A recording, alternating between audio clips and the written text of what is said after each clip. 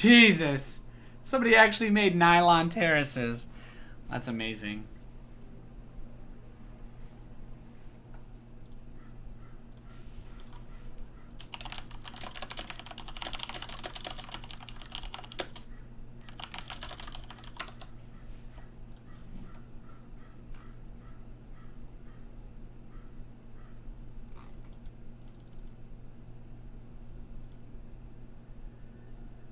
That's incredible. It literally is Prion Terraces reskinned to a different tile set with one of the bases changed from gold to blue. Caparino.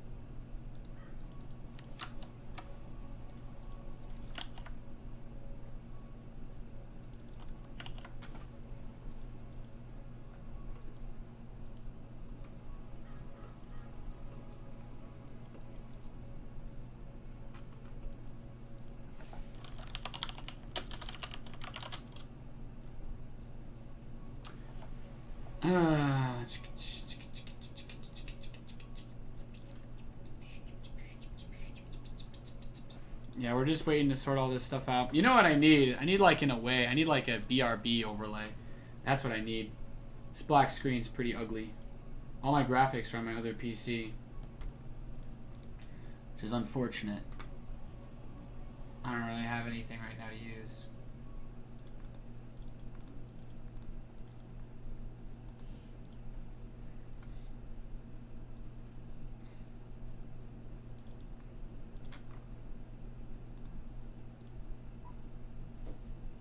Production quality hype. Usually I'm given overlays for stuff like this, which is why I didn't think about it.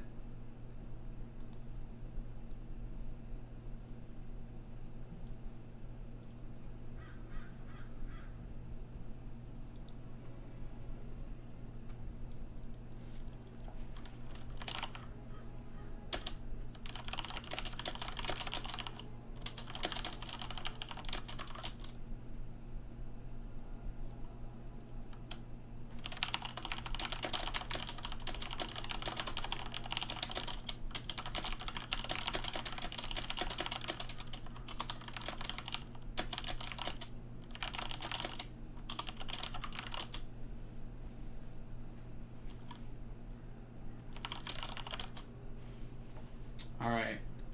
Wow, 3 minutes. I've never had my delay this high. Rip. All interaction is gone. Baby rage. Never lucky.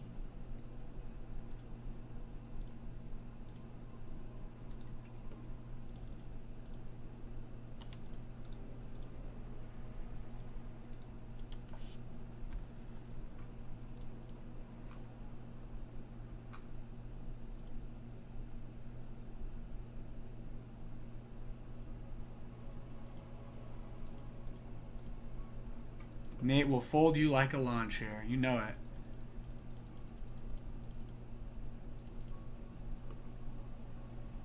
Nate, do you know what matchups you're able to cast? I should be able to cast anyone I want. Why do I live in America? I don't know, dude. Someone from America met a woman. Some guy that wasn't from America met a woman in America, and then they had me. So,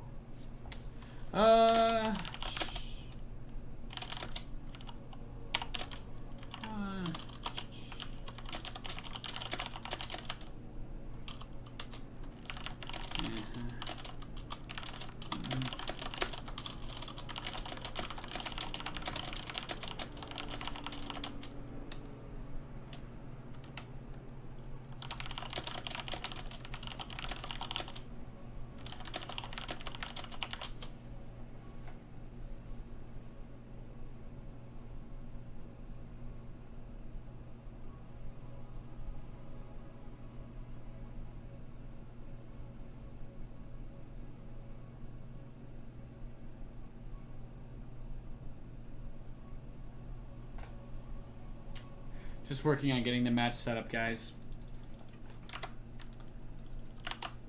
I think having my face here when there's not a game just makes people angry. So let me find a good dummy overlay. Surely I have something somewhere I can use for this.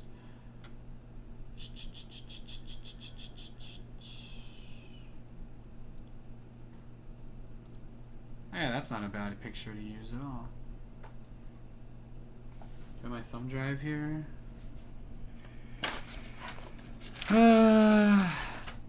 That feel when you don't have a full production setup like Base Trade because you only cast on your stream like 3 times a month or a year.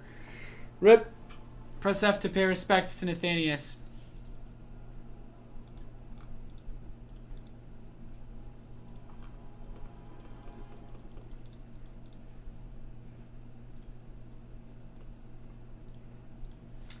Masa and Huck already getting into their lobby. Noise.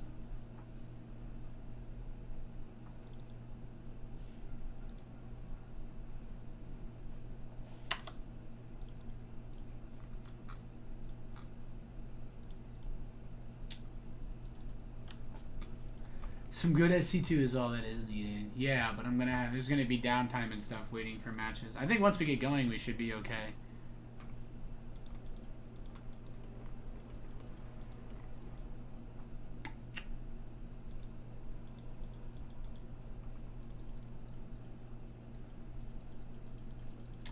Yeah, it looks like the other stream is already getting into the game. Okay.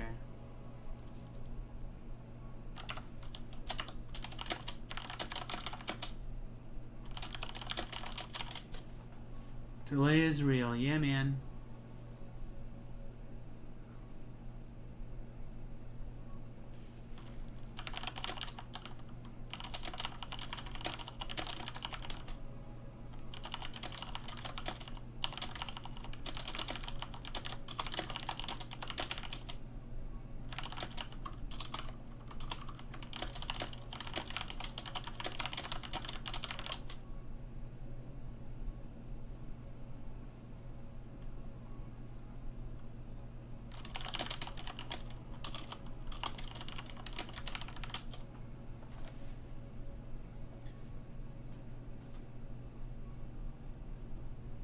Nate, shouldn't you have changed your stream name? Yeah, that's a good idea. Thank you for the suggestions that require a brain.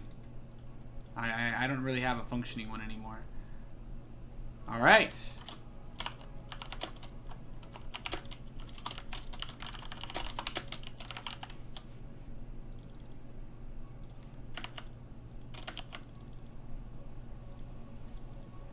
Boom.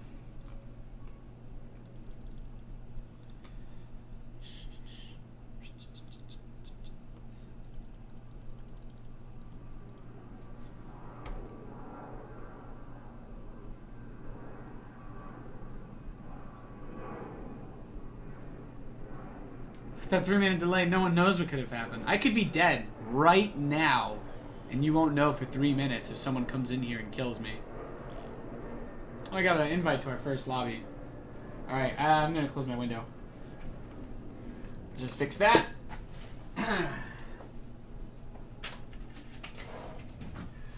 That feel when Burbank, Bob Hope International Airport planes are always flying around.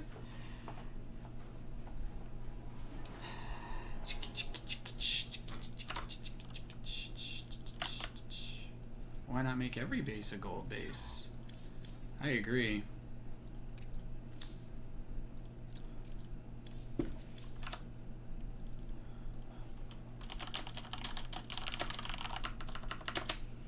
Alright.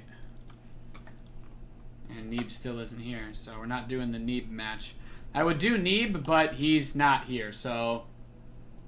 I wanted to cast Neeb versus Kelazir, but they're not here, so...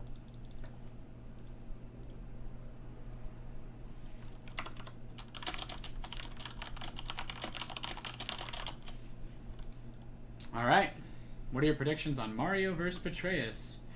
Ooh, I don't know, man. This match is going to be pretty interesting. Should be pretty dank.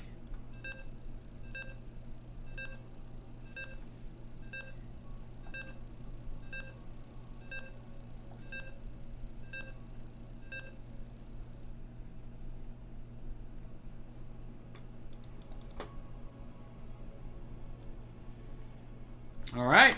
We're loading into game number 1. Let's do it. Let's do it. We are loaded in. We are ready to rock and roll. Spawning in the bottom left position as the green Terran player. Don't believe he has a team. He represents his subscribers.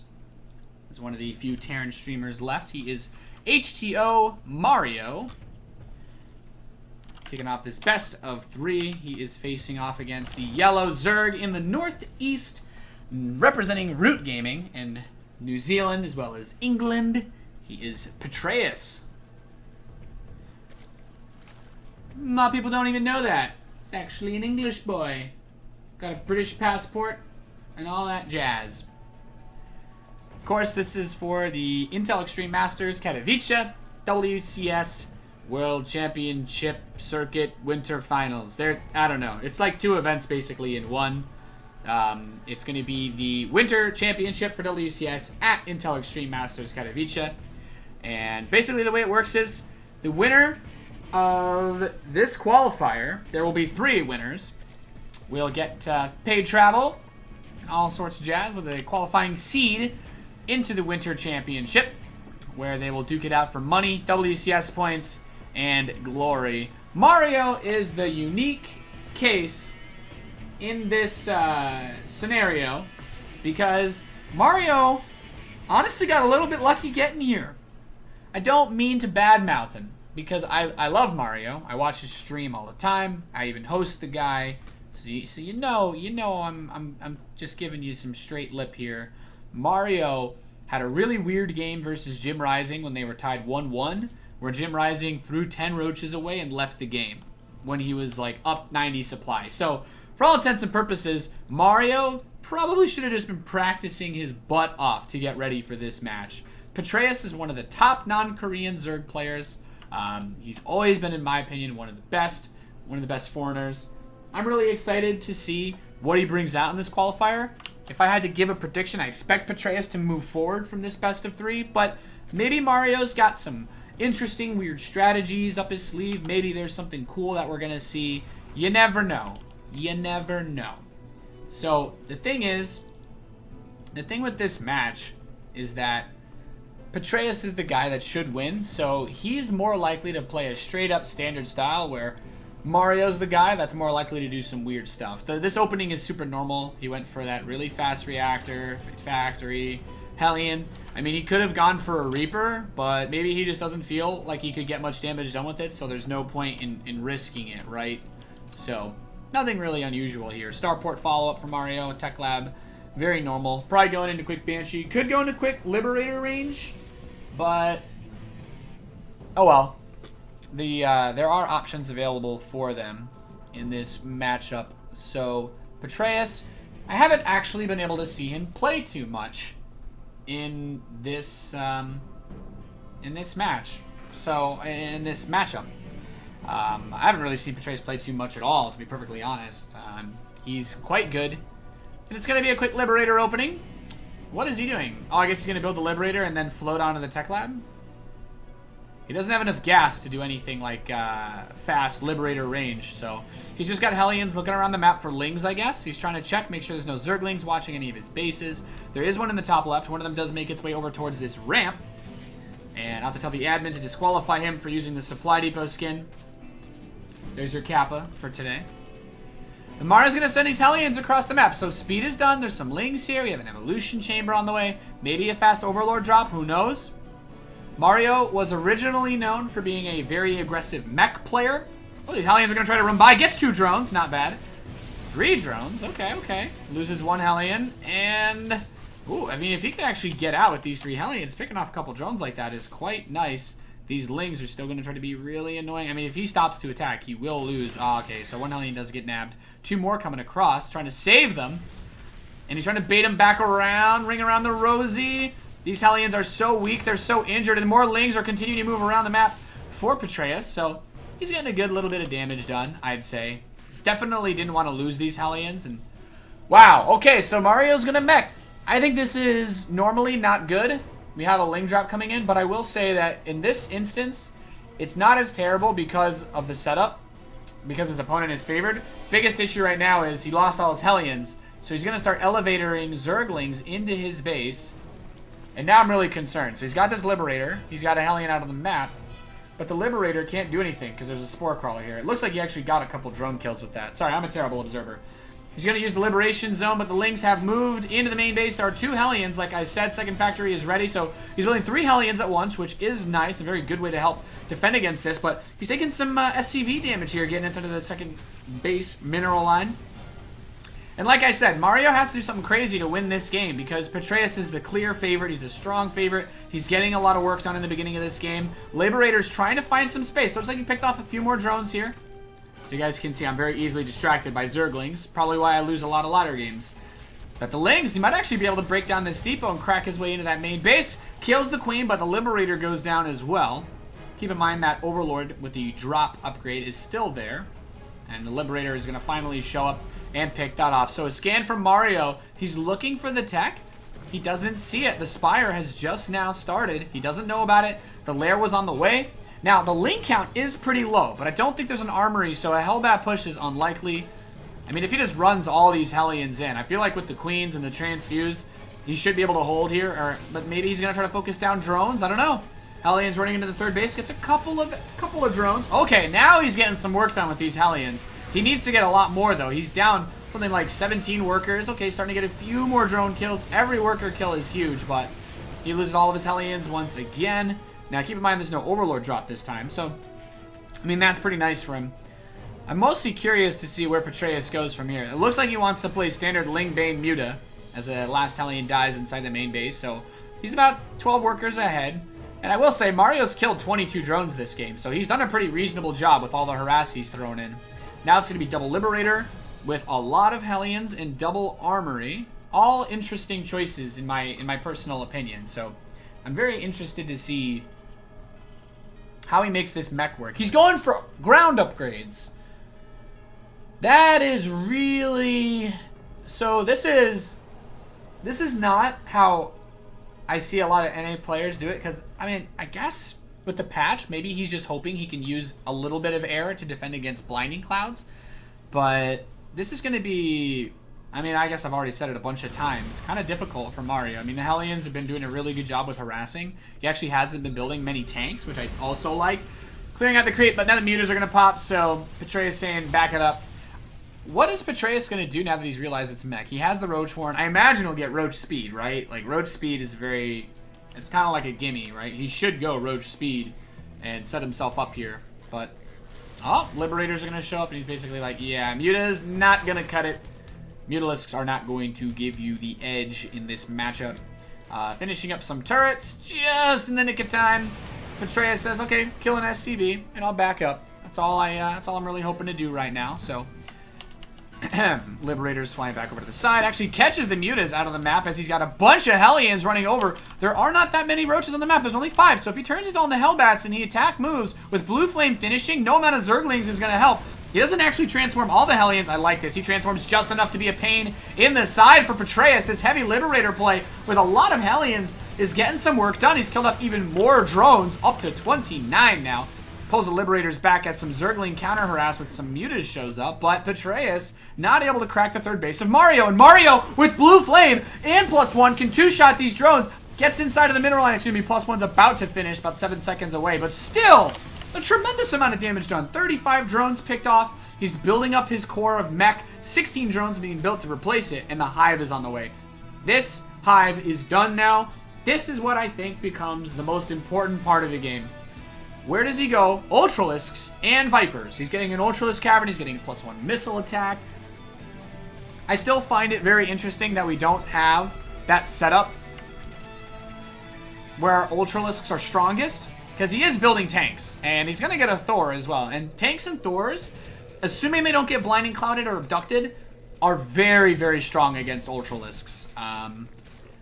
But I guess... I feel like air compositions are pretty good in this position for Zerg, like Broodlords with Parasitic Bomb to kill Vikings. Although Parasitic Bomb did just get nerfed pretty badly. So we'll have to see. I'm guessing he wants to use Blinding Cloud if he's going to get Ultras.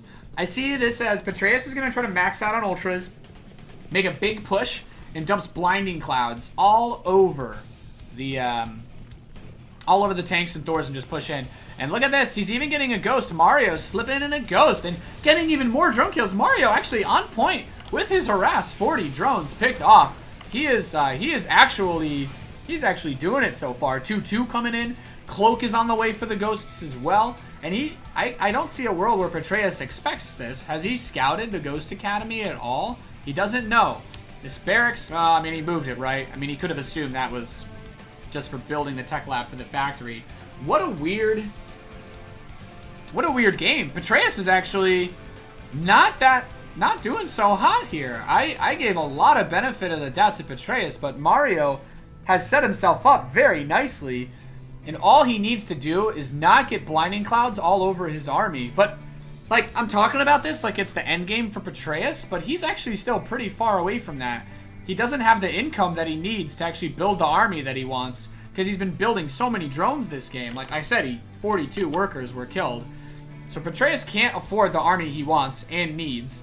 He can't afford a lot of things right now. So Mario, a couple of these Hellions will get picked off, but what he's really doing is posturing himself for a phenomenal late game setup. Like 3 ghosts at a time. He's building a lot of ghosts with this army. Really? So what we're seeing out of Mario here is what I'd like to call spooky mech. And the thing is, these ghosts actually have a tremendous amount of utility. Snipe works against literally every single Zerg unit. And you have EMPs, and with this many ghosts, it's really hard to miss your EMP on Vipers, and that is so nice. That is such a huge boost to a Terran player that's trying to deal with Vipers that want to take out their Air Force, because the Ultralisk count, not crazy high, just 3, getting a 4th, getting Lings, but this is a pretty paltry force for Patreus, and you know, now he's maxed out, but those Roaches, those Ravagers, I don't see how they're particularly useful unless he can catch him out on the map. So, the biggest thing that I'm looking to see is whether Mario is going to just continue to turtle and expand, or if he's going to go for a big push. A big push makes these Roaches and Ravagers a lot better on creep, because obviously the Ravagers can throw Corrosive Bile. Well, I shouldn't say obviously. So you guys know, the Ravagers can throw Corrosive Bile while the tanks are sieging, which makes it very difficult. But the Lings are even getting better too, because Adrenal Glands is finishing up. So Patreus is in a pretty good spot, upgrade-wise, tech-wise. He just needs time. But Mario has been running some sick game here with this economy. He's been able to max out on his spooky mech composition, and this is where things get really interesting. He's moving out onto the map. He's slowly inching the Liberators forward as well, but he's stepping onto creep. Patreus, he can see this army stepping forward. Is he ready to make a move? Oh, big Ling counterattack is going to run inside of his base. There's one tank with the planetary to defend the natural. The Roach is going to run in here too. That Thor, turns out Terran tier 3 can't beat Zerg tier 1. The Lings go down. And these Roaches starting to pick off the SCVs in the third base. Now, the Lings do get cleaned up. He killed some SCVs.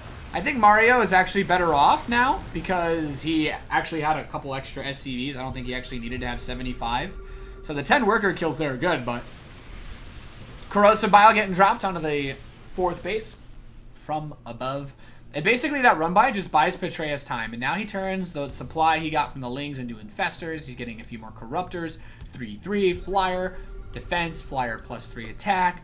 So there's still a lot of Vipers on the map as well. The total Viper count is 4. That's a lot of damage you can throw out with Parasitic Bomb. Or I think of Ducks and Blinding Clouds would be the weapon of choice. This is a mostly ground army, but this army honestly doesn't look that big. I feel like pushing out right here is still very risky. But, well, I guess we're going to find out how he likes to play this. There's the Parasitic Bomb on the Liberators and take quite a bit of damage. Of course, you can see the Cloud remains. The Ultra's just going to push in. He's just going to come straight up, try to beat this army. Blinding Cloud's getting dropped on the Thors, on the Siege Tanks. Now the Snipes are coming in. He's actually sniping down the Ultralisks, but he's getting Blinding Clouded and Fungal at the same time. But with the Ultralisks being sniped, he doesn't have the DPS to finish this army off. And Mario continues to snipe away, but the Queens, with the Ravager support behind them, managed to clean up the mech army, trading out for the most expensive units of both armies. And the spooky mech portion remains alive. A lot of ghosts for Mario as he starts up building armor and ship weapons +1. His tanks are 3-3. He has the +3 air, of course, because of the tanks. So I'm pretty interested here. I feel like the biggest issue there for Mario, I don't know. Did he use all the energy on his ghosts? I don't know if he had more snipes, but I loved seeing that because I feel like he could get rid of SCVs, but that seemed like he was intending to win the game with that push. He does have a command center, and the only reason why I say that is because he took his 5th so late. Patreus is now sitting on what? He's got his 4th, 5th, 6th, and 7th. Well, you know, I guess if you're playing mech, it's not the end of the world. This Liberator count continuing to be rebuilt. And I do like that there's medevacs here, because those can help remove the tanks from the blinding cloud as well, which is really awesome. Infested Terrans, actually, oh wow, Fungals a couple of the SCVs. Snipes all the Infestors! Okay, I didn't notice the lock-on. Ouch. Really great pick-off. Oh my god, that's a lot of Infestors to lose. Patreus is still building Queens, too. He's at 13, and he's building 4 more. So he really wants to use Transfuse in a big way. He's got a Ling burrowed under the 5th base. Lings are going to show up and deny this 5th for some time. Of course, those ghosts can get a lot of work done here. They don't really need upgrades to be effective versus Zerglings, since they do a lot of bonus damage. And he's just going to take this 5th base. Take this 5th base.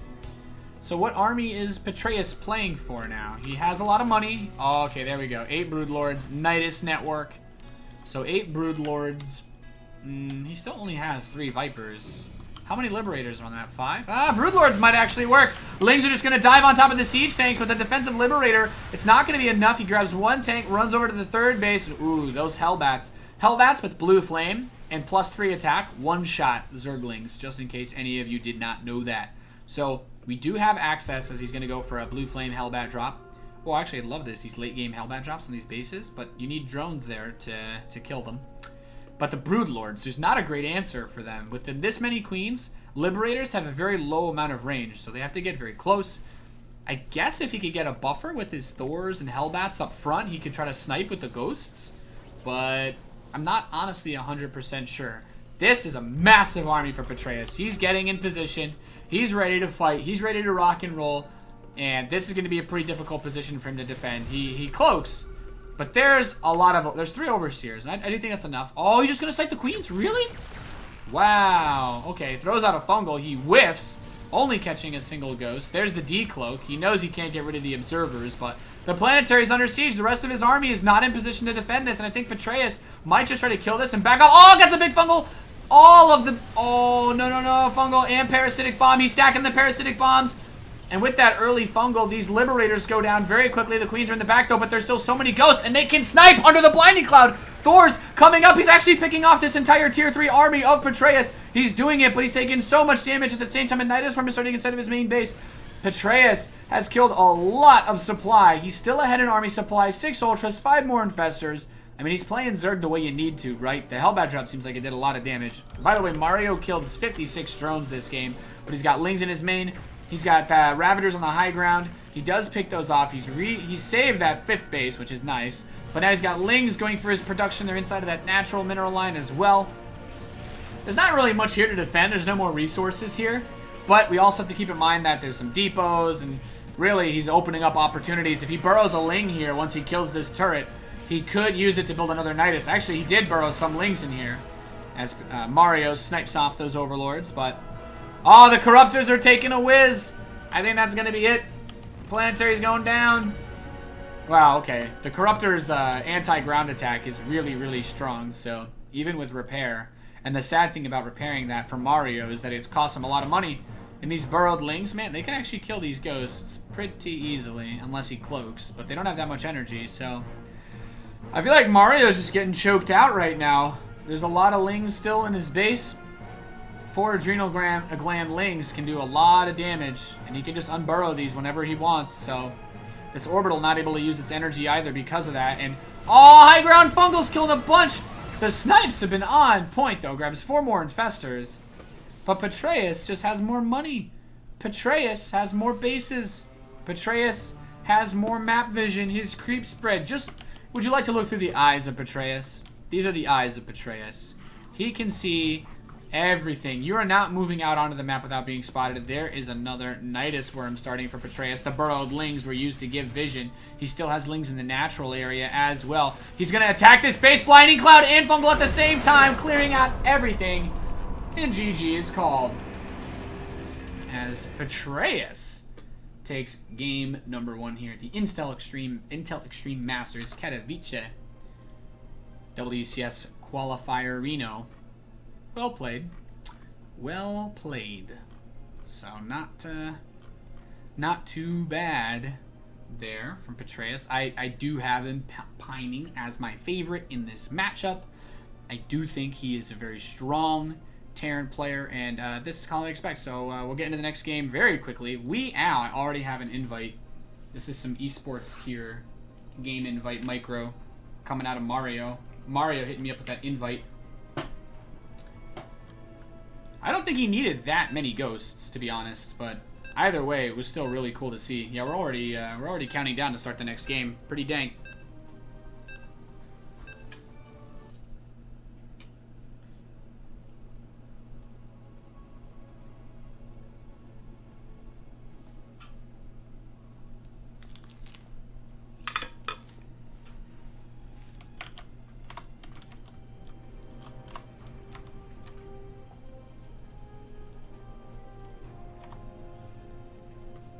All right, we're loaded into game number 2. This is best of 3. Spawning in the top left, as the green Terran player, we have HTO Mario. Going for a spooky mech in game 1. Was not able to make it work. Facing off against Root Gaming's very own Petraeus. I actually don't know where Petraeus is playing from, but yeah, I don't know. I don't know what the ping is like. We're playing on Western US server, so I'm assuming they both agreed to that. Yeah, so there you go. Very interested in how Mario plays this map out, because to be totally honest and just completely forward, completely frank, Mario had a rough time that game, but his opening, the way it started, worked so well. I really feel like Petraeus just showed phenomenal multitasking towards the end of that game with the way that he was able to bully Petraeus, pushing him around.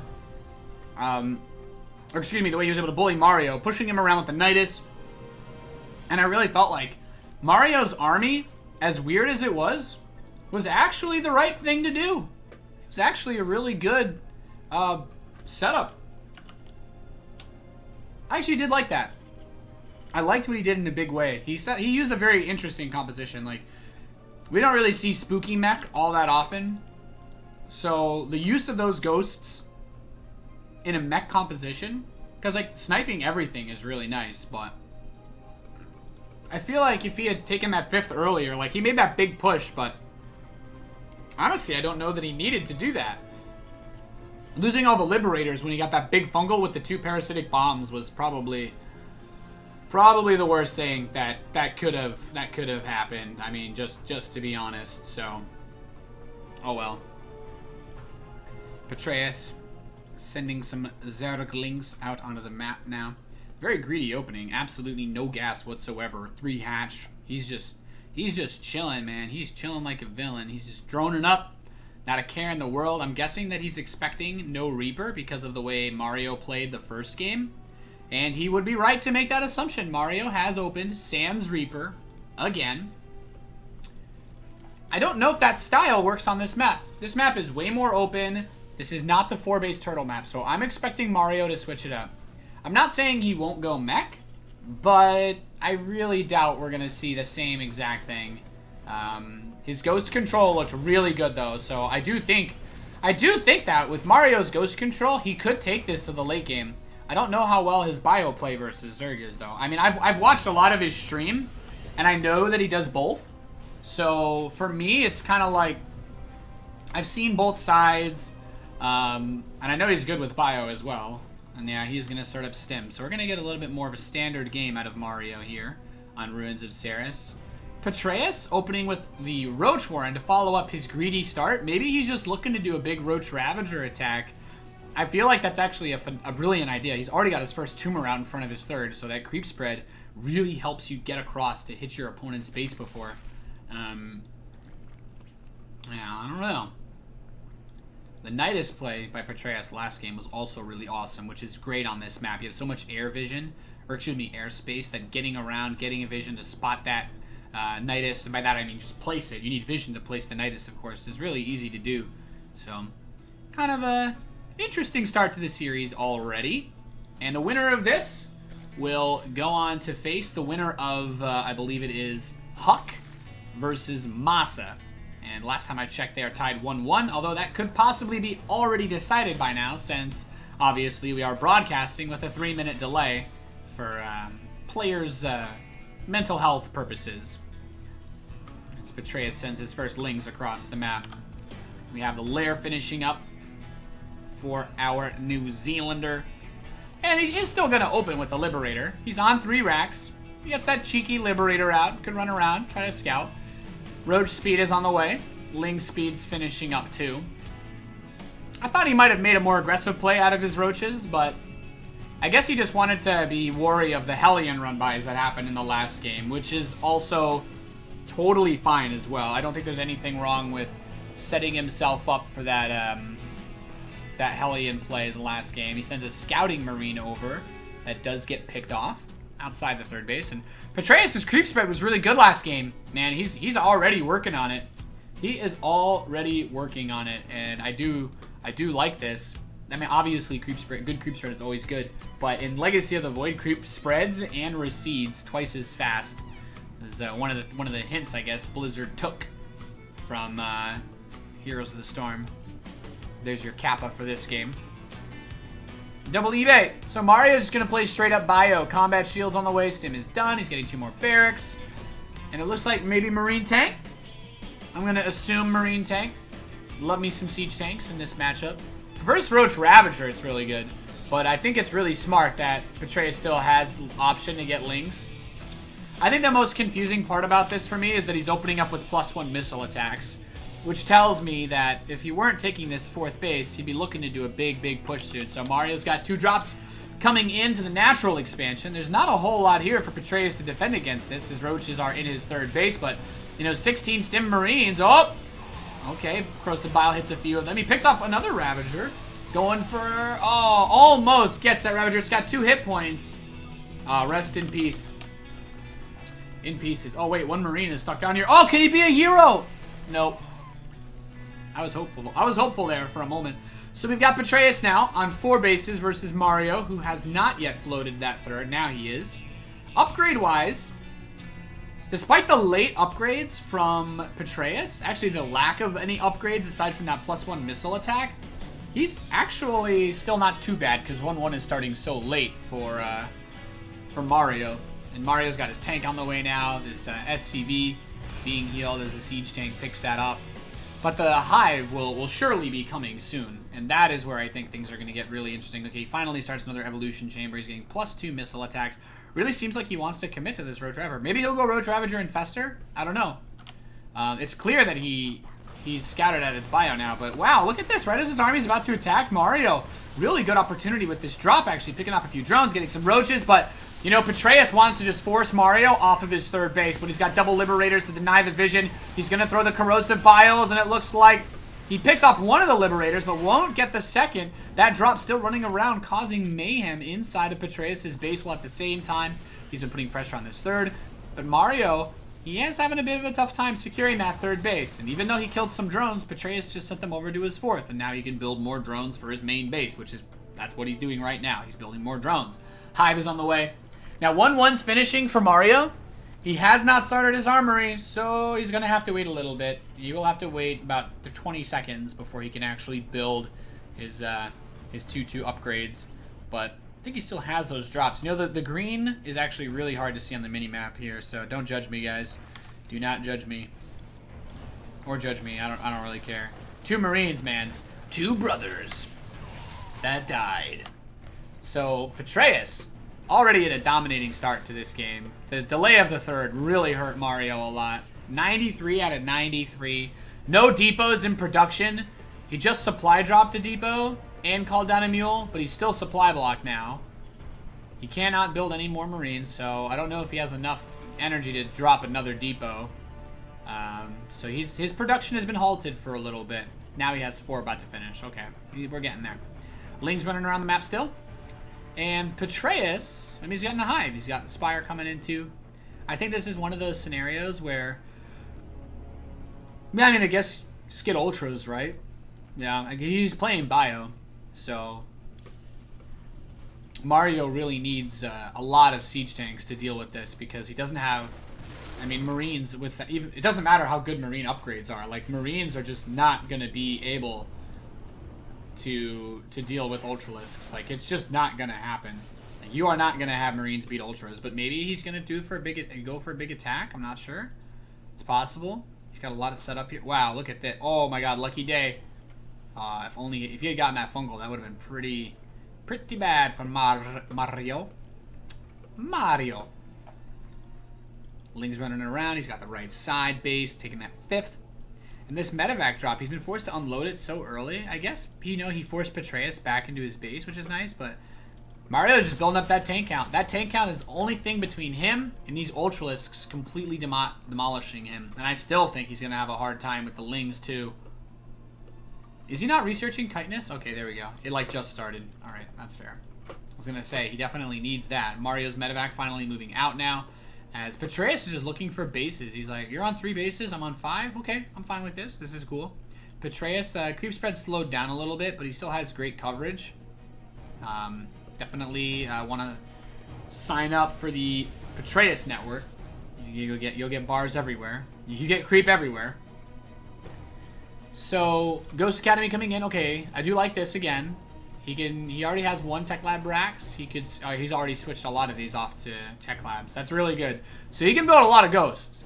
I think the biggest issue is that because it's cross spawns on this map, Terran has a really, really long way to go if he wants to actually reach Petraeus' base. So he doesn't really have any choice. He has to play slow.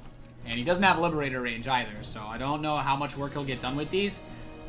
These Lings are running by. They're just going to get caught by these Marines. But I think he has Adrenal Glands. Yeah, he does. His +1 melee is only just finished, which is the best thing that Mario has going for him. It means those Lings are going to kind of nibble on the Marines. They're still good because they have Adrenal Glands, but I'm just kind of looking. I'm trying to look for things here that help Mario's case. He's getting ghosts. This is, for all intents and purposes, one of the army compositions he needs as he cleans up this drop. And I think that drop on the left side finally got scooped up as well. No, it's still flying out around the map. So let's see, 2 Thors. I don't really like Thors, to be honest. Like, he could try to focus the Ultras with them, maybe, but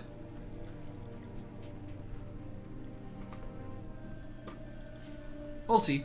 Mario's got his 4th, so he's got that going for him, which is nice. And he still has that upgrade advantage versus the Zerglings. The Zerglings only have 1-1.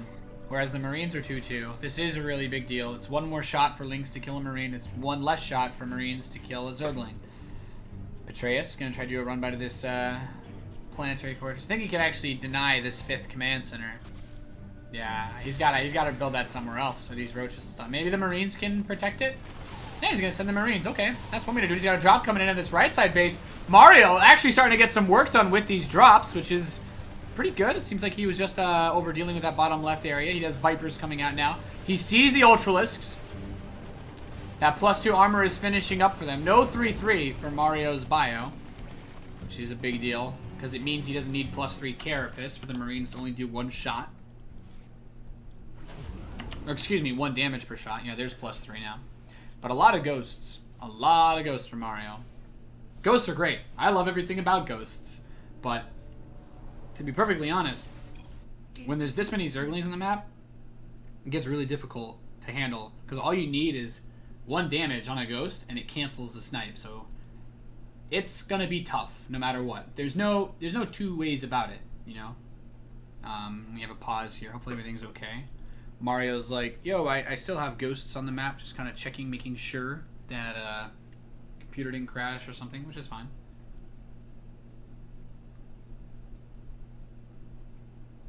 And let's see. Oh, wow, he built infestors without getting pathogen glands. I didn't realize that. Yeah, he's got 3 infestors but no pathogen glands. Okay. That's one way to do it. Mario's mouse once broke in a game against me. I hope that didn't just happen right now, because that would be frustrating. Okay, he's ready to go. Nice.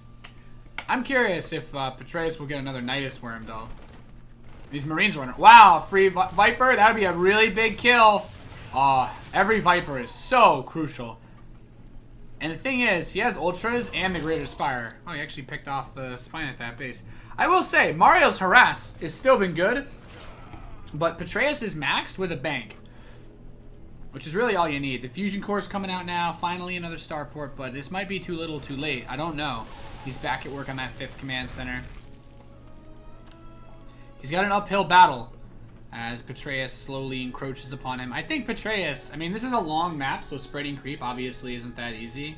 But he probably should have pushed himself a bit further forward if he could help it. I don't know.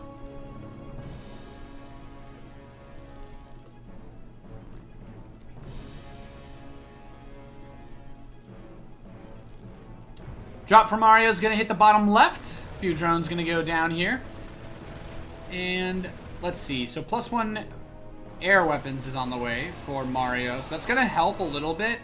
But I think the biggest thing is just the positioning, right? The Liberators need to be in good spots. He needs the range upgrade. His Fusion Core is done. So he just needs to get the Liberator range upgrade and he should be good to go. He's got 2 Liberators coming out right now. He's got the Tech Lab on the way. He's going to start a 3rd Starport. Mario has turned this into... And you know what? To be perfect... I can't lie to you guys. The thing is, Mario, because of the way this game started, he does need to play passively. I understand that this looks very passive. He's not pushing, but he recognizes that Mass Marine, like, doesn't beat this army. Like, Marine Marauder Medevac never beats this army. This army's way too strong. You need Ghosts, you need Liberators, you need Tanks, and all 3 of those are pretty slow. And when I say slow, I mean obviously Liberators that have that siege themselves are slow. Finally, we have the Liberator Advanced Ballistics upgrade coming in. This is really important. This is the key to keeping those units safe. He's going to go for, what is this, Quadra tank drops? Oh, no! No, no, no, no, no, no, no, no, no. Oh, my God, oh, my God, oh, my God, oh, my God, oh, my God. Okay. Ooh, that was... He could have just lost 4 tanks for free and 2 medevacs. I think he just denied this base. Mario's like, okay, I won't mind that one, sorry. He's going to move all these ghosts. Sweet baby Jesus. That is a lot of ghosts. Is he going to just snipe everything? Oh. Wow. That is incredible. He 360 no-scoped all of those units. Well, that was awesome to watch. And he got these tanks here. Oh, he could just siege them all right now.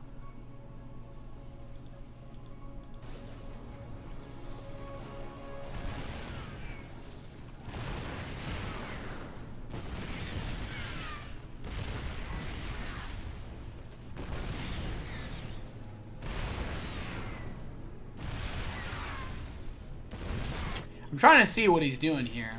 Like this, he's actually just massing ghosts. But Infestors and Zerglings are really good against ghosts. And these Ultras are finally gonna, with the Corruptors, deal with the drops. Actually killed one of the Ultras with his drop. That's nice. There's just so many ghosts here. Mario is just... He is just slowly trudging his way across the map. I'll be honest, guys. I haven't played a Mario game in a long time, but I don't remember him ever running this slowly. You know? He was always a pretty nimble fellow. Although I guess that's what happens. Like, Marines aren't really going to cut it in the late game, so you had to make a switch to something else. He has so many ghosts here. This is a really scary position to be in. Like, one fungal on all those ghosts and this game is over, because then they can't snipe. Because fungal does damage over time, so a ghost can't even use snipe because he's being attacked. It would insta-cancel itself, which means you just literally throw all your energy away. Nuke on the way, and 2 more Ghost Academies! Okie dokie. This game is going places. I don't know if it's going to go to 1-1, but it's going places. Mario has an army that could theoretically win. His ghosts are not in position, though, as one of his building command centers gets canceled. The Liberators get pushed back. Some infested Terrans harassing as well. Oh, the ghosts have cloaked, but there's Overseers. There's Overseers. Wow, he's going for the snipes. He's just going to go for it. Massive snipes going down, but he's got so many fungal growths, and ghosts can't snipe while taking damage, but he's actually chewed through a lot of the Ultralisks. He's still... Well, I mean, to be honest, there's still a lot more. Okay, he's actually made it back to the Liberators. So, wow, he's cleaning it up. But Petraeus has enough money to do that 2 more times. And with the number of bases he has, by the time he does it 2 more times, he'll be able to do it 2 more times. So, Liberator upgrade level 2 coming in. Excuse me, just air upgrades in general, I guess. And now the Broodlord. So he did a great job. There's still 9 Liberators, though. Quite a few more Liberators than there once were. But, oh well. And Petraeus. This is a lot of Broodlords. I think the thing is, if he wants to attack with the, if he wants to kill the Broodlords, he has to use his Liberators. And if he does that, then the ghosts will die to the Ultras and the Queens and the Infestors. So the Liberators can only do one thing. Oh, he's gonna defensive nuke? What? How many nukes does he have? 1 more. Oh my goodness. He's nuking to get rid of the creep. Might even kill a Queen and an Infestor. He canceled it? He kills the command center and then burrows his lings. That is just so annoying. He knows that Mario needs that gas too. This command center is going to get picked off. Huh. I mean, Mario's just been boxed in, really. Like, he's long distance mining this base in the bottom left. There's an adrenal gland ling here, just messing his stuff up like big time. He's somehow been getting these drops out onto the map, which I don't understand. Like, he's done his best to harass, but Petraeus, man, he is really, really good at this game. And this is, I mean, he's consumed the entire map. He's playing you know what this looks like? Mario is playing the Legacy of the Void version of the all-in mission from the end of Wings of Liberty. And I think to beat Kerrigan in that, you probably would just mass Liberators and Ghosts. Actually, I want to see a remade version of that now. If anyone can do that, that'd probably be awesome to play. Every race should have their own version of that all-in mission. He's got too many Liberators to crack. That's the thing. There's not that many Corruptors anymore. There's only 7. He actually can't. He'd have to mine the whole map out so that he didn't need drones anymore. And then maybe he could get rid of the supply to build more. But he's just been sharking around like no one's business. And he's got infested Terrans, Ravagers inside of his base, and really, Petraeus is just bouncing from position to position. He's looking for a hole. He's looking for an opportunity. Oh, okay, there's Liberation Zones. Gets the fungal on the Ghost. This could be it. He's moving in right on top of the army. Blinding Claws the Ghost too, but they actually don't need range to actually use abilities. So he's gonna cloak. He's backing up. Did he kill the Overseers? Oh, no, no, no, no. Oh, okay, so you can see this is why Ghosts are bad once Broodlords are out. GG. Petraeus takes the 2-0 and advances on here. He will advance to the winner's match, where he will play the winner between Huck and Massa. And I'm just going to very quickly go to break so that we can find out what the next match is, and I'll set it up for you guys as fast as possible. I love all of you. We will be right back with the next match.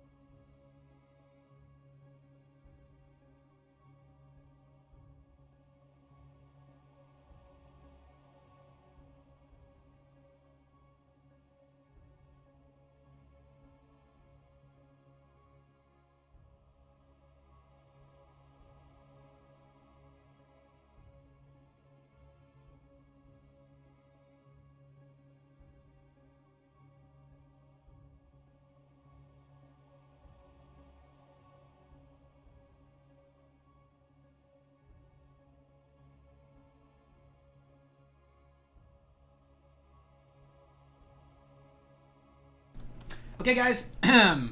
We are getting ready to go into the second match.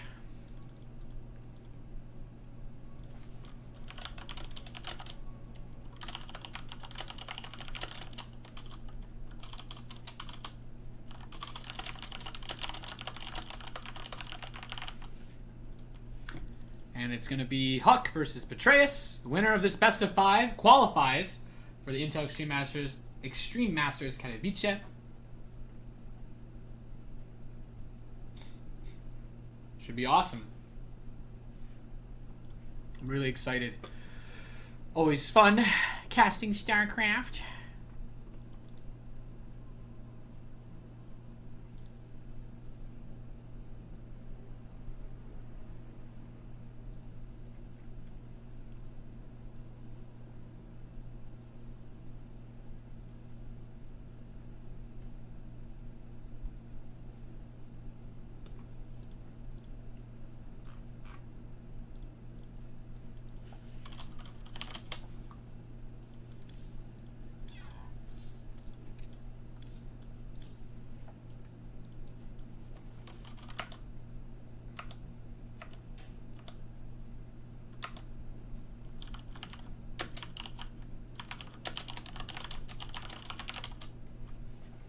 Alright, I'm hosting these, I guess.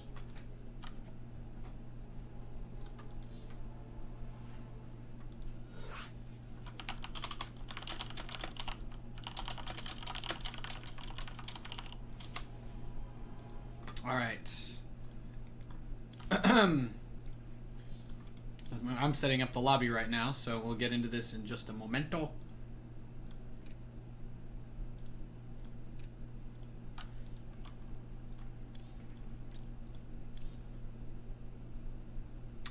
Alright, it's going to be Huck versus Petraeus.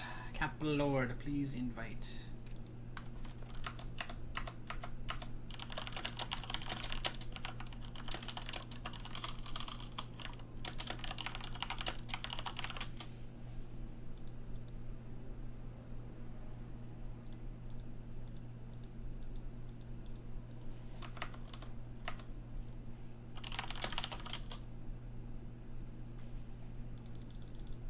Alright, we're counting down. We're starting off game number 1 on Dusk Towers between Huck and Petraeus.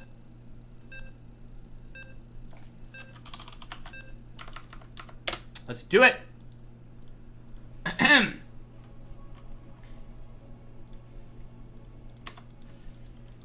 Alright.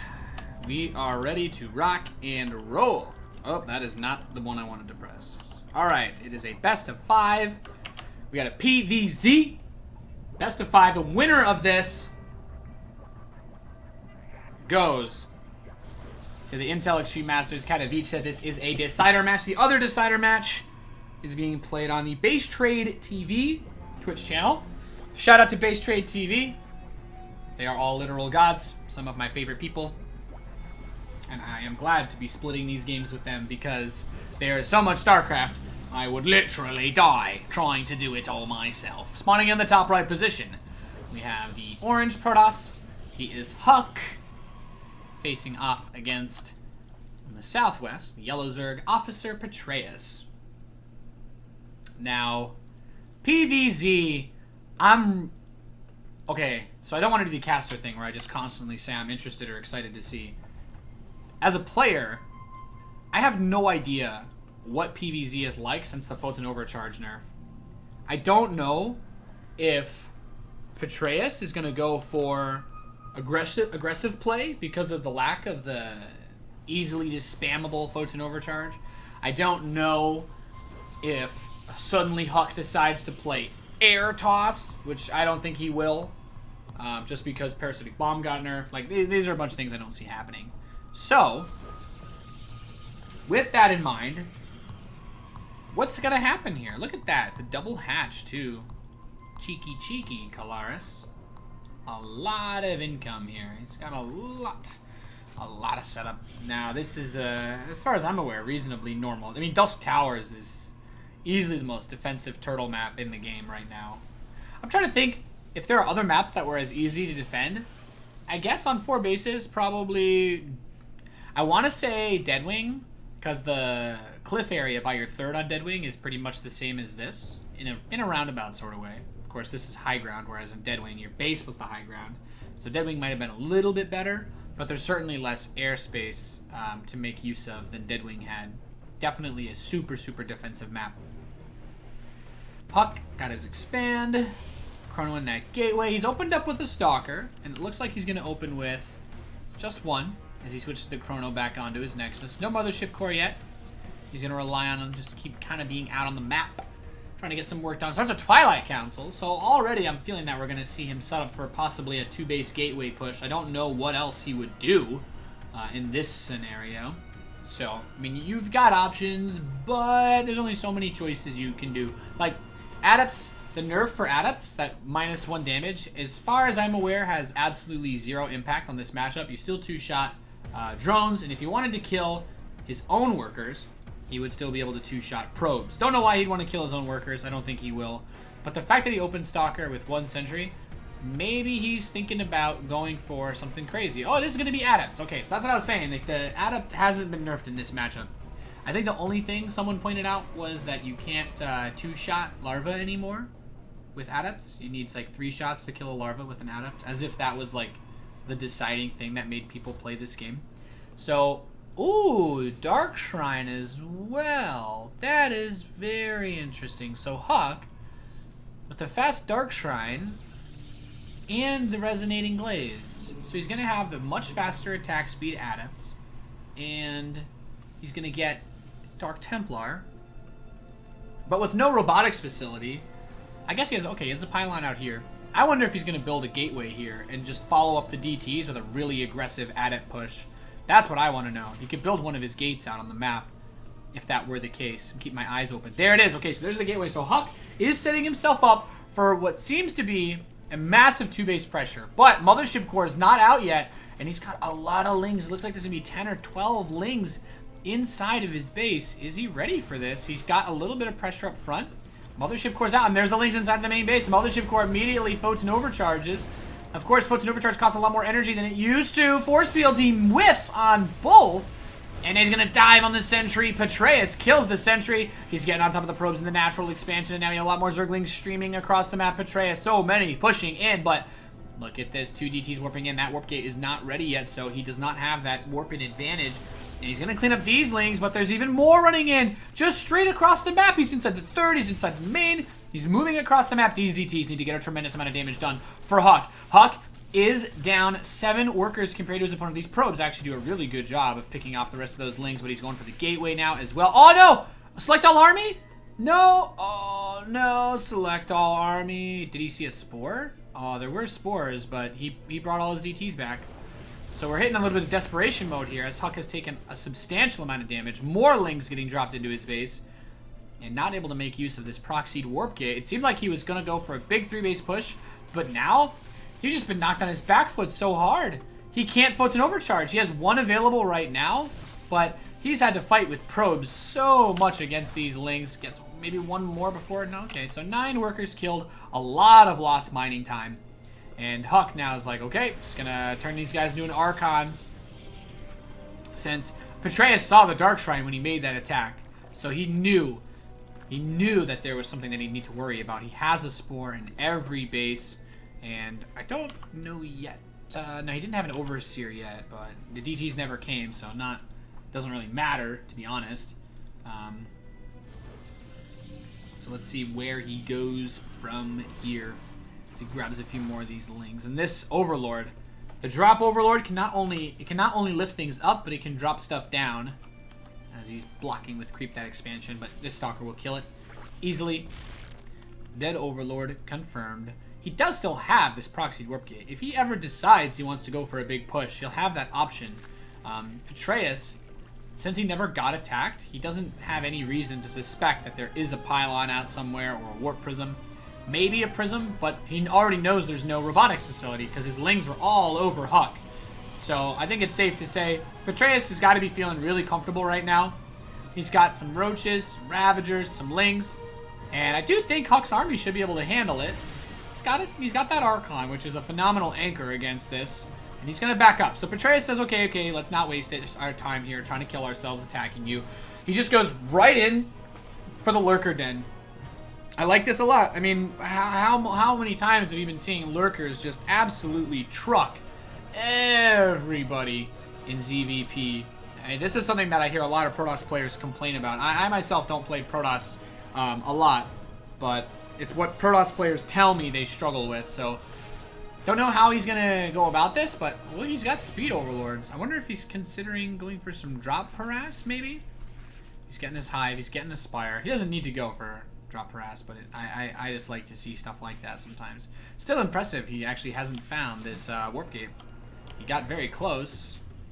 Must have barely missed that at some point when this overlord went up to the top. Interesting.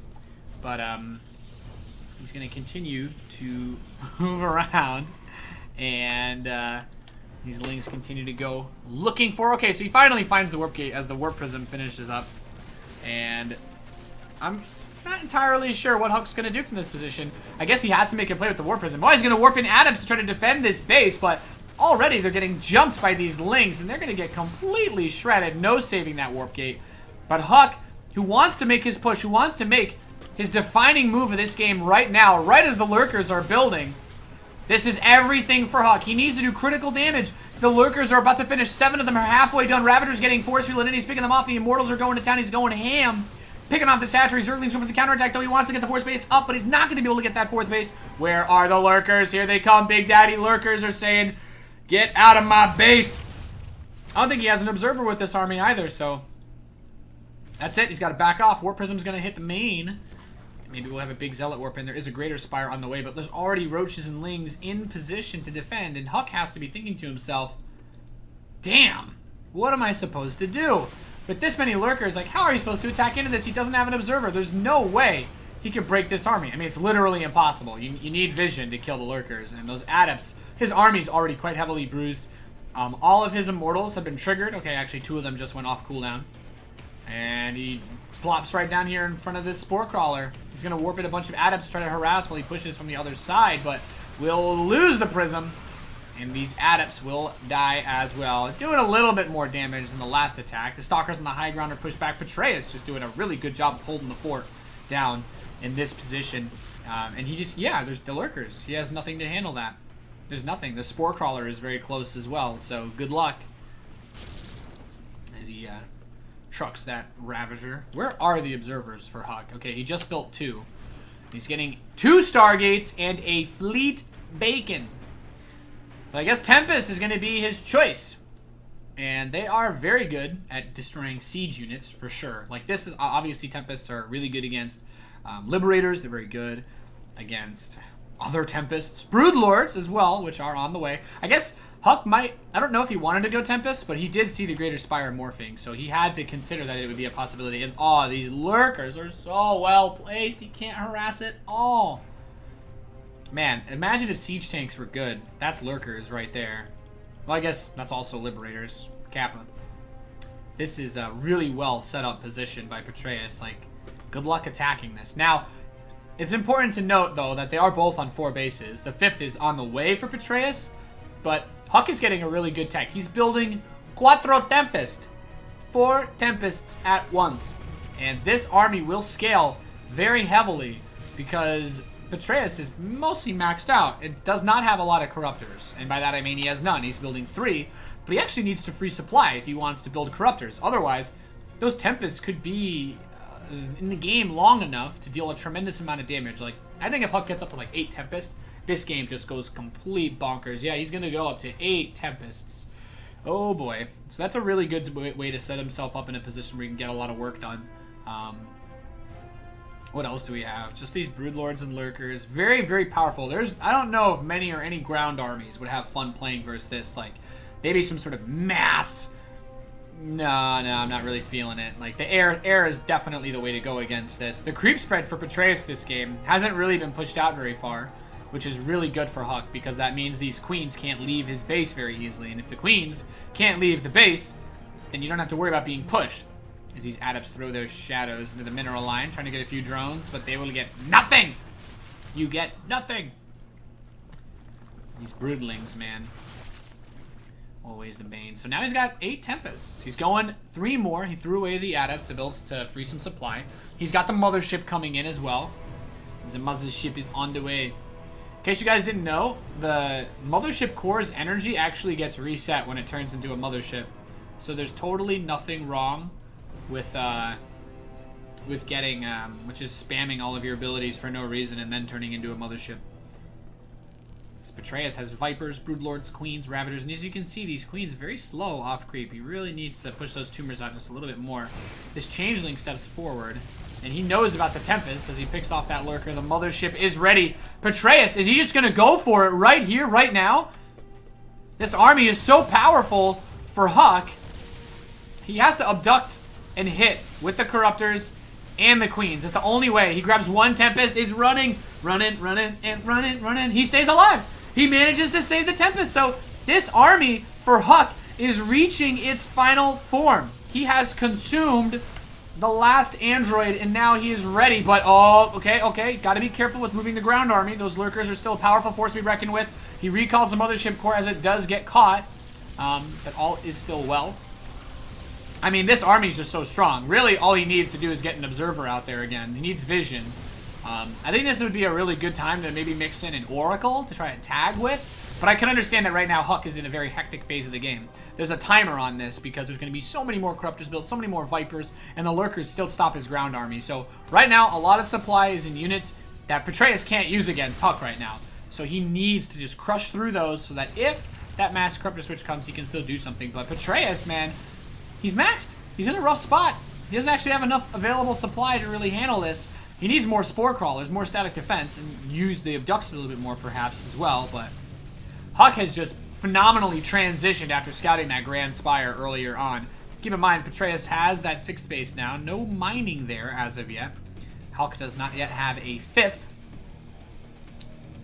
Oh, he's using the Adept Shade to get vision. Oh my god, that's actually so smart. You throw the Adept Shade forward, it's unkillable, you get vision, and you can kill stuff with it. That poor Tempest. Literally ripped to pieces. He's got Adepts in the... Oh my god, he's actually going to kill this hatchery. He wasn't even looking. He was so tunnel visioned. Oh my god, he's actually going to kill this hatchery with the Adepts, maybe? No, he goes to the spine. Aw, if he had focused down that hatchery, I think he would have been able to get it. That is unfortunate. Huck still has a very powerful army, though. Let it be known. Let it be known he's building a carrier! I thought they took this unit out of the game. Oh well. Interesting start we've got here. I mean, Betrayus, let's look at his army. He's got 17 Corruptors, 3 Broodlords, 8 Lurkers, 5 Vipers. But you know, Parasitic Bomb was never really that great versus Protoss Air because they just have so many hit points. So I definitely think that this is a scenario where it comes down to... Honestly, Huck just needs to keep poking and get up to more carriers. Like, if Huck can actually get a few more carriers with this army, I have a really hard time believing that he's going to lose this game. Oh, no, some of his units didn't make the recall. No! No! Oh, that Immortal. You left me behind! Rip. And now Huck wants to expand, but there is an Overlord defiling the base that he wants to take. As the Golden Armada continues to assemble in Huck's base. Oh my god, he's building 6 carriers at once. Take a screen cap. I just took a screen cap. Alright, that was awesome. Okay, so he's got 6 carriers on the way. I personally feel that if he finishes 6 plus 2 carriers, this game might actually just straight up end. I don't know what Betrayus is supposed to do against 6 carriers. Like, with this many Tempests, this is actually the Golden Armada. He's building quite a force. Keep in mind the Mothership can still use Photon Overcharge as well. So, which I thought was so weird because it didn't... Actually, I'm pretty sure the Mothership used to not be able to use Photon Overcharge. I'm like 99% sure of that. But the carriers, they're getting close. God, these things take forever.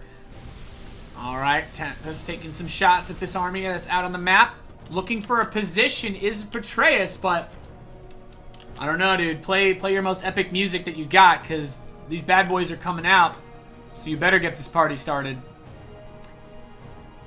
Oh my goodness. So many carriers.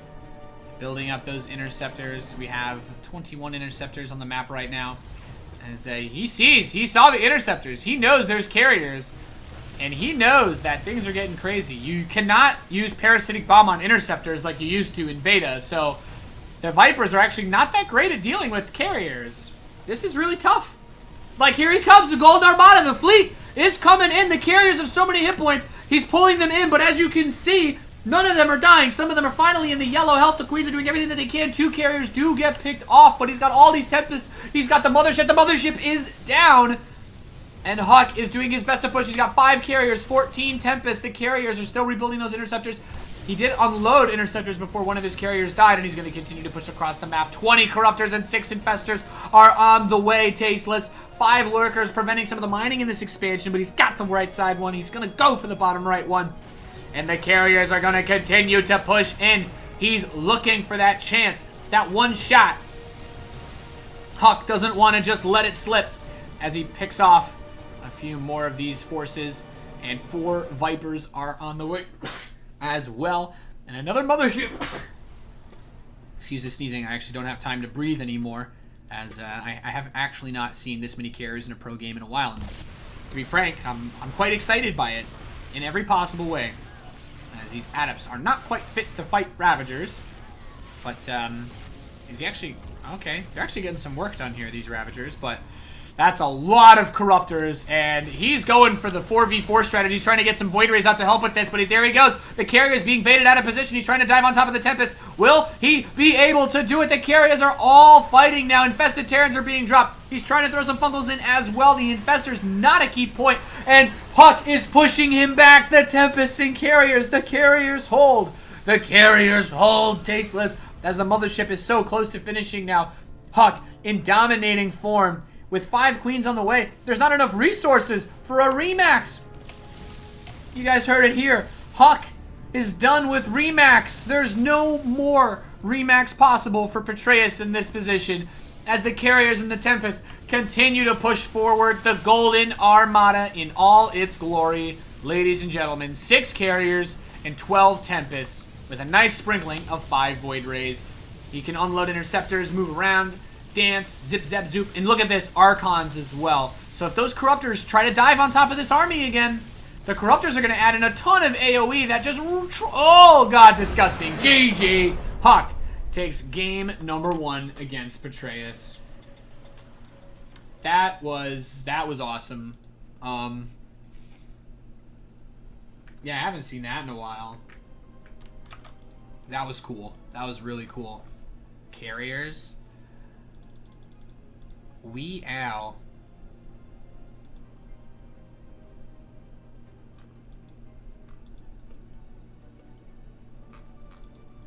Six plus 2 carriers. You type GG, baby.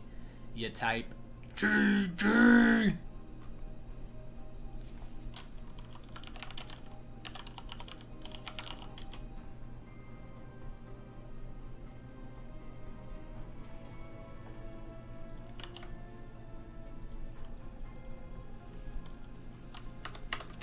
Alright, I am the one that's actually hosting these games, so let me just look. Alright, next map is going to be Laralac Crest.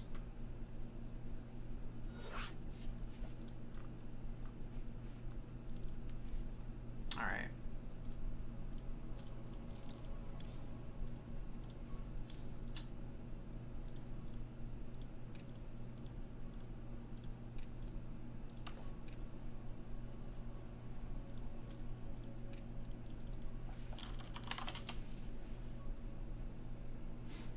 As we are getting the lobby set up, I'm the one that's hosting the games for this.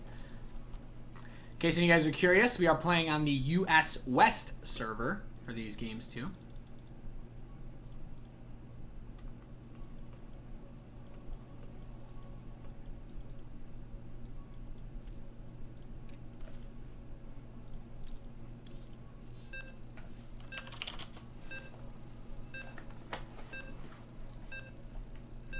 Alright, we're loading in. Laralac Crest for map number 2.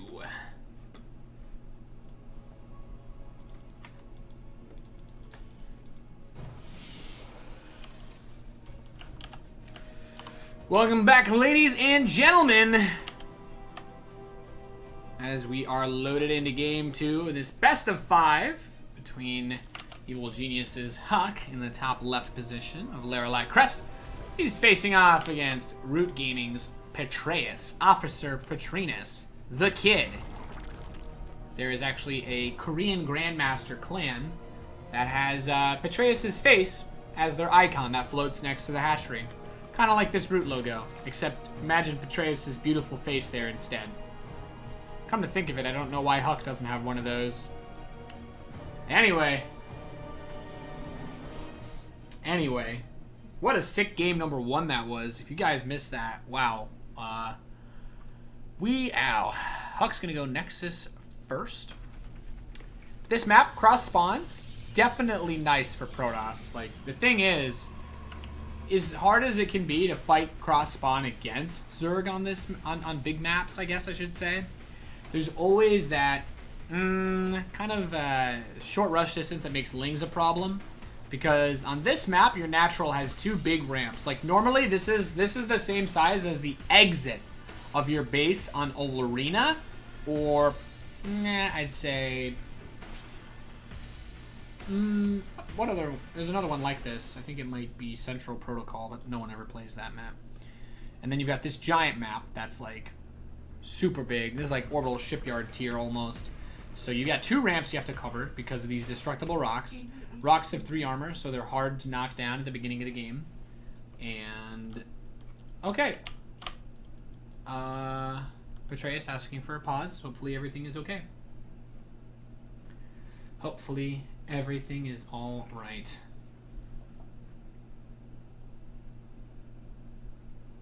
He says, sorry, go. Alright, so we're back into the game. Huck's like, no problem, man, go. Huck, playing well here. Good to see. Good to see. Someone asks in the chat if it's a best of 3. It is a best of 5. I don't know why I'm responding to chat. There's a 5-minute delay. Double hatchery, though. Petraeus with a little bit faster gas. I like this. Ling speed is so good on this map. There's just so many different areas you have to block. Like, I've been seeing Terrans and Protosses that have just been walling here. Just be walling here instead of anything else. But at the same time, you of course have to consider that Blizzard actually recently talked about the possibility of changing this map a little bit, which I think would help a lot. Because like what they basically talked about was having this start knocked down by default. So basically, this area is blocked off, but you can open it instead of this area starts open. You can close it, but closing it really early is hard to do. But if you were able to, I think if this starts knocked down, the Protoss player can build their wall here, or at least try. Because right now you have to build it here, and it gets a bit awkward with this whole area, so it gets messy. And Petraeus gets in with the Ling Scout. He sees everything. 2 gates. Only thing he doesn't see is that Twilight, which is a very important scout for him, actually. He really does want to see that, but he will not get that chance. So good scout denial. Good scout denial. Does not let the Ling get there. And Huck, whoa, okay, hiding the Dark Shrine. He's got his dank shrine in the bottom left of the map. And even if he were to see that Twilight, he wouldn't know. That is really interesting because he didn't really get to use the Dark Templar in the last game.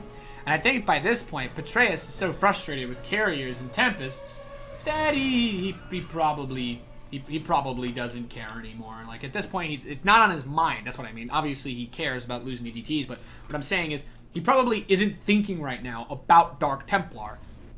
He doesn't have any spores up. Dark Shrine's halfway done. The biggest issue is he hasn't scouted anything.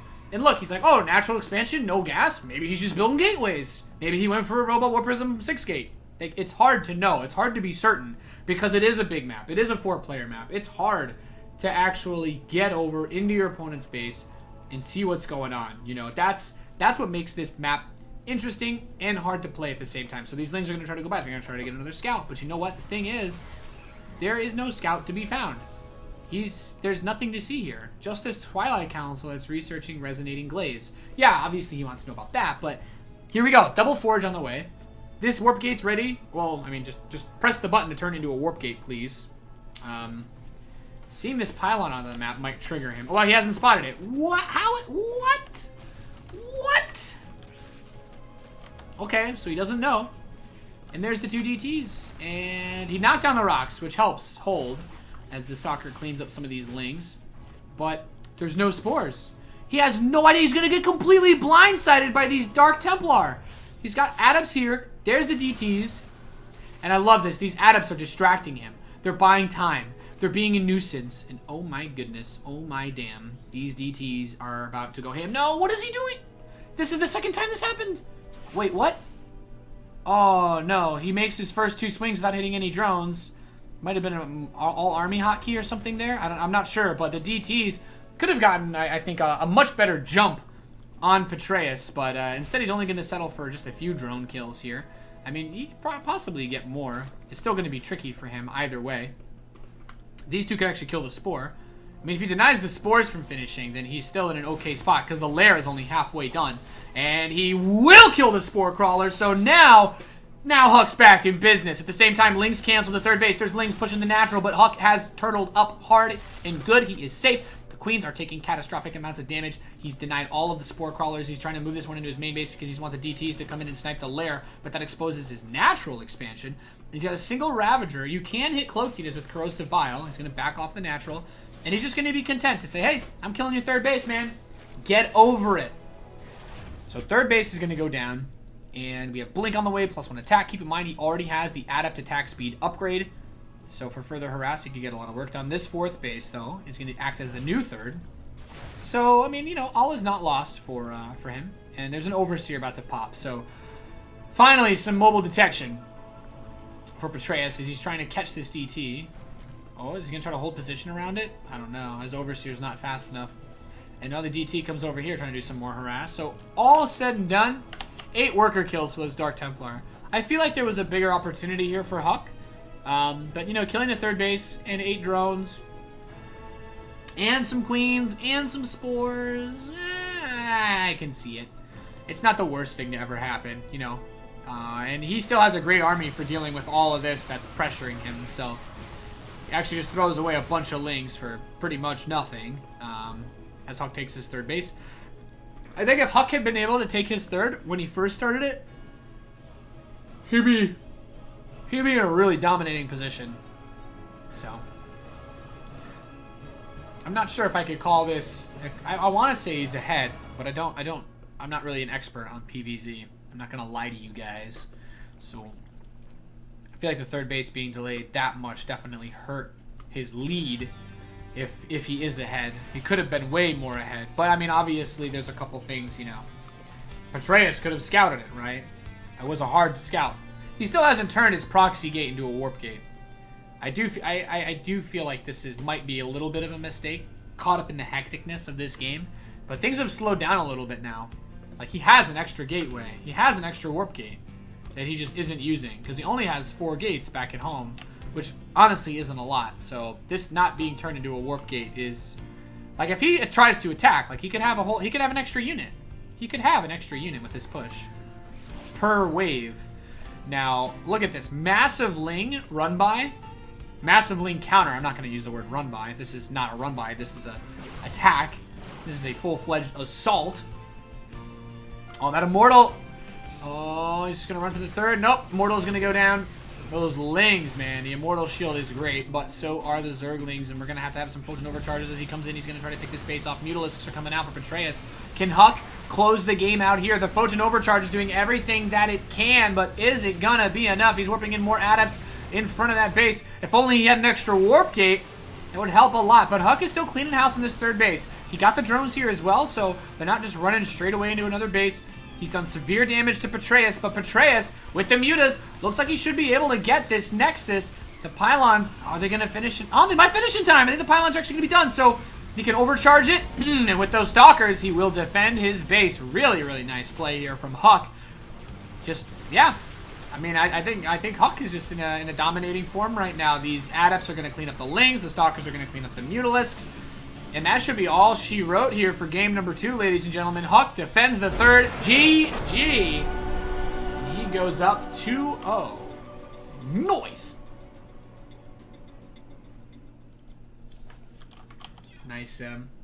Nice moves. Nice moves. So, I'll get the lobby for game 3 up and running as soon as possible. And yeah, we'll get it going. We will get it going.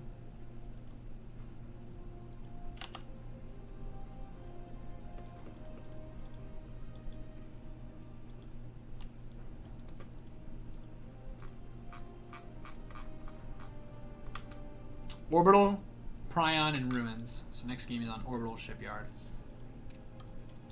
If Huck wins this next map, he actually qualifies for IEM, which is pretty sick.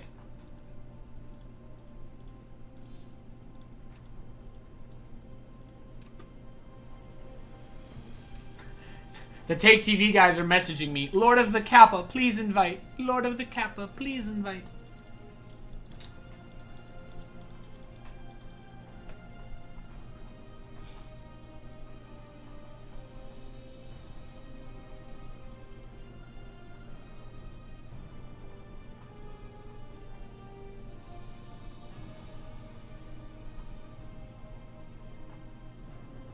Alright.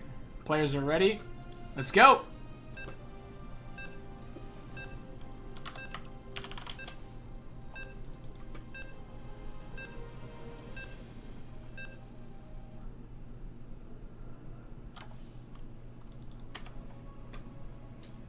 Loading into game number 3. This could possibly be the last game of this best of 5. Ow. Ow.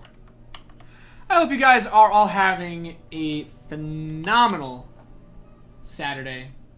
I've been enjoying this quite a bit. Thank you all for tuning in. Really do appreciate it. Of course, you're here for the awesome games. I have a hard time doing that myself, but I would ask if you guys are enjoying it, of course, stream quality, all that jazz. Please give a follow to the Twitch channel as well. I stream a lot of StarCraft myself and appreciate you guys stopping by to catch the Intel Extreme Masters qualifiers. With that being said, spawning in the bottom left position, we have the orange Protoss, who's up 2-0 in this best of 5. If he wins this game, he goes to IEM. He is Huck, facing off against the yellow Zerg in the northeast, who has been brutalized a little bit, to say the least. He is Rude Gaming's Petreus.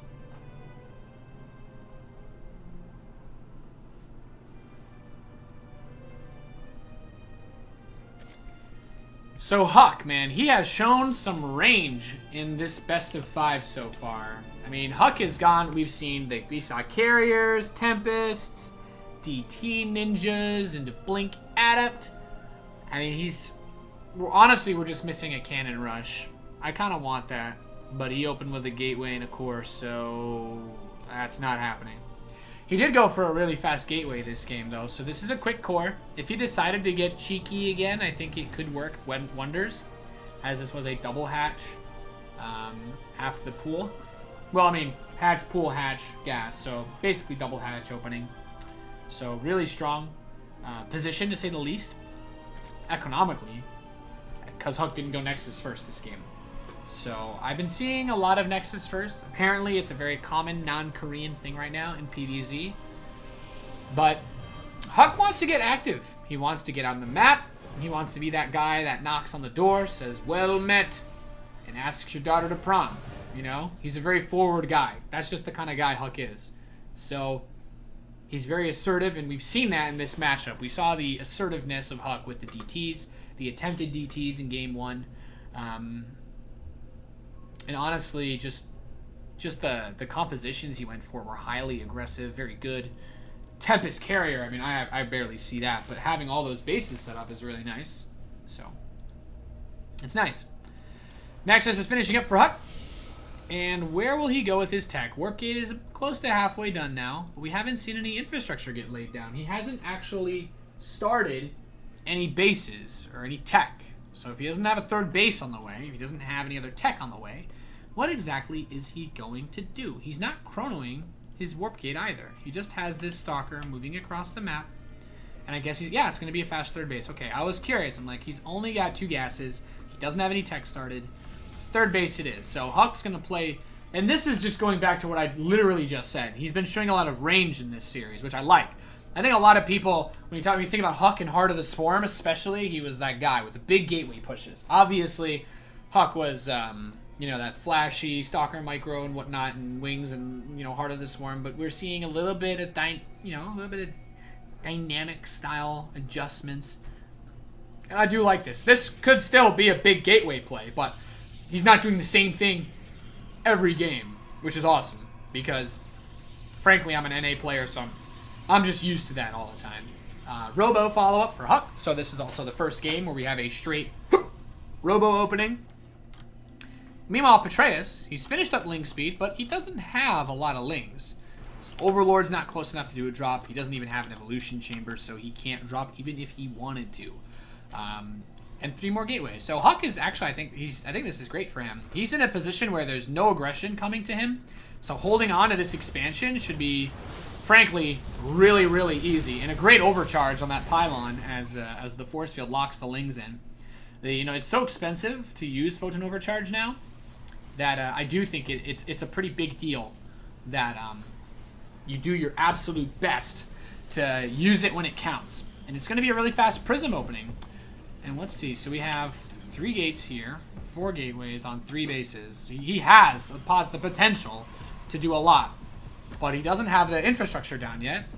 3 more gateways get added. Okay, that's what I was expecting now from Huck, is that Warp Prism is about to pop. So this tells me, since he has taken gas in his natural, I don't know that he wants to commit to this like it's a 1-base all-in. I think he's going to try for the sentry drop on the ramp, right here. Isolate the third from the natural in the main, and try to do a lot of damage. But the Prism is actually taking adepts. Okay, so the sentries are for defense. All right.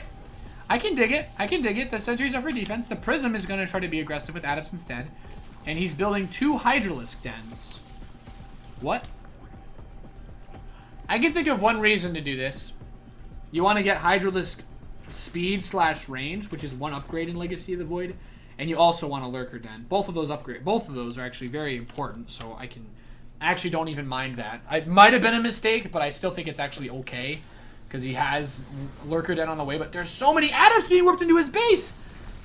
Sweet mama jama! There are so many adepts inside of his base. He doesn't have the attack speed upgrade, but, you know, this rush into Hydras is not coming fast enough. He's hitting from the front, he's hitting from the back, he's hitting from the front and the back, and this is really, really frustrating. Oh god, he hits his own queen. And look at this, he's going to split some adepts here, split some adepts there, keep warping in adepts everywhere. And he's just in all of the bases right now. He is really being annoying to deal with. And Huck, on 3 bases, he's taking no harass back home. He's just getting work done. And if Huck can do a critical amount of damage with this push, this could set him up to take this 3rd map win. If he gets this win, if he wins this map right here, right now, he will go to the Intel Extreme Masters in Katowice. He will qualify. Warp Prism will get taken down by the Corrosive Bazo. He's going to throw his shadow. As we all know, Huck has always been very good at throwing shade. While he continues to do a little bit of harass in the natural, in the main, in the 3rd, and he's just all over Patreus right now. But his Lurker Den, it's getting close to finishing.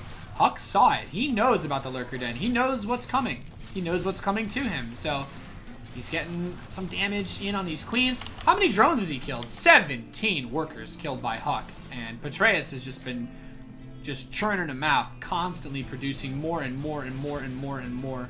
This lone adept is standing here on the creep. I think Patreus is like, nah, it's cool. He can't do anything by himself. He can't do anything by himself. He's just a man. What can one man do? There you go. Actually, I apologize for anyone that's triggered. I think the adepts are actually female. But +1 melee is on the way. Muscular augments. So, did he not realize? Wait, he canceled the second. No. I don't even know what happened. I guess he canceled the second Hydra Den at the last second. Maybe I'm just blind. Anyway, double Robo being added. So we're going to have, I'm imagining just a ton of Immortals. I think Huck wants to go for a ton of Immortals and just plow through his opponent. I think that's the goal here. That's the dream. He is a little bit supply block though. Definitely hurts a little. Patreus has the 4th now too. So, nice moves. Nice moves. So far, at least. And we have +2 missile attack coming in for Patreus. So Patreus is setting himself up with an army composition around lurkers. And for those of you guys who maybe don't watch too much StarCraft, a lurker, it burrows and it has a very long anti-ground range that hits everything in a line. So lurkers are like your back it up unit, you know, they're like the siege tank that Terran has. They basically just say, stay away from me. If you attack into these while they're burrowed, right now, this is where they're most dangerous. Obviously, You can see that they went under the ground a little bit. And when they're standing, when they're just moving around, they actually cannot attack. So it's really important for Huck to get an army that either has enough hit points to plow through and kill those units, or he has to fight around them. Most people prefer to fight around them, but, you know, you got to do what you can. As the falsetto prism comes in, and it's gone. So Huck, he's got a lot of immortals. Immortals are so strong. Basically, if you start attacking an immortal and you keep focusing it down, it has like an extra 300 hit points. The barrier ability has 200 damage. It's really, really strong. It's a great ability, to be honest. I love it. But yeah, attacking into this is going to be really, really tricky. Huck sees those lurkers and he knows. He's like, you know what? I'm going to go the other way. And now the lurkers are going to try to reposition. He has to move some of them out. He has a few more about to finish. And look at this. He's playing Ring Around the Rosie. He's like, yeah, I mean, if I can move in as you're burrowing, maybe I can get something done. But, oh, he's going to pop the Guardian Shield. It looks like Huck is going to go for it. He's going to hallucinate some Archons to try and tank the damage. He needs to get the Observer forward, though. And he does not. That Observer needs to get up close. Otherwise, he cannot see. While they're burrowed, they're invisible. He can't see them. They're burrowed underground. So he needs to use those. And, oh, man, a really dangerous high ground blink. He gets caught. Force fields are going to try to defend him against the Zerglings. But that arc, that concave, so good. So clean, so pristine. From Patreus, as Huck makes a big warp in back home. He doesn't have a warp prism. He doesn't have a way to instantly reinforce his army. He has to build units at home and move them out across the map, pretty much like the other two races have to do. So it takes a lot of the wind out of his sails, but there are 3 lurkers here to defend as well. So Huck, the biggest problem right now is to kill those spores. He actually has to get really close, and that means the lurkers can attack, and he can't kill the lurkers without his observers, and now he's going to get pushed back one more time. These lurkers are just so hard to attack. Where are Huck's observers? Okay, he's got 2 observers right here. He just attacked his own immortal, I think. And he continues to try to push forward. But Broodlords are on the way. How did Patreus get to Broodlords this fast? That's actually incredible. My mind is blown. My mind is actually blown right now. I mean, I think the Broodlords are going to end this game. He doesn't have the Stargates that he had in the other game. He's just going to try to push in. He's going to blink in. This is it. Huck trying to make a big play right now, right as the Broodlords are finishing up. And I think when he sees those, he's going to tap out, and we're going to go to game number 4. I don't know what he's supposed to do. He does not have anything to transition into out of this, aside from Blink Stalkers, which aren't going to work versus the Infestors. Or excuse me, versus the Lurkers.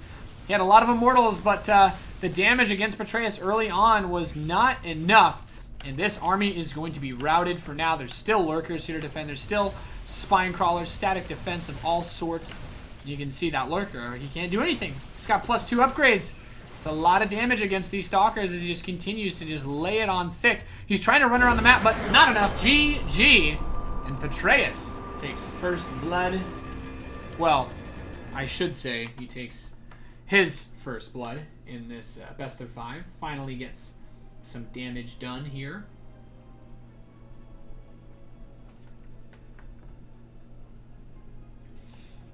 All right, let's see. What was the next map? Barino, Prion Terraces. Well, this is a really Zerg favored map, so this is a good opportunity for him. NeuroDoc12 in the chat asks, wondering if Nate has been to Korea. I've never been to Asia, period. I've been to Europe, and obviously I grew up in America, so.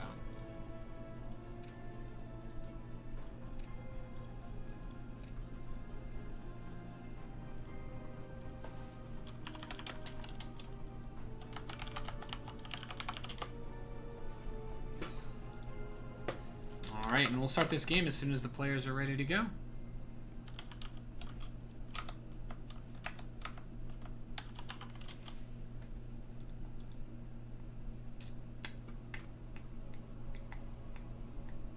Where's Huck? Oh, maybe he was looking at the replay or something?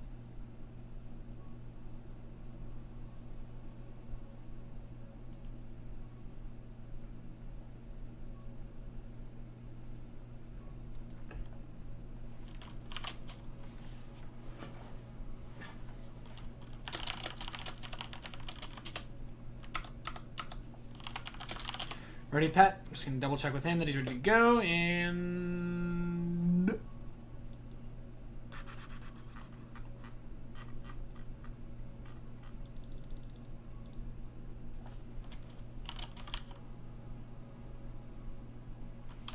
Right, and pet's ready to go.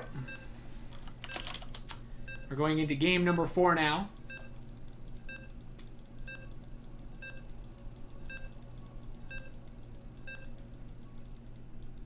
I'll take dank memes for 200, Alex. This copy pasta, Reno, was born on Nathanius' Twitch channel and features the wonderful writing of 420 Blaze It guy in the chat. All right, we are loaded in to game number 4. It's been a long, hard battle. But this man, if he wins here, he will move on and qualify for the Intel Extreme Masters Katowice.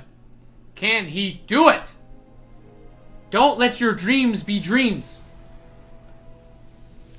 Yesterday, you laddered till tomorrow. Gotta believe.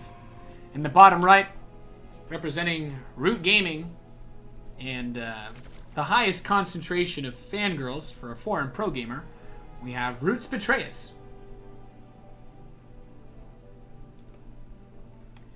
Definitely a big commitment by Huck in that last game. He set himself up well, but the follow-up definitely didn't anticipate quite how many lurkers he got. I guess Huck thought he did more damage than he actually did. Betrayus seemed to bob and weave and duck, dip, dodge, duck, dive, and dodge pretty well against the War Prisms and Adepts, to be honest. He only got like 9 or so drone kills at first, so we'll see. We'll see. Betrayus going for the fast gold base, of course. Pretty much the bane of everybody's existence in this map. I don't know. It's difficult. It's frustrating.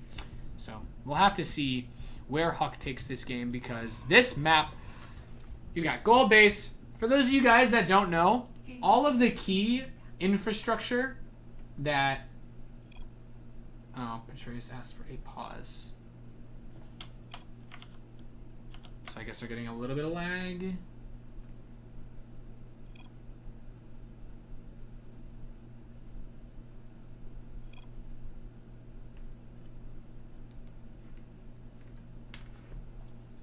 Or maybe they just want to wait and see. This would be an unfortunate moment for them to get lag.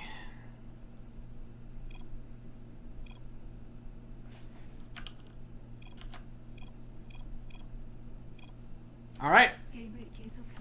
Seems better. Thank God. I know, especially when it comes to Huck, I wouldn't want to be kicked out. But for those of you guys who don't know, basically, all of Zerg's best infrastructure pretty much relies on minerals in the beginning of the game. Drones, lings, but queens especially. And the queens are really good at defending and whatnot. So the gold minerals, there's a reason why a lot of people don't like this map against Zerg. Terran versus Protoss wise, it's a bit here and there, you know, because Terran and Protoss both rely on gas to a heavy degree in the beginning, whereas like we saw in this match on game 2, I think it was, like, you know, Betrayus is pretty comfortable with kind of chilling without too much early tech. A lot of Zerg players like to get up to 2 or 3 or so bases before doing that, but look at this. Huck with a very fast pylon in the northeast, and Betrayus taking the next gold, so this is going to allow him to ramp up his economy disgustingly fast. And honestly, if you're a Protoss player, this is your worst nightmare. The fortunate thing is that he's putting his hatchery next to this proxy that Huck has built.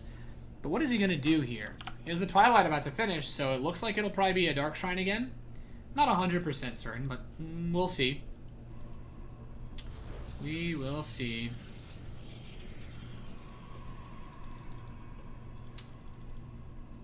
I'm very interested to see if he's got this set up here. We have one Ling being chased around inside his base. So Betrayus, this is the first time he actually gets to really scout that Twilight early on. But I'm pretty sure Huck right here, I'm pretty sure he's going to throw the Dark Shrine down. Whoa, he builds it in his main. I guess he already saw the Twilight, right? So he's like, meh, he's already seen enough. But I think he's actually just going to run right by, and he should be able to scout that Dark Shrine. Wow, this will be... He cancels it. Oh, he cancels the Dark Shrine. Okay, he didn't want him to see it. But is he going to build another one? His probe stopped patrolling. But Betrayus, this is the thing. Those Lings are such a pain. And yeah, he will proxy the Dark Shrine now. The Lings are such a pain, but they only cost minerals. And with the gold base, Patreus has so much money, he can flood Lings across the map all day. And now, oh, the Adept gets caught. And this is just a benefit, man. When Zerg gets gold bases, I mean, obviously it also comes down to the positioning of the units, but the rush distance on this map is also pretty short. And consider that his hatchery is so close to the center of the map, like rallying from that position is very easy. And there's no pylon here. There's no pylon here. Warp gate's not ready. I don't know what Huck's supposed to do.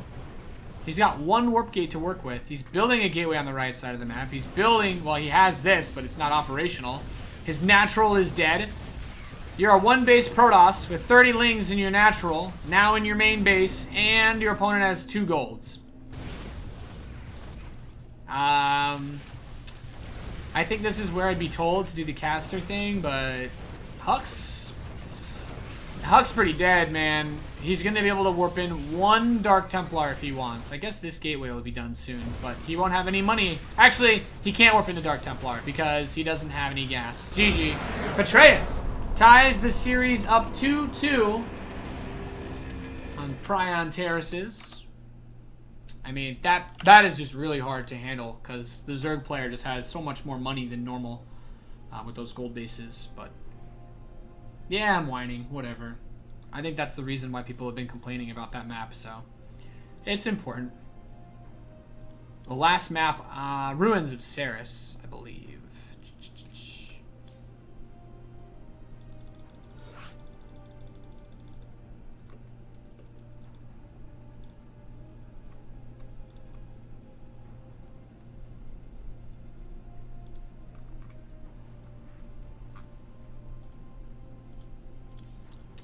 Alright, let's get these boys in here for the final game. It's going to Game 5. It's going to match point. Tasteless.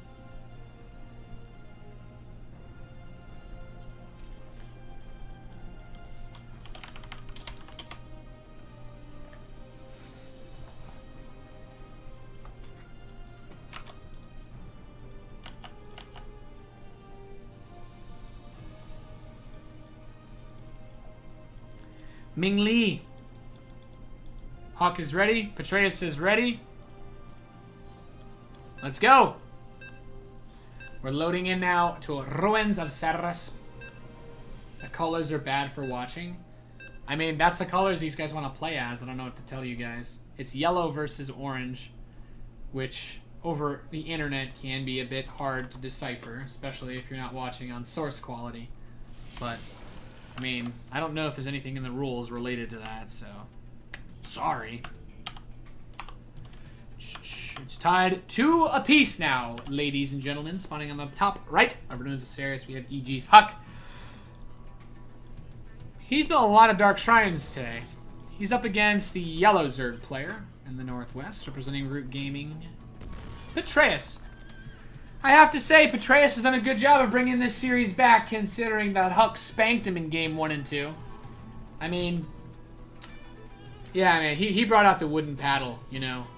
Patreus clearly wasn't expecting his first time with Huck, in this tournament, I mean, to be so violent. So, he did a great job. He recovered beautifully. The Game 3 defense of that War Prism attack was really, really nice. And then obviously, he used Prion Terraces to its fullest potential to secure game number 4. And here we are on match point.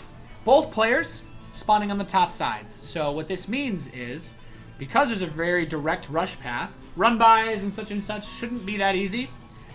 I think Huck has a lot more space to proxy something if he wants to now. But, yeah. So I mean, we'll see. We'll see. He's got options, and this probe actually immediately finds him too, which is nice. I think Patreus will probably realize he was in the top right. He wants to block this hatch, I guess. Blocking this would actually be super, super nice, because Patreus does not want to expand here. Yeah, this is nice. He's just delaying the hatch, delaying it as much as possible. He's got 2 gateways coming in after that Nexus first. There's the hatch finally dropped down. He sent a drone to the other one, too. No, Patreus. No! Bad dog. Okay, yeah, he's not going to take that 4. If he went 4 hatch before gas, like, okay, that would be That would actually just be like bonkers. That'd be off the wall. Unbelievable. And at the same time, the Cybernetics Core coming in. So I guess he's going to go double Adepts, probably Twilight Council again, and maybe move this probe to the corner of the map. I think this spot right here, Pylon, Gateway, Dark Shrine, boom. But that's kind of too far. It's too far away from his opponent. Maybe right here. Maybe Pylon, Gateway, Dark Shrine. But what if he takes a fourth? I don't know. I wonder if Protoss players sit down at night in bed and think to themselves about where they want to proxy their Dark Shrines. It's ironic in that in real life we also wish to hide the darkest parts of us. Let that sink in for a second. 2 Adepts are going to pop. He should be able to scout this Twilight Council. And he's going to phase those Adepts away and does deny the scout. Really nice. He doesn't know about the Twilight. Oh, but the second lane. Oh, wow. Patreus. Nice moves. And he's going to get to see the Twilight. If you're Huck right now, I think you're pretty triggered. That is unfortunate. He gets to see it all. Now, there's no proxy this time, so there's nowhere for him to hide a Dark Shrine. And I love how the probe immediately is just like, all right, boys, we're doing it. I got close. It's going to be here instead. The Adepts get caught by the Lings, but in this early phase of the game without speed, Adepts can deal with them pretty nicely. So Huck's going to go down there. And Twilight Council is ready. Nexus is ready. A little bit of a supply block. Starts resonating glaives. And, oh, wait, he changed the command. Where is it going? Where is it going? Oh, no, there it is. And boom. Okay. It's within a screen's length of my original prediction. Naturally making me the all-knowing, all-seeing god of Protoss versus Zerg. Thank you. And Patreus, he comes up. 3 Adepts. Nope. Not happening. There's still this one Ling in the main base, which is really nice, because he's looking. He's like, where's the Dark Shrine, damn it? I told you guys. He has proxied a Dark Shrine every single game of this best of 5. Let that sink in. Actually, has he every single game? Game 1 was on Dusk. Did he hide a Dark Shrine on that map? I don't know if he hit it. I can't remember if he hit it. But he definitely built one. Yeah, because it didn't do anything. Yeah, it was in the bottom right. Never mind. Cheeky, cheeky. Is he going to turn this gateway into a warp gate this time? To me, that's the ultimate question. As the creep starts to spread for Patreus. And Patreus, he's got no lair. And he's building a bunch of roaches and Lings. Okay, as I say that, he starts the lair. I'm like not 100% sure where he wants to go with this because he's mining off 3 extractors. If he wants to build a bunch of roaches and then maybe go into Ravagers, he can. I don't know. And these Adepts are holding the tower, denying vision. And there we go. Proxy's ready. Dark Shrine is just about ready. And I think at some point, if you're Patreus, you got to ask yourself, do I feel lucky? Is he not going to build a Dark Shrine this game? Look at this. All these Adepts are going to run into the main base. 3 DTs at the proxy. He finally turned it into a warp gate. The dream. Hashtag the dream. Hashtag Adepts in your base. DTs in your third. Oh, he's got some... Oh, he's phasing some of them down. He's trying to bait the whole army into the main base. And now the DTs are here. He's going to spread them out between the bases. There is a spore in the natural. There's no spore in the main. There is a spore building in the third. He's aware now that there are Dark Templar on the map, but there's still a lot of Adepts here for him to deal with as well. I think the Roaches should be enough to deal with most of this, but this DT is going ham. Should deny the spore in the main base. That one in the natural can't do too much more, but the Adepts are still going to town. He sees the Spire warping in, or excuse me, morphing in, which is nice. Denies the spore, but that Overseer will be out before you know it. And these Lings make mincemeat of that Dark Templar. Suddenly, things aren't looking so good for Huck, man. That defense, you know, I think Patreus realized what was going on at a really crucial moment. Right as he came in and stepped on that creep, which was obviously difficult to do. It's a high skill play by Patreus. Not seeing the Dark Shrine, but still kind of smelling, you know. He's like, that smells like Protoss cheese. Now Huck is stuck on 2 bases. He's going to try to get this third, but won't be easy. Adepts still doing their best to be annoying. There's no Robo, I don't think, right? So he can't... He doesn't have any detection. All he can do is probably just mass blink stalkers on 3 bases now. As these Adepts storm into the natural. He's trying to get on the ramp where he can block himself from being surrounded. You know, he actually will kill the Lings, which is nice. But he loses most of his adepts anyway, which is not nice. So, expensive loss. And Patreus is going to have mutas on the map soon. Like, okay, DTs are nice, sentries are nice. This guy's going to make him into Archons. I can respect that. Archon's good against mutas.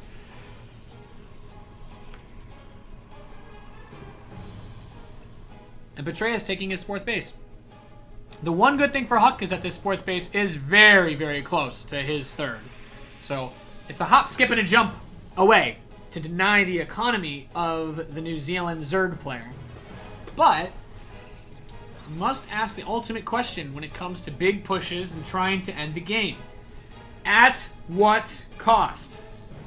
He doesn't have any other tech to follow this up with. It's DTs and gateway units. That's it. He can make Archons, but they're expensive. He can make Adepts and Stalkers. But neither of those are going to be phenomenal at dealing with mutas if they're constantly out on the map harassing. There's no Forge, which means no cannons. He has to leave the Mothership Core at home if he wants to defend against the Mutalisks. Now, this army's going to step out, gets a lucky breakthrough on that Muta. What does Patreus have? A good number of Ravagers. This is it. This is everything right here, right now.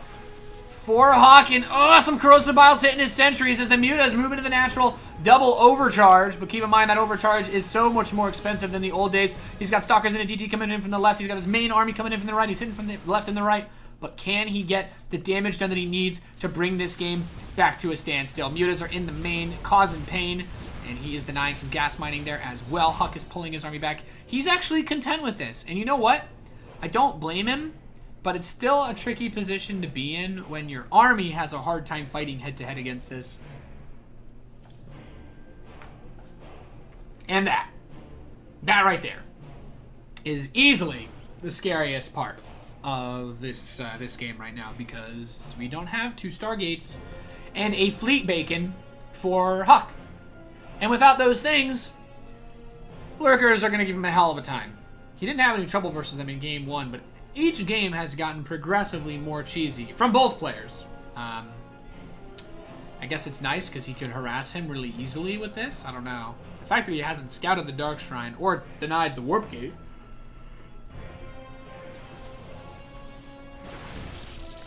Gets an Overlord. That's cute. But this army is so fierce. So magnificent. So beautiful. Picasso couldn't paint something as beautiful as a Roach Ravager max out. +2 missile attacks on the way. And Lurker Den close to finishing. So like I said, that's pretty much like... The Lurker Den is almost like... If you don't have that high tech, it's the GG button of ZVP. And all these Ravagers with Corrosive Bile, you know, there's no stim, there's no Medivacs. This army has a hard time moving around against that because it's in these giant clumps. But can he do it? Okay, he's going to throw down some of these force fields. He's going to use the Ravager Corrosive Bile to break the force fields. And the force fields are still buying time. He's forced to use the Corrosive Bile on the force fields instead of the army. So he's actually starting to get a little bit of leeway here. The biggest issue is that he still hasn't actually killed much of Patreus' army. And he's got 18 Lings more, 6 more Hydras. I think Patreus might be able to do it right here. I think he could kill this army, and Patreus should be going to Intel Extreme Masters Katowice. He's secured his 4th. He's toppled the army of Huck, and everything is going down. Now, this is the last game of this best of 5, so Huck doesn't want to tap out yet, but he's in dire straits. I feel like a very well-executed attack move across the map from Patreus could bring this best of 5 to a close and secure him that seed to the Intel Extreme Masters Katowice for the WCS Winter Championship. And the winner of the Winter Championship, by the way, the tournament that these guys are all trying to get to at Katowice, the winner of that goes straight to the global playoffs at the end of the year, where they will be able to compete for a 1 of 8 spots in the WCS Grand Final, which will be the last event of the year.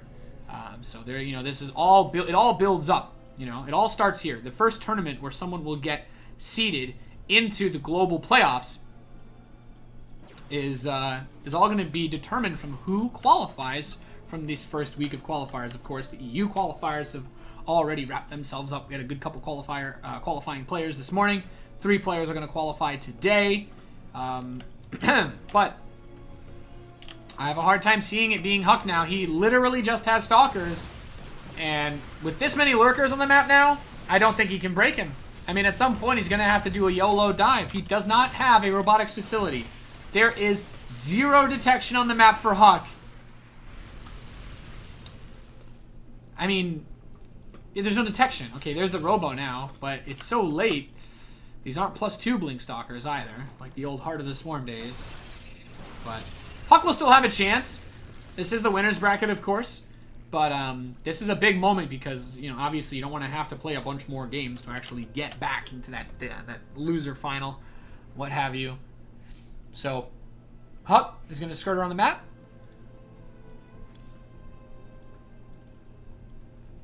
But his Robo's not done yet. He doesn't have the Observer out yet. If Patreus attacked him right now, I think he could kill the Robo, and then there's no detection, and the game is over. Like, he just actually doesn't have anything that can kill these. He doesn't even have AoE to kill the Lurkers with. Good little trade there. Man, these Lurkers are so good. +2, +1 armor. Going for +2 Carapace now, actually about to finish. Everything's coming up aces for Patreus. And finally an Observer's coming out for Huck. But basically, he's going to max out on Blink Stalkers, and that will be the end of this game. He's either going to win with a massive Stalker push, or it will end. And, oh, the Fungal! You can't blink out of Fungal, guys. The Infestors mixed in for Patreus have done it. By the way, he's going into Ultras. He's going into Grand Spire. He's getting everything. All the tech. He's a happy, happy boy. And Huck has a giant ball of Stalkers. But, I mean, he'll have to literally have the greatest Blink Stalker micro ever. I mean, he makes the aggro blink, grabs a Lurker, gets 2 Lurkers. Ooh, okay, okay. No 4th base for you, says Patreus. Don't even forget about it. Is what Patreus says. As he blinks into these Lings, he's like, oh, kill the Lings. That Stalker up front manages to live. So the Lings continue to check. And I mean, if you're Patreus, you're on 5 bases. You know your opponent only has Blink Stalkers and these Sentries. What are they doing? Okay. Bit of a YOLO move there. He actually does catch a few of these Lurkers, though. That's actually pretty nice. He's going to kill a good number of them off, but the Lurker range is still so long and hard and strong. Adrenal Glands is going to finish up. And a pause from Patreus. Lags back. So I guess he just needs a second to make sure that everything is okay. What a brutal series for Patreus. He had to really claw his way back in here. Still, though, what an even more brutal series for Huck. The final moments of the final game. Is there a lower bracket? Yeah, there is. I mean, by the time you hear me say this, we'll probably already be loading into a lower bracket match. I mean, Huck. I mean, I'm playing from a 30-inch monitor with PAX South Internet. I understand, but it's like, yeah. Oh, that's right. Huck's casting Grey Goo at PAX South, isn't he? Not that yeah, Huck is there with Roddy. Huck and Roddy were casting Grey Goo today. Earlier today. Yeah, that's why he's not at home.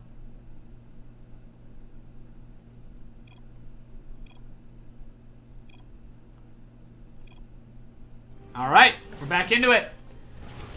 As Patreus is, like I said, still leading in a dominant fashion. Templar Archives is coming in. But Huck is just on 3 bases. His main is mining out. His natural is mining out. Even his 3rd base is starting to run dry. He only has a couple more minutes of mining before this game is done for him. And Broodlords, man. Broodlords and Lurkers, I'm starting to discover, are such a powerful combination. Broodlords and Lurkers are the new... They are the new peanut butter and jelly of Zerg versus Protoss. Broodlord Lurker is literally peanut butter and jelly. It just goes that well together. And I'm not talking about that low-quality strawberry jelly or strawberry jam. I'm talking about pure Concord grape jelly. This army's getting ready. I mean, he only has 1 Broodlord, to be fair. But look at it go! Look at those brootlings! But have fun blinking under that, because those lurkers will make mincemeat of your stalkers. The game ends when you blink into a bunch of lurkers without detection. And he's gonna come in here, he's like, Huck, no fourth for you. And Huck's like, can I please have a fourth? No! Oh, he's gonna blink in! There's the fungals! He's getting in on top of everything, but the lurkers are wrecking face! Oh, God. How many stalkers just died? I don't even... Huck just lost a lot. Resources lost. He's down only 3,000 resources, but still, his opponent just has so much more income. He's still maxed out. And these lurkers are proving to be a troublesome foe. He got the Observer again, it looks like. Really, really nice. I can't even... Oh, oh. Dangerous blinks. Dangerous blinks, methinks.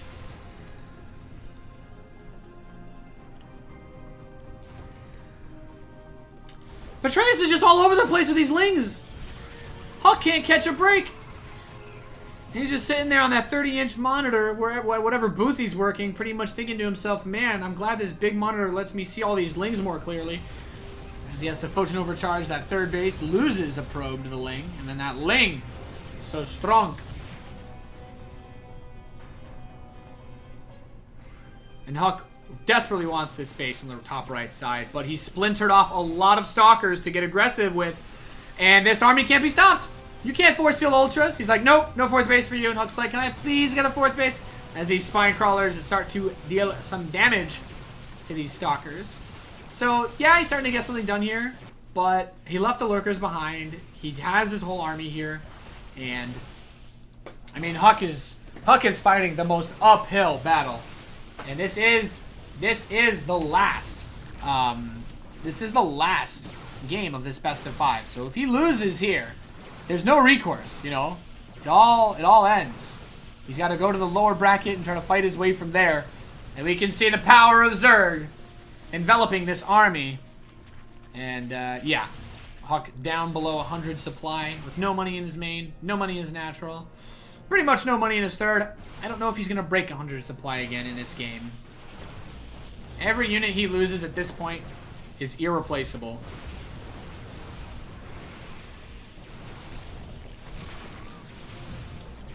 And it's all going down. I think I think at some point he's going to realize there's not much else he can do.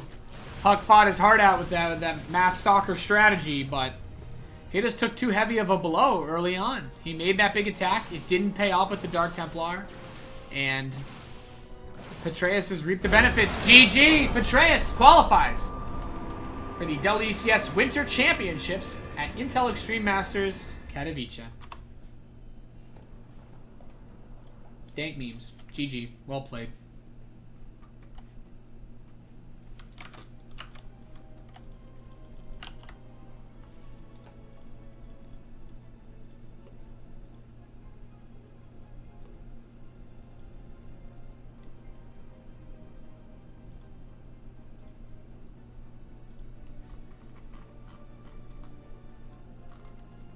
Desro Fighting subscribed. Well memed. Desro subbed during the game. Literal god tasteless. A lot of people following the channel. I do really appreciate that, guys. It really does mean a lot to me. I've been streaming pretty much non-stop for the last few months, and I hope to continue like that, so thank you guys so much for tuning in. I'm going to try to figure out the next match as soon as we can. It looks like it's going to be Huck versus Kelazir in the lower bracket.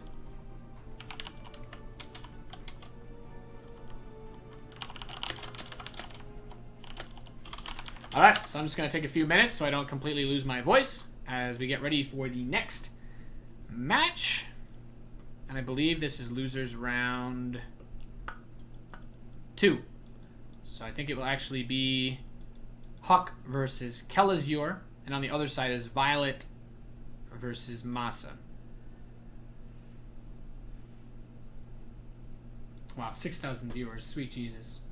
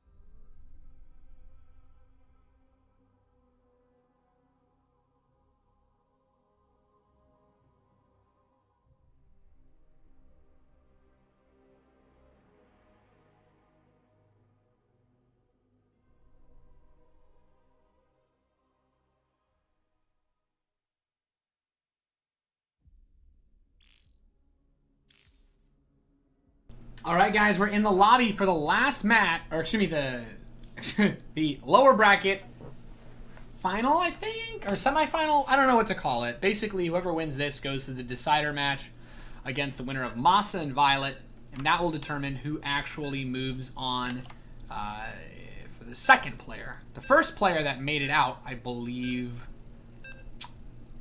was Neeb? Yeah, it must have been Neeb. Neeb must have qualified. Shout out to Rifkin, donated $5. Don't you all know Nate is solo casting because he couldn't afford to feed Roddy? Well, Roddy's at PAX, so that's why I don't have Roddy with me, so I apologize, guys. I love Roddy, but I also like solo casting. I'm not gonna lie. I could have asked someone to do this with me, but frankly, I'm enjoying it. And yes, Katowice, I know. All right, you spend enough time around Apollo, and he mispronounces everything. All right, he calls it Jun shipping when we go to DreamHack. Apollo calls it Katowice when we talk about I am Katowice, and he calls Pennsylvania Transylvania. Hashtag blame Apollo. Can we please get hashtag blame Apollo trending? Because, frankly, I'm triggered.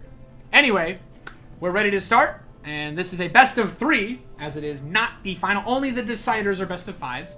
So, possibly 2 or 3 maps to determine who will advance on to the loser final in this Intel Extreme Masters Katowice qualifier. In the bottom left position, representing Root Gaming, his teammate just qualified. He's Kelazier. Kelazier lost to Huck in the first match of the day. So, yeah. Actually, no. Kelazier lost to Neeb. Yeah, Kelazier lost to Neeb in the first match of the day. And opening up Quick Reactor Expand, he's up against... Of course, we've been talking about him. We just casted a bunch of games of this dude. In the top right, he's Evil Genius's Huck, the representative from Canada. I know a good amount of you dudes are Canadian. Not too many other Canadians that are repping NA. And of course, if anybody from south of the equator is tuning in, Kelazier is your man from Brazil. Kelazier is quite good. I feel like he's a bit flip-floppy though. Maybe not as consistent as he needs to be to truly stake his claim as one of the top foreign Terran players. But at the same time, I still think that he has the potential to be one of the better non-Korean Terrans. As far as I'm aware, he still lives at the Root House in the East Bay, east of San Francisco, and plays on the Korean server. I have had the misfortune of running into Kelazier on ladder, and he is GM in Korea. He is very good, but yeah, maybe he just needs more tournament experience. And that's what I think the beauty of the WCS system is, because he was the Brazilian representative at the recent DreamHack in Leipzig, which was, you know, nice for him. Didn't quite get as far as he wanted to, but tournament experience adds up. And I feel like Diego hasn't gotten enough, so we'll see. We'll see. As Huck is going to scout around, he's looking for anything hidden, looking for anything odd. Huck loves to open 3-base Blink Stalker in PvT. You are going to see Huck play the same style he played before the patch, because he played anti-meta, so the patch actually didn't really affect Huck at all, except for the Photon Overcharge nerf. He was not really an adepter in PvT. Expect him to play with Blink Stalkers, transition into Immortal, Charge Lot, and eventually Tempests. It's a very hard style to play against. It's very strong. Probably one of the best ways to play PvT right now. Kelazier, on the other hand, opening up very standard. The Fast Reactor, into Cyclone, into Liberator. This is super standard. Pretty much everyone does this now, except sometimes the Terran players do push out, because you can use the Cyclone to kill a pylon outside of overcharge range. And yeah. But can I say shout out to Neeb for beating Violet, as he is also qualified for the Intel Extreme Masters Katowice. Apollo has actually just ruined me. I keep saying it. I can't get it out of my head. I know how to say Katowice. British people, man. Kelazier's going to send one lonely Marine across the map, and he will die a painful death. He scans. He's like, what's going on? What's going on in your main? Sees the Twilight. Sees the gateways, the Robo. So normally you'd think that this would be something like Adept's attack speed upgrade, but since the Adept got nerfed for this matchup, it's actually not that great. It's definitely a much better unit before the patch. So if you see a Twilight and a Robo, especially since he has Stalkers on the map, it should be clear to Kelazar that it's going to be Blink. He is still going to get a Warp Prism, however, because without Stim, it is pretty hard to hold off Blink pressure. So I like what Huck is doing. This Liberator is going to try to be annoying. I imagine Huck's going to try to Blink with enough Stalkers to one-shot that Liberator. I mean, maybe he'll go for the 2-shot, but if he does that, he will lose the Stalkers. So he needs to be very, very careful. How many does it take? Oh, he's going to 2-shot it. He loses 1 Stalker. Oh, 3 shots. Whatever. He only lost 1 Stalker. So we all know Liberator kills the Stalker in 2 shots. He threw down another scan. What was Diego looking for? There's not much to see. This Warp Prism, though, could make things complicated. Actually, really good pressure with that Liberator. He got 1 probe kill, but he denied a lot of mining. He put a bit of a slowdown on the aggression. This, you know, these build... Look at the production tabs. I love looking at this. You're like, oh, I'm getting all these upgrades. Stim, combat shield, +1. And Huck's like, I'm building pylons so I can warp in outside your base and kill you. That's the Protoss way. He's gonna... Most Protoss players still play this style, where their goal is to kill you as you take your 3rd, or push you off your 3rd and take a massive lead. Because Huck is still building some probes, but he has enough Blink Stalkers to be a pain. Ooh, okay, that's a really fast fusion core. Oh my god. Interesting build by Diego here. As the siege tank sieges, he uses his first stim. That tank is actually instrumental to holding off this pressure, as his Marines want to chase, but he doesn't have the firepower yet. More and more Stalkers are going to get added in here for Huck. And is he really going to get Liberator range this fast? I've never seen it this quick. That's actually really interesting. I haven't seen someone rush it out that fast on 3 base like this. And oh, he's going to stim for the Prism, and he's baiting the army. He's baiting him, but he won't bite on it. He won't bite on the bait just yet. He pulls back. Fusion Core is ready, but he doesn't have that starport on the Tech Lab. I guess he's going to move it when this Liberator finishes, the defensive Liberator. But this is how Huck likes to play. He has a lot of units. He goes beast mode, uses his control, uses his good micro, his dank skills. Yeah, I guess he's panicking right now. He's supply blocked. He's trying to build more Liberators. He doesn't want Liberator range because he thinks he needs as many Liberators as possible to defend. And I don't disagree. Double Forge is on the way. Charge is on the way. So it seems like Huck has given up on trying to end the game right now. He might still try to put pressure on, but I do think he's done a good job. Oh, God. No, Huck! No! Okay, well, that poor sentry. And the Stalkers are like, that's for my friend. It's like, but dude, that was only 50 minerals versus 100 gas. Ooh. Very nice micro. And Huck's just chronoing out those upgrades. Meanwhile, Kelazar starts +1 armor. He's already got his attack upgrade, which is nice. But this Warp Prism is waiting, sharking about, looking for an opportunity to get in Kelazar's face. When will he strike? When will he kill again? Stalkers push forward, trying to get a little bit more poke done here. And I mean, as long as he keeps blinking out, it doesn't really matter, right? It doesn't really matter. He just needs more forces. Yeah, I think another tank or 2 would really help at stopping this pressure, but he's got the 3 Liberator harass going, and this is where things get really, really weird. He still has that fusion core, and he hasn't used it at all, so I guess his goal was to get Liberator range a bit earlier. I don't know. A lot of High Templar being warped in here. Cannons behind the mineral line to prevent Liberators from being a problem. Archons at home to defend as well. Could move those out. He doesn't have a pylon on the map, just that Prism. And I love this. He just comes in, he pokes. Okay, he lost a Stalker. Not good. But I love the idea behind it, you know. Meanwhile, these Liberators haven't killed anything, but they're being annoying. These Liberators are so mean. Ah, but the cannon. Oh, he's getting some probe kills. So that's nice. But he's going to have to back it up, back it up, back it up, back it up. Wow, just outside the range of that pylon. Wee-ow, mister. He is just outside the range of that pylon. That is frustrating. I don't think he's denying the gas, but he is denying half the minerals on this expansion. Having the 4th base, though, makes this a bit easier for Huck, because he could take the gases here, too. He's still in an okay spot. Kalizer is reaching the final Terran farm, though. The only thing Kalizer is missing is his Liberator range upgrade. He got a pretty fast fusion core for someone that wasn't able to actually get that upgrade. But now he's got to deal with charge lots, Archons. And is this army equipped to deal with that? I don't know. The whole idea is that they push through Liberators. But, at the perfect moment, he drops those Zealots at last into that 3rd base, and they're just going to wreak some havoc on these SCVs. A couple of them are going to get picked off, but at the end of the day, Kalizer has enough units coming out to be safe. I mean, he can still focus down some SCVs, and I do like seeing this. Zealots are phenomenal in these sort of scenarios.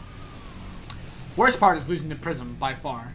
And Huck, he's still sharking around. His Observer, Huck has had full vision of Diego this whole game. He can just see everything. He's just like, nice. I see it. I see it all. And there's not really a whole lot. I guess Kalizer doesn't want to move out until he has a lot more Liberators and Liberator range.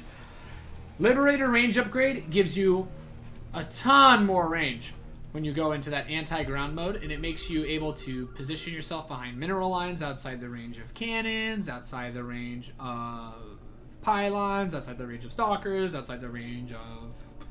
That's it. It's all Protoss has on the ground that shoots up.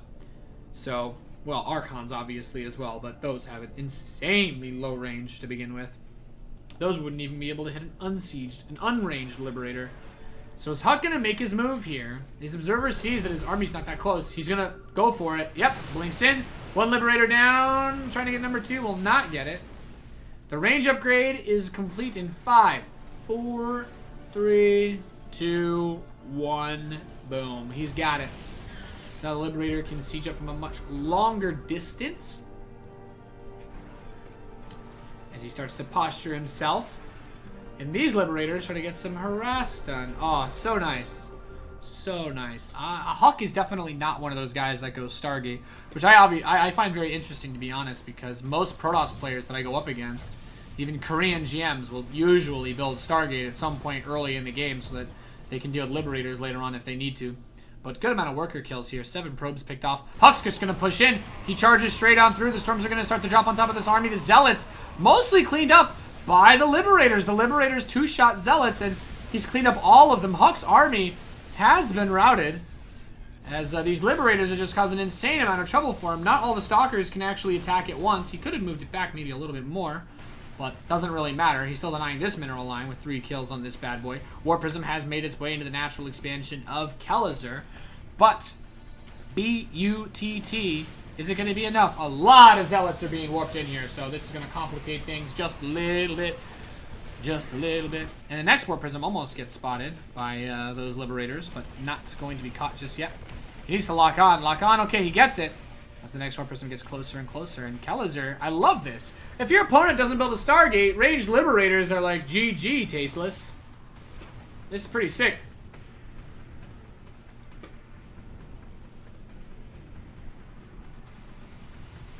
And look at this double Liberator. Try blinking into that, dude. One-shotting Stalkers. Oh, that one's out of range. He can't hit that one. As a Terran player, I'm oftentimes biased in commentary. And this time I'm going to let you know I'm biased. I'm highly enjoying this. Those Stalkers are derping, too. 11 kills. A Lamau. Really, really good pressure here from Kalizer. These Templar trying to hold their position, taking them out. These Liberators are actually... This is disgusting. This is actually just disgusting. Most Protoss I see opens... He hasn't built a single Stargate. Did he think he was going to win the game off of just mass gateway units? I guess. I really feel like you need to get a higher level of tech in Protoss versus Terran nowadays, but... Storm is very good with Immortals on the ground. But now you've got so many Liberators. I don't know. I don't think Diego can be stopped. Oh, no.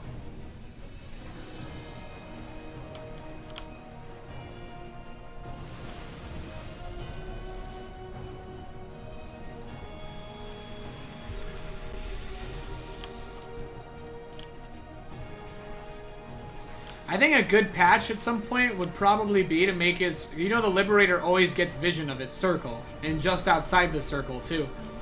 Like, this mode actually extends the Liberator's vision. I think that should probably be patched out someday. That'll probably be how you fix the Liberator. But he's dropping a lot of storms on this bio. But there's just too much. Kelazur's army is massive. He's top decking and wrecking. GG.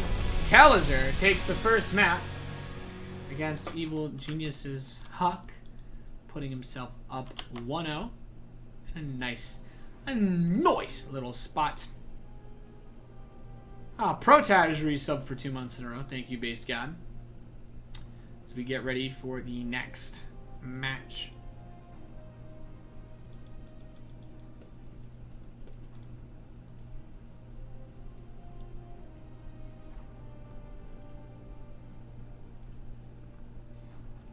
Apologize for my crap observing, by the way. I can't help it. I just love watching Liberators kill probes so much, I'd actually rather not watch the main fight.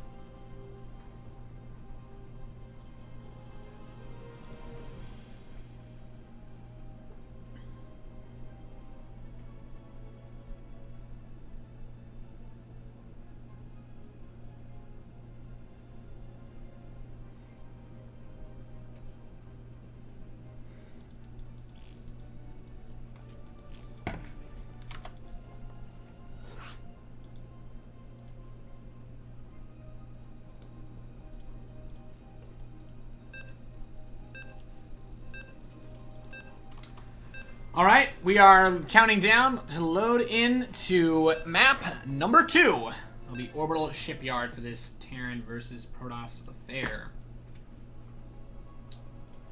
As we're loading in, we are here. We have loaded in, as every commentator literally says every single game. Let's jump in, guys. Spawning in the top right, as if it was a Mario painting or something, you know? This isn't Super Mario 64, man. This is StarCraft 2. We don't jump in anywhere. Nate, Lord of the Kappa, tell me that score. The Brazilian leads the pack. In the top right position, we have the blue Terran player representing Root. He is Kelazur, facing off against the orange Protoss player. In the bottom left, Evil Genius's Huck.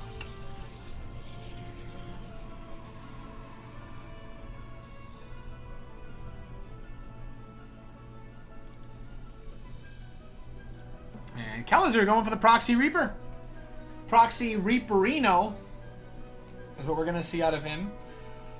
And the funny thing is, because of the photon overcharge change, dealing with this is a lot harder than it used to be. You cannot just spam willy-nilly tilly all over your pylons anymore. You got to be a gentleman. You can't just, you know, slop it all over the place. You have to be precise, patient. That is the key to defending aggression now as a Protoss player. Second guess. Wait. No. No. No, no, no, no, no, no, no, no. He's not gonna. Is he gonna do it? Wait for it. Wait for it. Oh, okay, factory. I wasn't sure if it was gonna be the ghost build. I was not sure. Cybercore's about to finish up, though. He's opened up 2 gateways. He scouted that there was no expansion, so... Well, that it was a kind of aggressive opening. No barracks, right? He knows he's being cheesed to some extent. That adept is on the way out. The probes! Oh, the probes get the surround on the Reaper! Nice! Phenomenal hold. Wow, that's... Wow, that actually really sucks. I'd be pretty tilted if I was Diego. I'd be tilted if I was Huck. This pylon is I don't know. Maybe he did it intentionally. I guess it covers a lot of surface area, but it kind of blocks mining on one of those mineral patches. Anyway, he starts a proxy Stargate up. He says, you don't have any Marines at home because your barracks is on the other side of the map. And his second Reaper is going to go in, but, I mean, with 2 adepts. No, 1 adept, I guess. He shouldn't be able to get too much done. He kills a probe, and that's it. There's the Nexus on the way for Huck. Diego, still on 1 base. He's building a starport and another barracks. This is the barracks that's floating. As the Reaper continues to dance, dodge, zip around. So what's this going to be? Probably Oracle. I mean, Phoenix would work too. Yeah, Oracle's fine. There's no Marines, so he's going to build a Cyclone. In case you guys didn't know this, 1 Oracle, if it runs in and sees a Cyclone, even if the Cyclone locks on, if the Oracle attacks that Cyclone, Cyclone is dead. Straight up. Cyclone will die. So, it's actually a really oddly tense moment, because he could run in, focus down the Cyclone, maybe kill a couple SCVs. I love that he's rallied to the natural, though, because there ain't no natural Huck.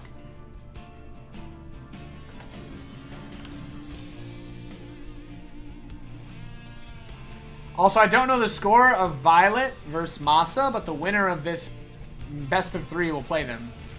Huck's just going to focus down SCVs, which is okay. I mean, Kelazer's on 1 base, but I feel like he could have... Nah, you know what? Surrounded by SCVs, maybe the Oracle wouldn't kill the Cyclone. Either way, building defensive Phoenix is going to be hard. He built a gateway out here, too. He's just going to try to do a 2-base bust? Seems pretty risky. He's just continuing to build Oracles. We have a Liberator making its way across the map now. I do like cat food. But the engineering bay is coming in, too. Oracle, kind of just dizzying around itself. There's no pylon here. Oh my god, there's no pylon here. There's no stalkers. This Liberator can actually just deny mining here for some time. That's pretty nice. With no pylon, there's not really much you can do. I mean, I actually think it would have been okay for Huck to throw one of these probes here and just start a pylon on the edge. Because right now, there's no anti-air. He has to build a Phoenix on the opposite side of the map. Like, just building stalkers against this is not really fun. And now this Reaper is being annoying again as well. 2 kills on that bad boy. Run! No! Alright, Reaper's dead. And this pylon, I mean, I think he's okay to defend. I mean, if you put the Liberator here, maybe. Double Oracle moves in. Tries to kill the turret, but no dice. So what, he's lost... Yeah, he's lost 2 Oracles now, unfortunately. He doesn't have any energy to attack these poor defenseless SCVs, but... It seems like he's just going to try to use maybe that 1 Phoenix to defend against this Liberator and then move out on the map with everything else.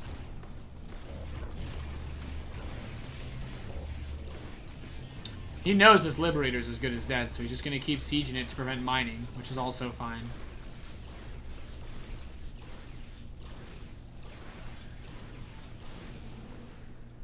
Now, with a tank and a bunker, I think he should be fine. Like, oh wow, he doesn't have anything to stop this Oracle. He's just like, okay. Okay, my natural's forfeit. Mules are gone. Kills the turret. That sucks, but I don't think Huck can break him. I don't think Huck can break Kalazer. He's got this tank here, right? He doesn't have any other... I mean, maybe if he flew the Phoenix in? Wait, he's really gonna try? Oh, God. Oh, SCVs are repairing. Wow, he gets the tank. And suddenly, this is getting kind of scary. Another tank's gonna pop out. Huck being really aggressive here. Wow. Oh, no, the Adepts can get inside of his base. Keep in mind, the Adepts do not 2-shot SCVs anymore, but with 3, he can still 1-shot. These Adepts are just being super annoying. Oh, Stim is done now. Okay, okay. So the Adepts should no longer be that much of a problem. Just 1. Takes 3 shots to kill a worker, so... It's annoying. The tank is still doing everything it can to defend. And this is a lot of Stalkers. But that bunker, too. Like, he's just forcing him to lose. He's got 19 SCVs. Huck is bullying him. This is a no-bully zone. And Huck is bullying Kalazer to the nth degree. Really getting all up in his face. And Huck's just going to bust him wide open. He's starting to Void Ray. Oh, he's starting 2 more gases. Oh, he's building probes again. Maybe he doesn't think he wants to end it right now. I guess he's thinking about taking a 3rd base. Yep. He's got Diego contained, that's for sure. He ain't leaving his base anytime soon. The starport's been inactive for a while. Which is unfortunate. Phoenix is going to come in, just be annoying. He's going to build Void Rays. There's nothing here that can really deal with it.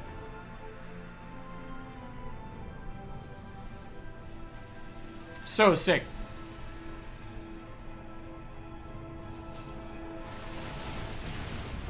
Well, those tanks are laying waste, though. Pull the Stalkers back. Gets the tech lab, so no more tanks can be built. And runs a bunch of adepts into the natural. Oh, so frustrating. This requires a dedicated response. Huck, he's a professional bullier. He's inside the natural. He can kill this turret, can kill everything else. The Phoenix is still here. If he ever decides he wants to try to end the game, he could use the Phoenix to lift up the tank, too. Another phenomenal option at his disposal. Oh, he sends the Oracle. Oh! He wants to make him pull the SC... Watch this, watch this. He's going to teleport to the main base mineral line. The SCVs are going to try to go to the natural, and then the Oracle is going to be right there. Oh my god, this is so sick. Or maybe he'll just not move his SCVs and they'll all die. Never mind. Still, really frustrating position to be. I mean, Kalizer is dead. Like, he's done. This game, for all intents and purposes, is pretty much over. I don't know how he's supposed to stop this. He's too powerful. He's too powerful, man. You can't beat him anymore. He drops the mules, and now that Oracle can come in. Yeah, he's going to bust him. Picks up the tank. Void Ray charges up, and he's just going to A-move through everything. Well, not A-move. This was some pretty well micro harass. Huck ties the series up 1-1. Did Nathanius stream the Neeb games? I did not. Neeb showed up late, so I wasn't able to do it. Oh wow, someone sent me a tweet. You guys are watching the broadcast? While playing D&D. Nice. Shout out to all you cool peeps. Thanks for your tweet, Cray Hefner. Of course, you guys can follow me on Twitter at NathaniusTV. I like to think my tweets are pretty good. You can keep up to date on what events I'm working on, everything else. Hopefully I'll be at the actual event for the Intel Extreme Masters in Katowice. And also, for those of you guys wondering, tomorrow night I will be casting the Intel Extreme Masters Taipei. The first, I'll be helping with the bracket as well. So you guys will be able to watch that, as I'll be working on. I'll be doing that tomorrow night. So lots of good stuff coming up. I'll actually be doing that from the ESL studio, so you won't have a crappy observer. Actually, I don't know if we're hiring an observer. Maybe you'll have a crappy observer. Anyway, my point is, lots of good StarCraft coming up. Thank you all for tuning in. Alpha Kenny, anybody, I love you too. Thanks for subscribing, baby girl. Really appreciate it, mate.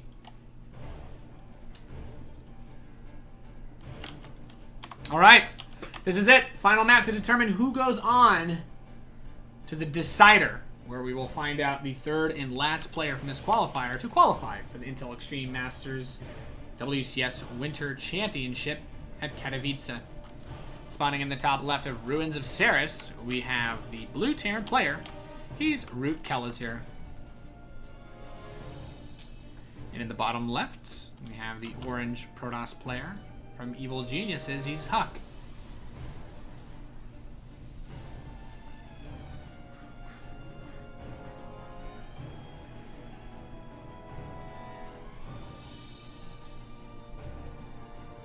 What a crazy build Huck did last game. I want to see Diego do something crazy. Well, he proxy Reapered and failed miserably last game. Maybe crazy is not his strong suit. I always thought of Kalizer as a pretty good standard player, but I guess he can whip out the cheddar every now and again. We all like to churn butter sometimes. Not sure how that relates to cheese, but yeah, you get it. Huh. Huck, the probe scout out. Going for the quick Nexus. Wow. It's a 4-player map. You don't know where your opponent spawned. And now he gets away with being very greedy. Let's see. Let's see what he can do. It's going to open quick reactor again, which means SCV scout. So no Reaper means he cannot really get aggressive, but I guess it doesn't matter. Because Scouted wrong direction anyway. Double gateway follow-up. And maybe Huck is just going to go Twilight after this like he did last time. Core, Twilight, bing, bang, boom. Right up to Blink. And this map. Oh, this is a blinking map. Ladies and Menelgen, this is a blinking map. You got your cliffs here. You got your cliffs here. Your cliff here. And you got your cliff here. Here, here, here. And then just a little bit of extra for those of you who want some on the side. Of course, it's also a great Liberator map, as you've got Ye airspace. Great wide pastures. Waterfalls of caramel. All that jazz. So, Kalizer. Factory. So he's going to do the normal thing he's been doing. Oh, I called it. I called it. Mom, get the camera. Twilight Council. I'm going to tell you what he's going to do next. He's going to go Blink. He's going to go Blink. Or he throws on a Forge now and starts +1 and goes Resonating Glaives. But no Forge means Blink. And he's going to put on the pressure like something fierce, ladies and gentlemen. He might even proxy. A Dark Shrine. Oh my god. One man, one Twilight Council. A Dark Shrine hidden on the map. Like he's done every other game. Where's my Blink? Where's my Blink? I called Blink. Look, I'm a caster, okay? Everything I say is correct. You're gonna start Blink. There we go, baby. Alright. Starport's on the way, Tech Lab. So that's gonna be for a Cyclone, which will be fine. That's pretty much all you need, to be honest, to defend against most early aggression. However, this isn't most early aggression. This is Huck early aggression. So, expect this Liberator to need to get a lot of damage done, because otherwise, if that Liberator gets shut down, I'm kind of worried. The biggest weakness of the current meta game of builds where you open with fast Cyclone is that your stim is always very late as a Terran player. If you guys remember, in Heart of the Swarm, there was a long period of time where Blizzard even thought about reducing the research time of stim just so you could get defense up in time against Blink Stalkers. So all of these things are very important. All of these things are hugely, largely instrumental to the success of a defensive Blink Stalker push. Now, he is taking gases in his natural. He is still building some probes. So this doesn't have to be a Blink Stalker all-in. Looks like 4 gateway Blink pressure with the DTs. So you get your opponent to think about Blink Stalkers. Actually, he has no idea. He doesn't even have an engineering bay. What am I talking about? Kelazer's dead. Does he even have enough energy for... Nope. He'll have 1 scan in about 10 seconds. Oh boy. Oh no. That's not good. He needs to close that main base off, and he will, but that means these SCVs are forfeit. He'll have a scan in a second, but yeah, just don't put those DTs next to each other. His next scan will be ready in about 15 seconds, real time. He's going to get to work on this reactor. Costs gas to repair this, for anyone that doesn't know. So, it's not fun having to repair that. The Liberator got a little bit of work done, but eventually did get picked off in exchange for a few Stalkers. Second Liberator is out, but that DT, oh man, that is annoying. He's going to have to use another scan. But look, 2 more DTs are already on the way. He knows there's no missile turret. He waits for the scan to kill the DTs, and then, boom, next DT moves in. Cleans house. Oh, Solid Snake. No! Put the box on! Alright, that DT was a bit of a waste. But this one, a real Canadian hero. And there's nothing to deal with this now. Now there's no energy for another scan. He's got 7 seconds before another scan is ready. So he can get more damage done. It shouldn't end the game, but he's timing his DT warp-ins perfectly. He's basically also not dropping any mules. So this DT shows up. He's like, alright. Good luck getting your missile turret out, brah. Brah? Oh, he's trying to hold position. Oh, cut your way through. Cut your way through. That's what you got a scythe for, right? Reap the corn. Reap the cornfields. Oh, no, never mind. Okay, he's just going to back off. So many Dark Templar. I think he's overdoing it now. Oh, my God. That one's kind of exposed. Oh, wow. Well, he's got the Stalkers to blink as well. I think that DT actually could have gone onto the tank and killed it if he went right here. I think he might have been able to get it. Yeah, okay. I knew he'd be able to get it. All right, he's going to pick off one of those siege tanks. Really, really nice. And if he gets the next one, oh, with the DT, just enough damage.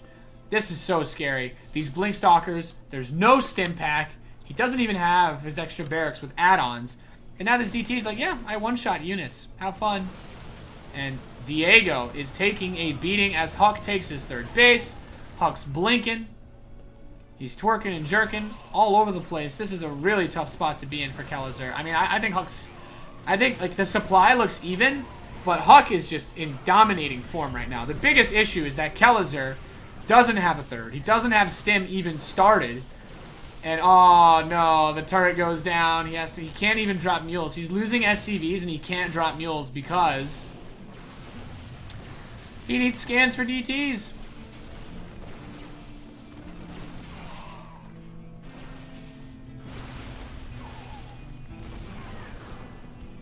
This is just brutal. I mean, it's not like you can turn supply depots into giant cannons. Kappa. Yeah, Diego's just getting absolutely murdered here. This Liberator is trying to be an American hero. Trying so hard. This is a good way to force defensive warpins, though. Nice! 3 kills, 3 kills. But Liberator's already injured. Boom, boom. One taps it. Double Liberator in production. But is it going to be enough, Tasteless? I don't think so. He's got 2 tech labs on the way for his barracks. But I'm just going to be frank with you. It's too late. Stim and Combat Shield start up, but I think Huck warps in a wave of charge lots when his charge finishes, and he probably just straight up kills him. This is going to be such a difficult game to bring back without Stim. Like, I honestly don't know how you do it. I really don't. The Mothership Core is even here. He can place a Time Warp. And... oh, he's just going to go to the main. Oh, there's no tanks in the main. Oh, no, the Stim Tech. Oh, God, the Stim Tech Lab. No Stim. No more tanks. That's disgusting. Third Command Center. Sayonara, sucker. Oh, he just wants to kill the factory. He's just like, no more tanks. Ever. Ever. That's disgusting. Huck is just styling all over him. 5 DTs want to run in and snipe that turret. Not happening, but he's gotten so much work done. 2 Liberators sieged up here, actually getting some probe kills, but he's got a third base. And the Stalkers are still wreaking havoc in his main. The DTs, they're looking for that snipe. They're looking for that snipe while the Stalkers continue to press, and he's going to get the turret. Oh, no, those SCVs dropping left and right. I mean, Huck's got this in the bag. This game is over. Way too much damage. Way too much. Still no stim. No combat shield. Charge is ready. He's blinking. He's thinking. Orbital command. Bye-bye. Doesn't matter if it's still alive. If it's in the air, it can't scan.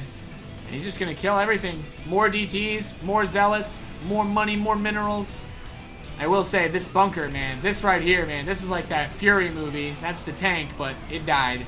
And then these poor bastards up here are also going to die in terrible fashion. He's trying to do some cute medevac micro, but he's down to just 30 supply. It looks like Huck is going to advance on to the final deciding match for his second chance to qualify for the WCS Winter Championships at the Intel Extreme Masters Katowice. GG, Tasteless. GG.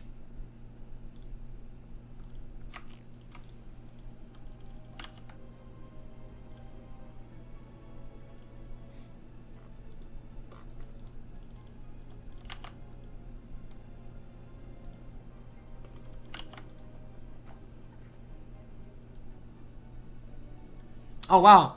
One Hene1 resubbed for 2 months. Thank you very much. Purple Drank 32 subscribed. Well met, Purple Drink 32. Thanks for the sub, brother. I stream a lot. Like, literally every day. I streamed for like 3 or 4 hours before I was even casting this tournament, so... I do appreciate, especially all the people that follow the stream. You know, obviously I'm not telling you to become my best friend, donate, or sub, but if you want to follow, just give me a chance. Just give me a chance! We're going to get ready to go into the final match.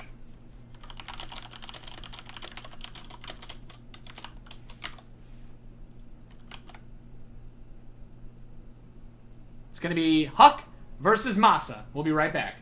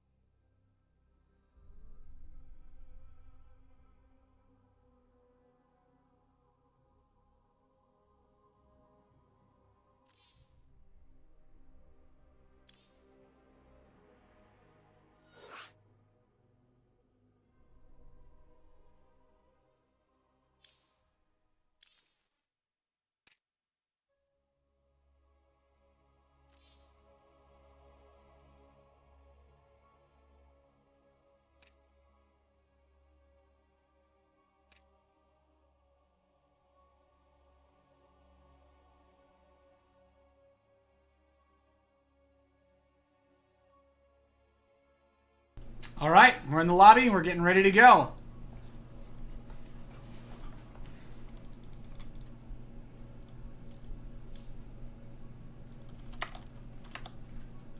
All right, we're counting down. Man, Huck is in a rush. He really wants to get this match on the way. Caparino.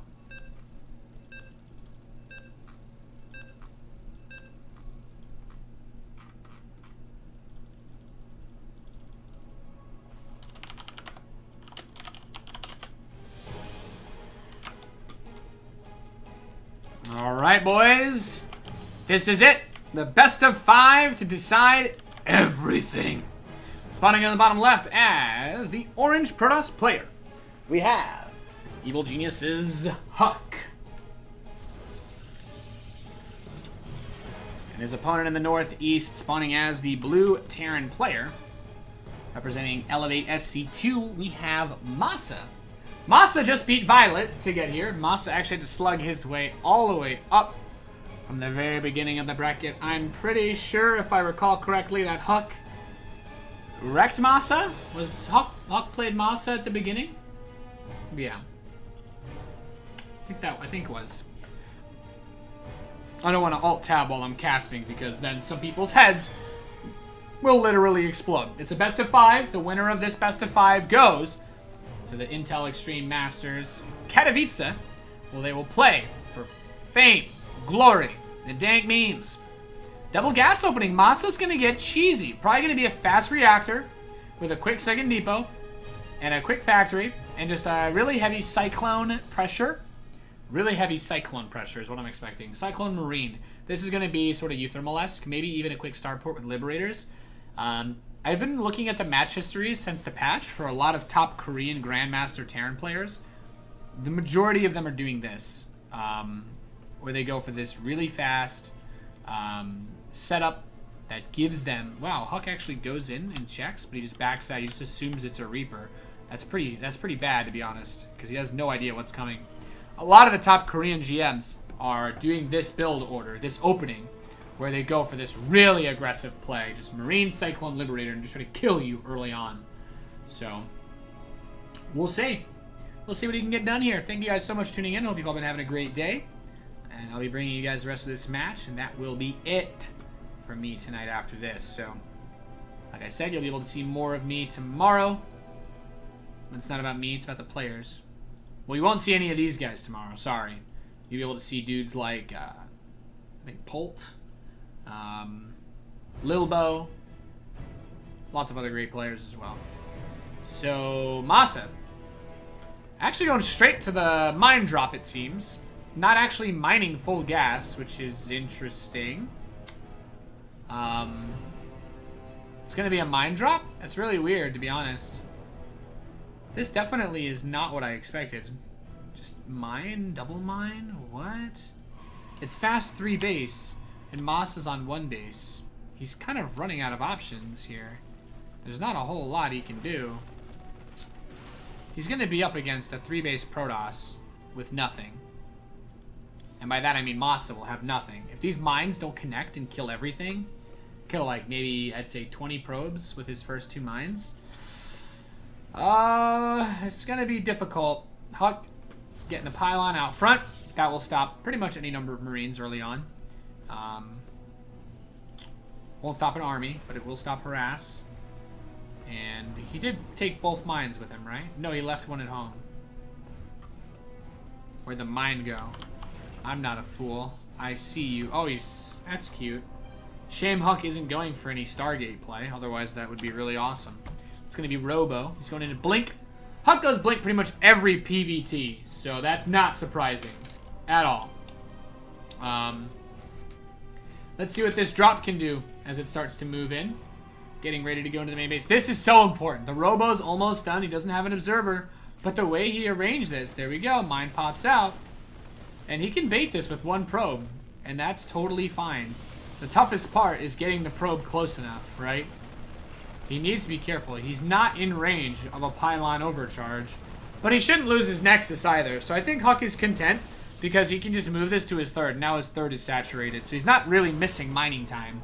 The only mining time he lost was moving his units around. Oh, he tried to bait the mine shot out there with that probe. Not able to get it. Stalkers are really, really bad versus Marines. Like, really bad in low numbers when they're being healed by medevacs. And, oh, this is the cherry on top. The creme de la crop. Liberation zone. Oh, just go to the natural. Go to the natural. Keep going. Keep going. Oh, this is so good. This is so smart. So brilliant. Keep in mind, Blink is almost ready, so he really wants to bait that mine shot. He baits it. Now the Stalkers are just going to get for the medevac. The Liberator's going to kill 1, 2, 3 probes. He still has that medevac alive and well, but the mine is gone. And these Stalkers, now they have Blink. Huck's on 3 bases. Masa is now on 2. He secured himself a tank, but he is by no means ahead. He's at 33 workers versus 47. And Huck is building 3 at a time, so he's going to blink up. Wow, can he not hit that stalk? Oh, he needs high ground vision. He needs the mothership core. Oh, my God. He threw away a Stalker. Ah, that sucks. He needs high ground vision to actually be able to do that. Rip. 3rd command center on the way from Masa. That is actually brilliant now that I think about it. And look, oh, he's like, oh, I'll blink into this one. As he kills 1 Stalker. But still, that's actually really brilliant. Honestly, guys, I can't overstate how important it is that Masa denies one of these bases from mining because he is so far behind. Huck is unbelievably rich. And I like this. He's going to get a Stargate. He's not going to let Liberators ruin him like he had earlier in this series. He's going to go all the way. He's going to push it to the limit because he's in it to win it. Huck is in it to win it. Oh, yeah. As Warp Prism comes about halfway done. Stargate's halfway done, so you can go down the aggressive with the Warp Prism. I mean, he's a rich boy. Like, Huck is rich. He's been on this base for a while. The only thing that sucks is the delayed mining here. But he said, screw it, I'm just going to get Phoenix. The funny thing is, couldn't he have just moved his Mothership Core or an Observer over here? And then I'm pretty sure a Blink would have been able to kill that. Maybe I'm wrong, but weird terrain like this really fudges up AI when it comes to, like, Liberators and such, so. Phoenix is going to go straight over there, eliminate that Liberator, and all will be good. Warp Prism making its way on the right side of the map. Is that another one? Oh, ooh, cheeky, cheeky. Can he get in there with that being in range of the pylon? Yes, yes he can. He can deny one of the assimilators, deny some of the mineral patches.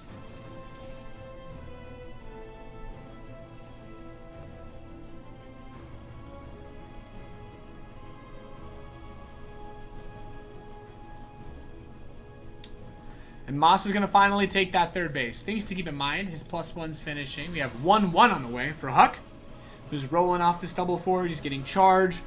Huck's been doing this for a while. This has been his favorite flavor of Protoss versus Terran for quite some time. Now he's finally secured his base. He's finally got everything set down perfectly.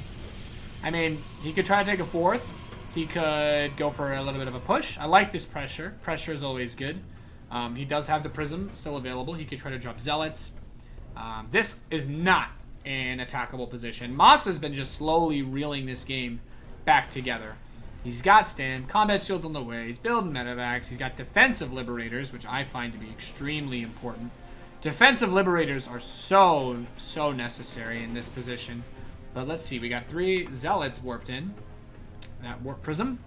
So can the Zealots in the Prism get in? Can he find a hole, you know, inch his way through an opening? A crevice, as it were. As many Archons get warped in. Is he going to attack this? No. No. Why is he bringing all of this out? There's no way. There's too many Liberators and tanks. He doesn't have enough Phoenix to lift all of them up. He only has 1. If Huck attacks here, I'm actually going to be blown away. Okay, he's just trying to try to contain. I think containing is good. Because he has the Phoenix, which already shut down drops. But he's taking his 4th base. And oh, he blinks into the main. So he's hitting from the west. And now he's going to drop in the east. He's hitting in the west and the east. And he blinks down. Now he's hitting from the south. The Liberator's still saying, back it up. But this is really, really frustrating. He's got a bunch of Zealots in his base. I mean, I feel like Adepts are still more useful in this scenario, but he's just trying to distract because he's pushing it to the front. The Archons actually break the tank line. 1 tank down, 2 tanks down, 3 tanks. Oh, he force fields the ramp. Oh my God! What phenomenal play! What a play! What a move! What a strategy! And the Zealots in the main base. He's still adding more from the Warp Prism. He finally kills the Prism. Warpins have ended, but those force fields had not. There's 2 more tanks. Massa playing that Marine tank style. But man, oh man, he killed a lot of SCVs. Now he's on 4 bases. He's got 2-2 coming in. 3 Liberators at a time is fine, but there's nothing quite finer than well-aged Terran wine. And I gotta imagine that's what everybody's feeling watching this, man. Massa. Huck plays the bull. Huck is the bully Protoss. Like, Huck is the bully Protoss. That's this style, man. He slaps you again, he backhands you. And by the time you know which way you're facing, you're upside down. And it no longer matters. Massa is... This doesn't even feel like it's Massa versus Huck. This feels like it's Massa trying really hard not to die, and then dying. Now this, right here, could be the dream. He's got 3 Liberators. And there's 2 pylons. I don't know about that. Did you guys know 1 pylon overcharged before it runs out will deal 560 or 540 damage? Somewhere in that range, assuming it doesn't die and is firing the whole time. But there we go. 3 liberation zones and a big drop. There's 2 cannons and 2 pylons. The pylons and the cannons and the cannons and the pylons are firing away. He will kill them. These Liberators are shutting down the defensive Warpins for Huck. And this is a really cheeky move. as he gets himself into a phenomenal position. Of course, he still has that 4th base, but the main base is shut down. Some of these gateways are unpowered. I mean, Huck does have a reasonable number of warp gates available, but breaking through this position, he's going to lose his main nexus. I think that's inevitable now. Blinking into this would be borderline suicide. And Moss is just chilling. Look at this. His next wave is moving out. He's going to try to take down that middle base. The 5th base that's on the way. The Stalkers are just fighting against the Marines. Moss is really trying to stay inside the liberation zones so that he doesn't get caught. And these Marines killing Archon. That's nice. Archon's the apex predator of Terran Bio. I don't think he needs these medevacs here anymore.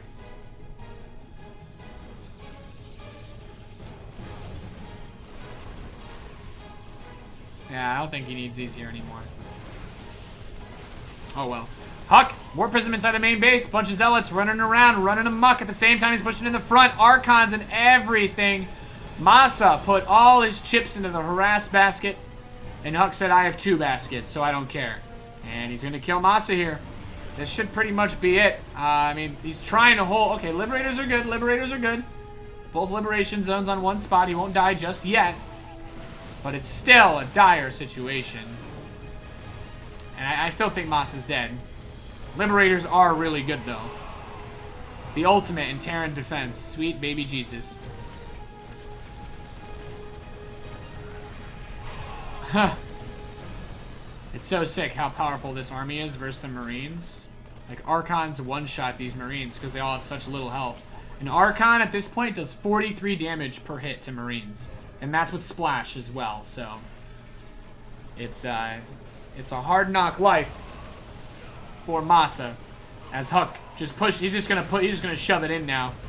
He's just gonna shove it in and end it all. GG! Huck takes game number 1 in this Decider's best of 5. If he wins the next 2 games, he will advance and qualify for the WCS Winter Championship at the Intel Extreme Masters Katowice, which will be awesome.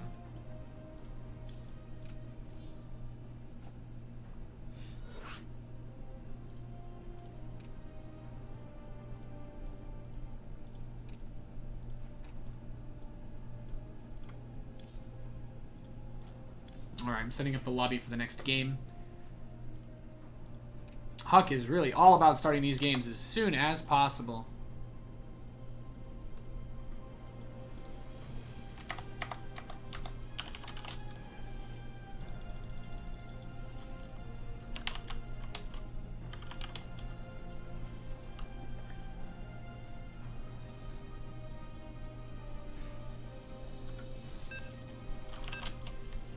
Alright, we're counting down. We're loading into game number 2. I guess Huck is really in a rush.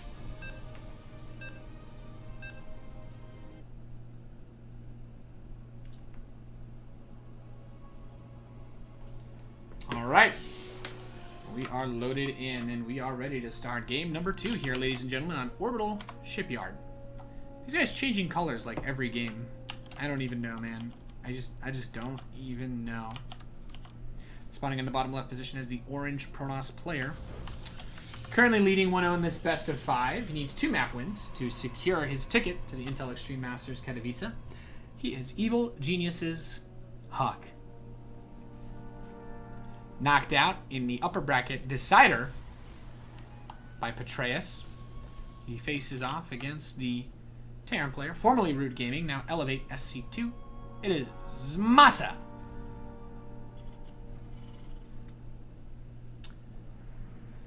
Oh boy, that last game did not go well for Masa. The early aggression was cute, but didn't really do what it needed to do. Huck got on 3 bases so fast. Like, honestly, I don't know what you're supposed to... Look at this. He's like, you don't build Reapers at the start of the game, bruh. You don't build Reapers at the start of the game. I'm just gonna go Nexus first. I'm not even mad. Nexus first. Gate. Gas. I'm sure he'll start another gate as soon as he can afford it. Huck being a greedy boy. Oh, double. Oh, maybe not 2 gateways. I don't know, Kev. Kev's not here. No, it looks like it's gonna be... There's the second gateway. Okay. Okay. The world is still upright. It has not flipped over. And Huck's gonna come in here, just deny this SCV from building the depot. That's pretty triggering if you play Terran. Huck starts the Cyber Core. Alright, boys. I would make a bet, but to be honest, if I put 20 bucks on on Huck building a Twilight and he didn't build a Twilight, I don't want to make that bet with 5,700 viewers, so I'm going to pass. But I'm pretty sure he's going to build a Twilight Council. Also, since some people... my favorite thing to do sometimes is just, I actually intentionally not turn on the production tab, because nothing really interesting or weird happens. Like, if something happens, I'm going to see it. There's not enough things happening for me to make a mistake. But it is funny, because some people get really rustled that they can't see both players building workers. Second gas on the way for Masa, and a Twilight Council. Like I said, Huck, Twilight Council, pretty much how he rolls. So, yeah, nothing unusual there. Masa is going to go for that fast factory play again. There you go, your wishes have been granted. Twilight Council. It's going to be Blink again, because this is a great map for Blink. Why not? Masa has hidden his SCV. Oh no. Oh no. He was prone. Did he spot him? No, you can't see prone units. Huck's like, find the proxy, find the SCV, find the SCV. Wait, the SCV's in my base. He doesn't know. He is not aware. He is acutely unaware. He is beyond unaware. Completely flabbergasted. Oh well. Oh, well. Masa holding down the fort at the front. Third command center on the way. Ooh, Raven? Ah, so he's worried about DTs again. And why is that? Because he saw the Twilight Council. He doesn't want to build turrets. He doesn't want to build a fast engineering bay. It is substantially easier to get a quick Raven. Although that Raven will become a big juicy target, as Blink is now on the way for Huck. That Raven will become a big target.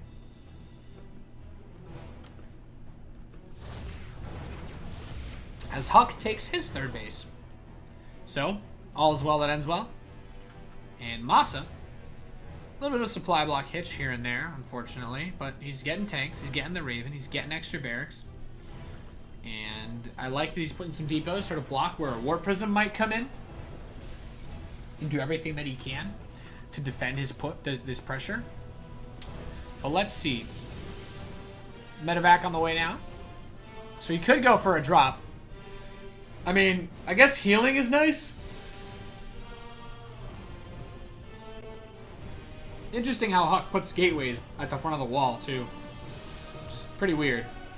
I don't know.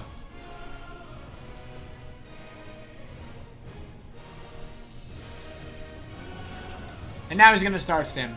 So the tech lab from the starport ends up retaining its usefulness. So you can float that Rax over. And I'm sure we'll see stim. Now, there we go. So stim. And Huck's just probing. Huck isn't really doing anything of note.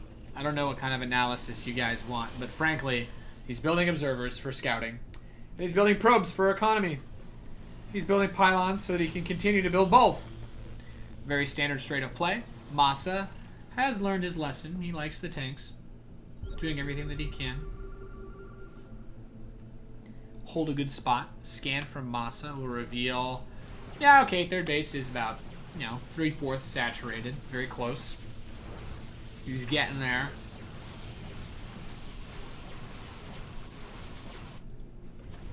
And look at this. Double tank. Good amount of Marines. Is he going to use this to take the third? Yeah, okay. I wasn't sure if he was going to try to get aggressive. Look at this fast charge follow-up, though.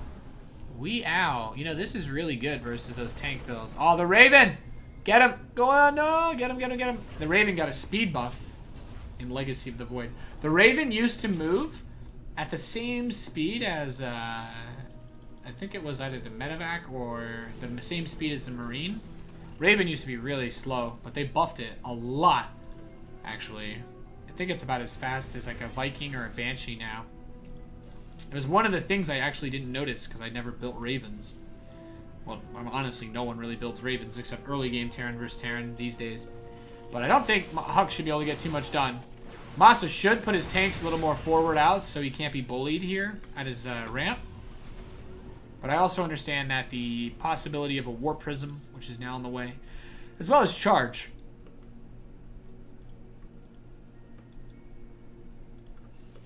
They're both a deadly combo, is basically what I'm saying. So, yeah, the Ravens got enough energy for Seeker Missile, which is always a fun ability. But these Stalkers, trying to be annoying. They are being annoying. Stims a few Marines there, jumps the gun. And Huck, is he going to try to kill him right now? Really? Is he going to wait the minute and a half, or 30, 40 seconds for his 1-1? I don't know. Huck can't actually kill him, can he? Look at this.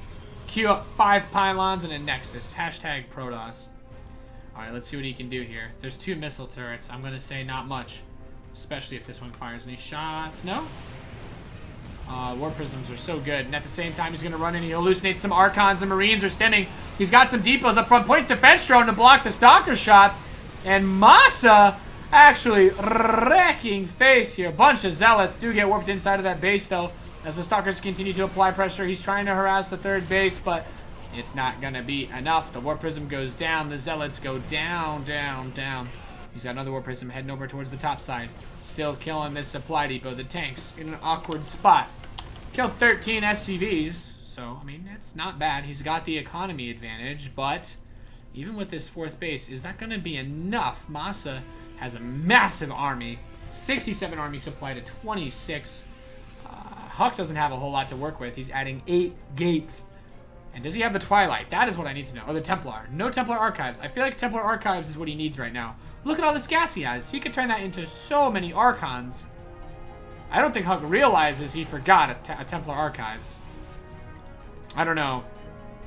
I mean, I just don't feel sentries are good enough that it explains it. But his mineral income, if he doesn't take the gases on his 4th, should make up for it. So he can still get around not having it. I mean, it's not like he won't be able to spend his gas, but another Immortals on the way, more Zealot harass. Really, really nice to see this. Just being annoying. He's pulling Masa back, all the way back into his base, and these Stalkers harass as well. The siege tank count is awesome, though. I always felt that tanks dealt very well with this style. Players like Huck use this. Desro is another Protoss I know of that loves this sort of style.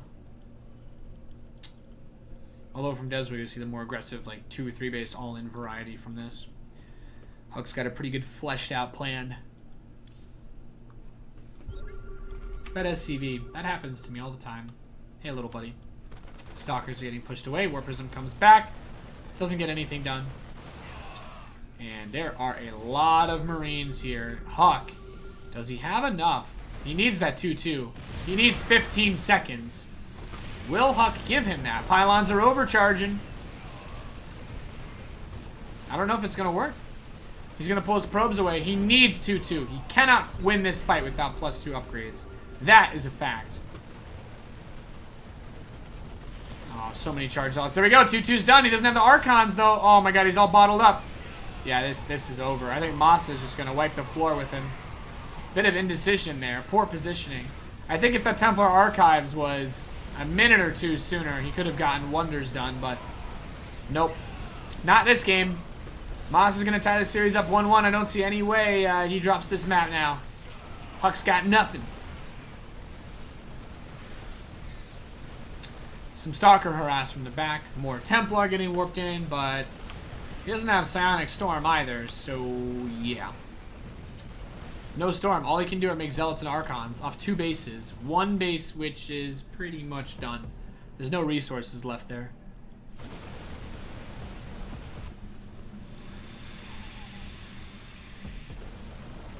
And Masa, really well played. Much better defense of the early aggression this game. Really impressed. He took a beating, much like all the other Terran players that Huck went up against today, but he's just going to attack, move these Archons into the Marine tank. Pray for the best. Auto turrets are actually really strong now as well. GG. Masa ties it up 1-1, baby girl. And we're going to game 3.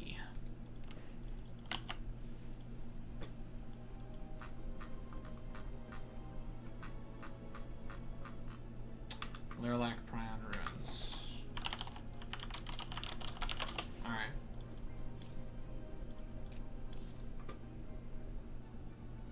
Huck is in such a rush. A Lamau.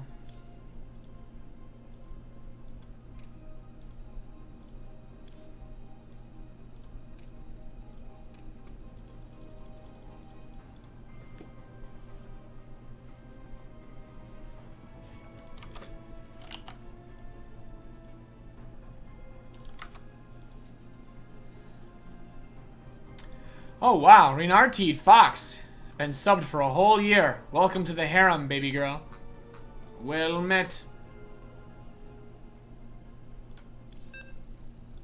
Players are ready. Let's do it. Game number 3 coming at you right now. You guys can thank Huck for the lack of any downtime. I get to protect... Huck is protecting you all from watching commercials. Kappa HD.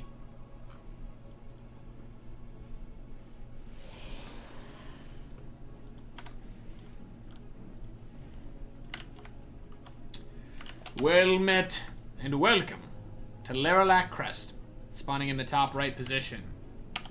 Tied 1 apiece in this best of 5. We have Evil Genius's Huck, the orange Protoss player.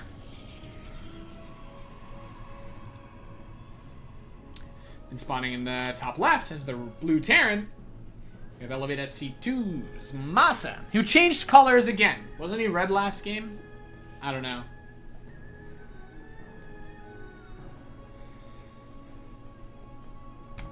Someone in the chat pointed out you cannot, in fact, lift engineering bays. But did you know that the engineering bay model actually has the thrusters and everything on it? And that the engineering bay actually still has feet like a command center or a barracks does? The engineering bay has these things, but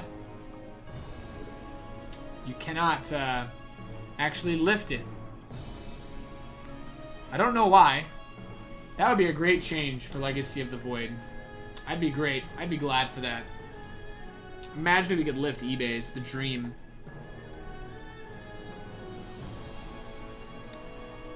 Huck gets a really fast scout. Actually, Masa will scout him pretty fast too. The third base very close to the natural with horizontal spawns on this map. It's pretty tricky. And that fast nexus again. Huck is he's a great boy. He's a great boy. So let's see what he can do here. Yeah, some comments on the last game. I mean, I guess, you know, the game was so intense. There was so much going on. It was so active. You know, I can understand why a mistake may be made like that, but obviously the game would have been completely different if Huck had been able to squeeze out that Templar Archives a bit faster. Just a little bit. Just a little bit. Just a little bit.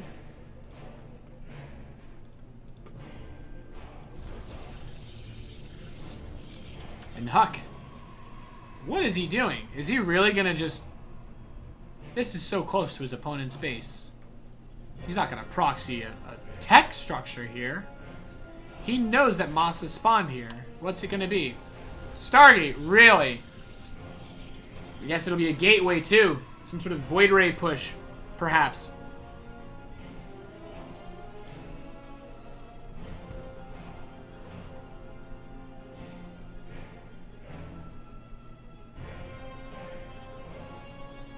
Pretty sick. I like how he realizes that Solid Snake SCV never left his base, too.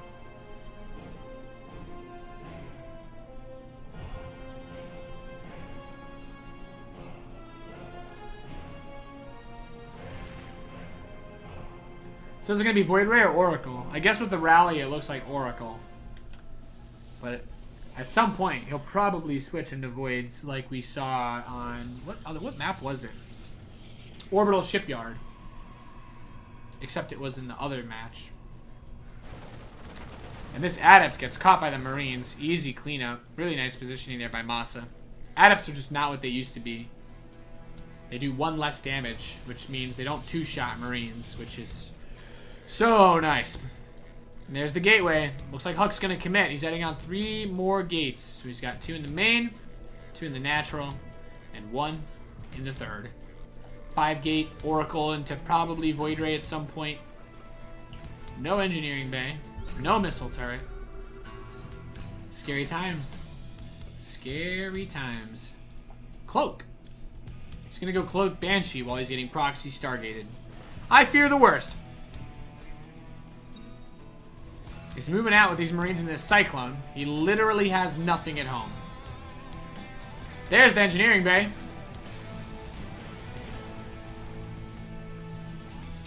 How many is he gonna wait for? There's not even anything here. Oh, he's bringing him back to defend. That's a tragedy. He doesn't have anything, unfortunately. Wow, what?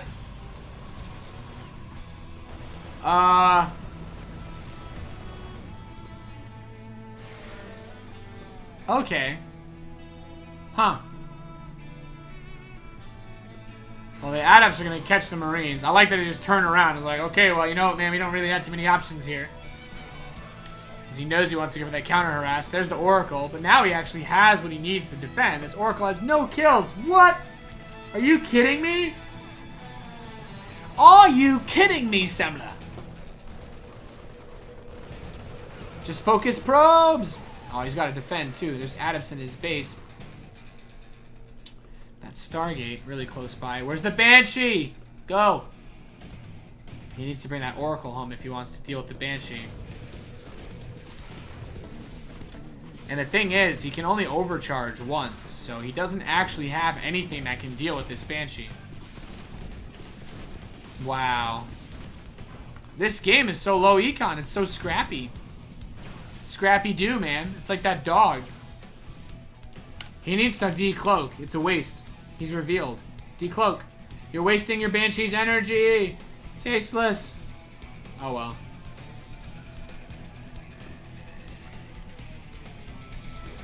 Drill the facility on the way. He realizes that oracles are not the most sustainable form of energy there is. Yeah, but units that are revealed, if they decloak, like if they're cloaked, they still use energy even though they're revealed, which naturally complicates things. He missed! He missed the revelation! What?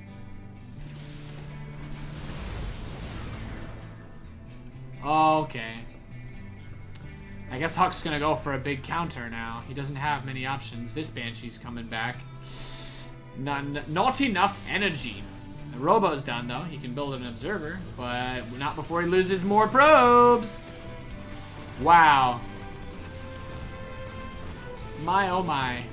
In my heart of hearts. Huck, gonna teleport into that siege tank, trying to repair. Do everything you can. Not gonna be enough. Stalkers are everywhere in the natural expansion. Banshee in the main, Banshee in the nat, Banshee in the main of the nat. He's cloaked. He's looking around. He's got the siege tank on the ground. The Marines are running away, but I don't think they're going to be able to stay.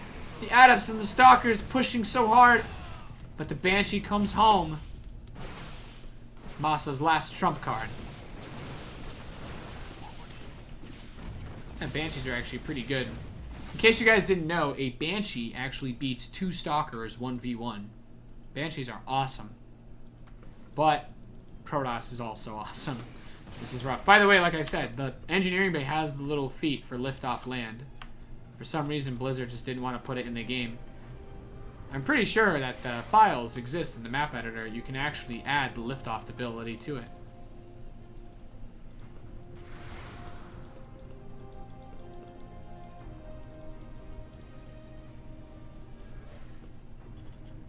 He's going to throw a bunch of adepts onto the tanks. Is he going to go for it? I guess he kind of has to. Yeah, he will. And the tank down. Second siege tank. Taking some pain. The oracles come in too. Oracles down. Banshees are being revealed, but like I said, man, Banshees wreck stalkers. If only... Oh! The clutch cloak. Oh, snap. Wow, that was dank. That was actually awesome. The perfect timing on that cloak by Masa not to lose his Banshee. Meanwhile, Huck is still rebuilding his shattered economy. He's just like, back it up, back it up. Oh, lordy. Oh, gets one of the Banshees. The Observer is here now, too. But Masa's just in a great spot. Huck warping in more adepts outside of Masa's base. Can he finally put an end to this madness? There's not enough stalkers to deal with this. He needs to be careful. I love that the tank isn't sieged anymore, because it's been pretty useless all match long. And the Banshees are going to immediately go to look for those Stalkers as well. Adam's cleaned up. Dude, I think he's done, man. I think Masa did it. There's not really anything that could stop him from pushing when Stim is done. Like, he just needs to go kill this Stargate in the gateway and end the game. 2 Banshees versus 4 Stalkers. Easy peasy. He's got this. He's looking for love in all the right places. And he's going to teleport in, trying to take out the siege tank. Trying to get the Banshee. Does get 1 Banshee, but won't get the second. GG, Masa takes the lead in the series. 2-1. Nice. Pretty sick. Wow, so the Banshees actually ended up being a key instrumental tool to be able to do this, yo. Pretty nice, pretty nice.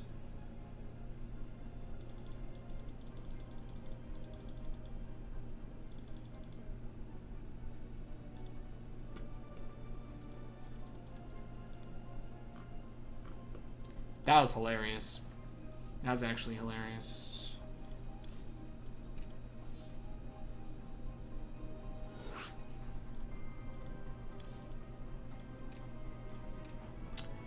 All right, if Masa wins this next game, he's going to be qualified for Intel Extreme Masters Katowice, dude.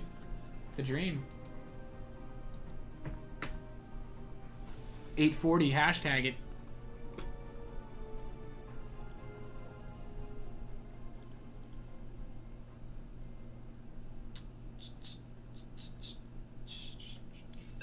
All right, let's go. We're loading in. Absolutely no time to waste.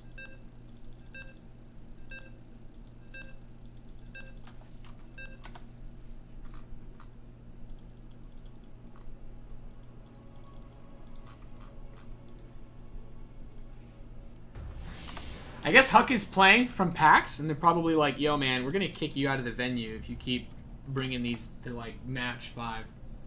I don't know, man.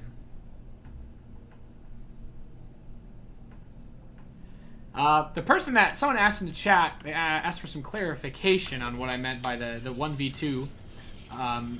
If a Banshee goes to attack 2 Stalkers, it'll win.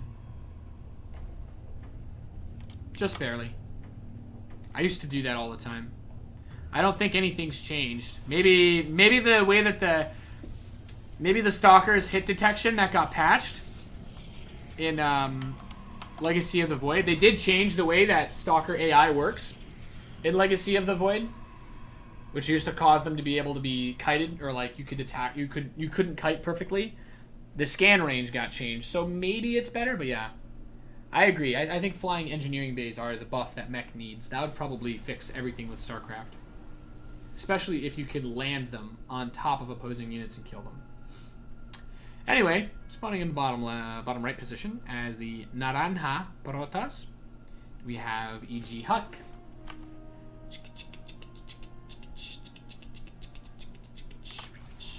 And in the top left, spawning as the blue Terran player, we have Elevate SC2's Masa.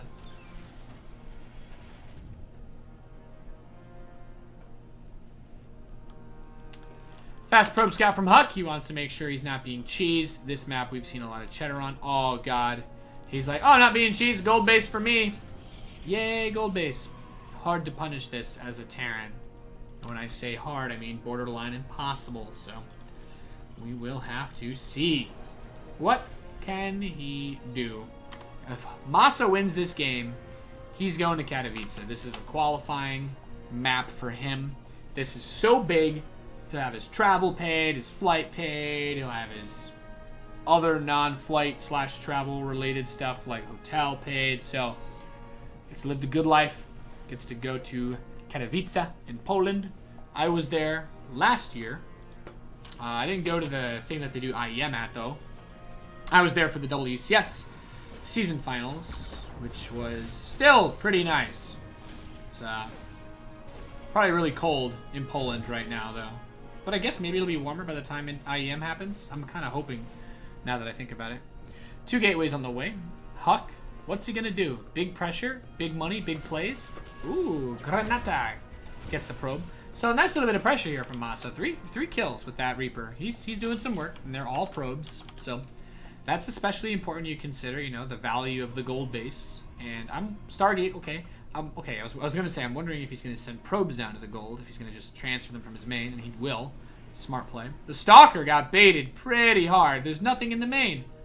What? He's gonna kill more probes. That's got to be frustrating. This is exactly the kind of start that Masa needs. Oh my god. This is... I feel like I'm watching...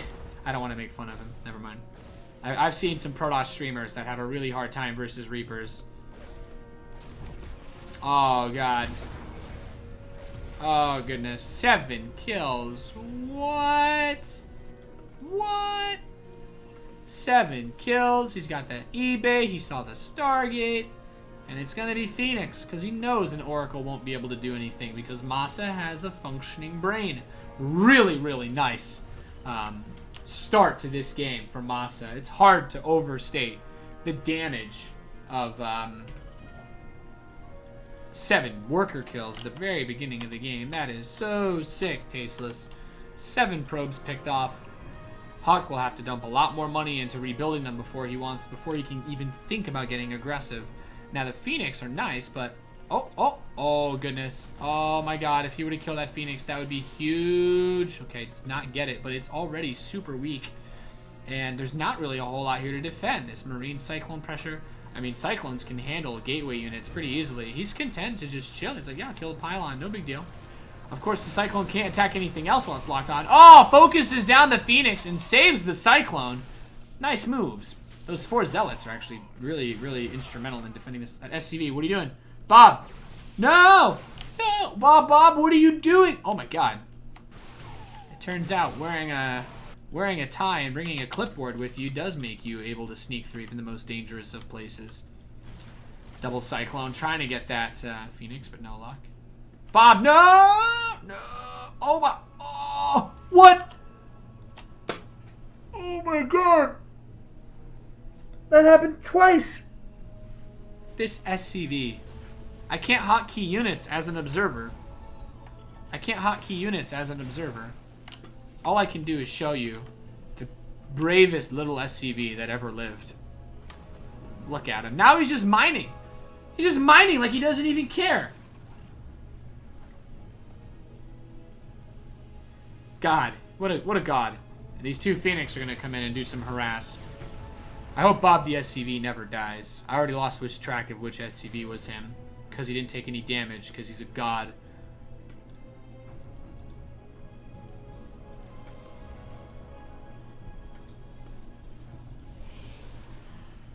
These Cyclones are playing chicken with these Phoenix, but the Stalkers have come to end the party. Says there's no infinite ammo when you come to real life. Man, Huck has so many minerals, too. Wow. Oh, my God. Everything I hate about this map. Right here. Everything I hate about this map in one screenshot, guys. I'm going to take a screenshot so I can save it for my Terran tears. My Terran tears later. So, Masa's pretty boned. He has to do a big attack really soon. That does a lot of damage. He's waiting for Stim for this drop, but it's still 30 seconds away. There's not even any probes in the main. He just keeps transferring them all to the gold. He doesn't even care. Get the medevac, get the medevac, get the medevac. Oh, no medevac kill. The Phoenix are coming back to deal with this. As Huck gets ready to make a push. Well, as Red gets ready to clean it up, excuse me. Blink is on the way, though. And with this many gold bases, oh my goodness.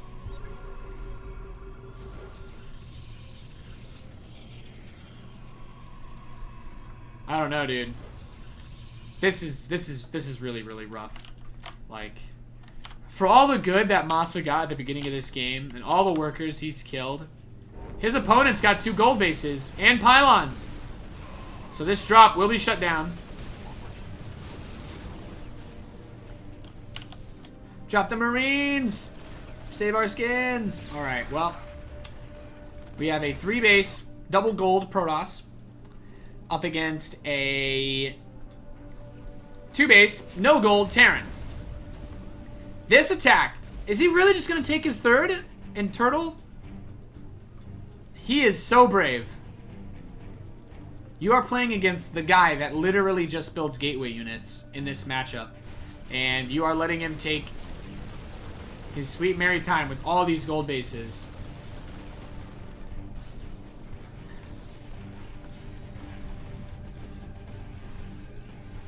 Hi, Bob. Charge, double forge. I hope Masa knows what he's doing. Has he even scouted the second gold? He does know. He knows his opponent's on 2 gold bases. I guess he feels like his opponent has already gotten too much. But look at this. Stalkers and Phoenix into the main base. The tanks aren't there. This is really tough because you know what he's going to do. As soon as all these Marines are up here, he's going to blink down to the gold, pick up the siege tanks, and kill everything else. There's some Marines left here. Okay, that was a reasonable hold there from Masa. But Huck's not giving up just yet.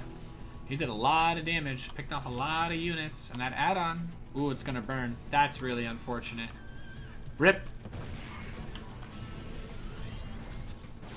And the Stalkers are back inside of the main base.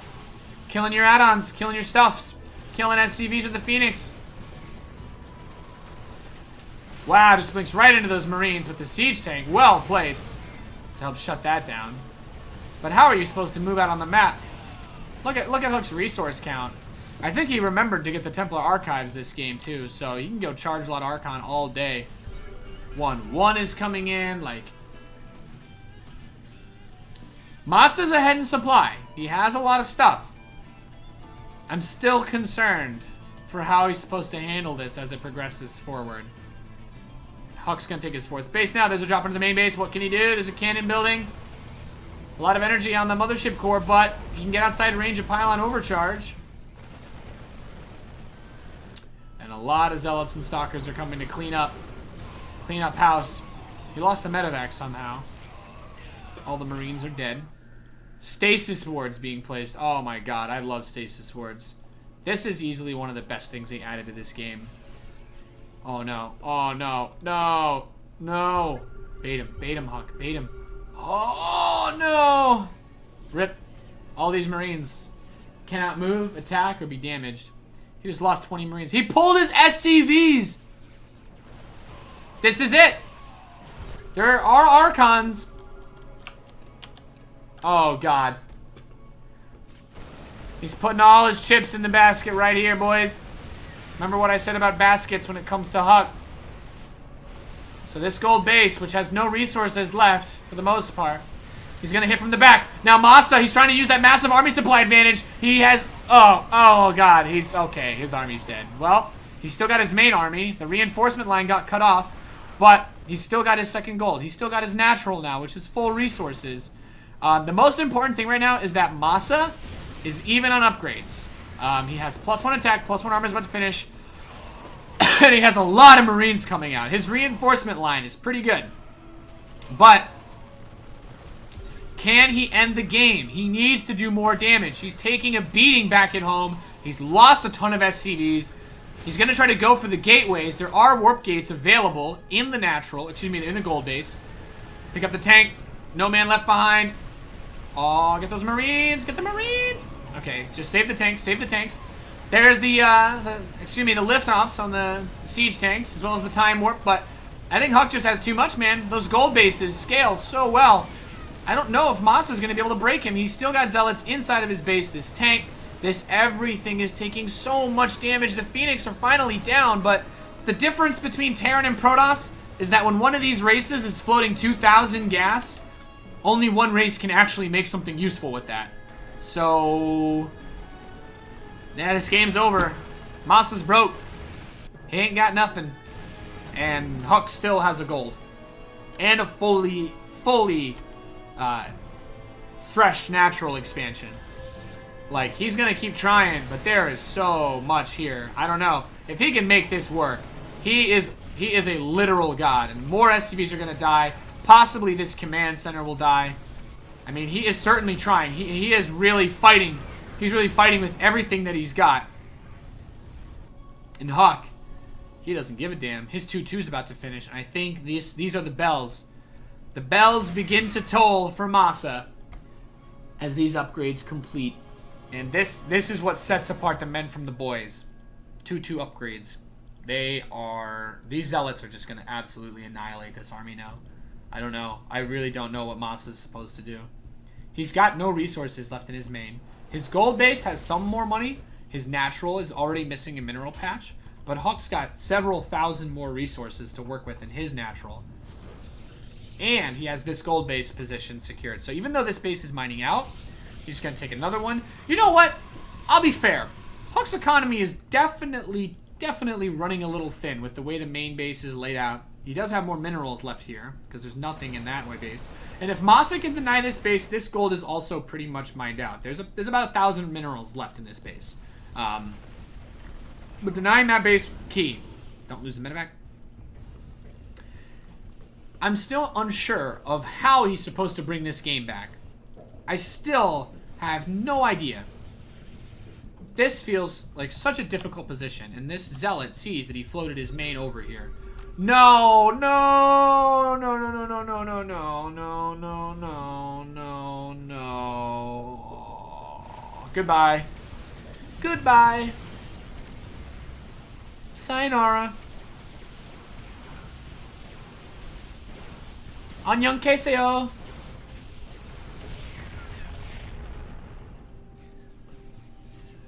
Well, I guess he's going to have to pull the boys again into 2-2 charge lots and Archons. He still has this drop trying to be annoying. But when +3 armor is done, and +1 shields, when +3 armor is done, 1-1 bio versus that is GG. He's got 2 liberators, 2 tanks. And he's pulling the boys again. And there's one SCV in the front that's got gold minerals in his hand. You know who that is? That's Bob. And he's going to lead the charge. He's going to lead the charge into battle. Can he do it? The army is coming for Huck. He's coming from the behind. Can he do it? Can he make it happen? He's going to push in. Okay. Gets a good first tank volley off.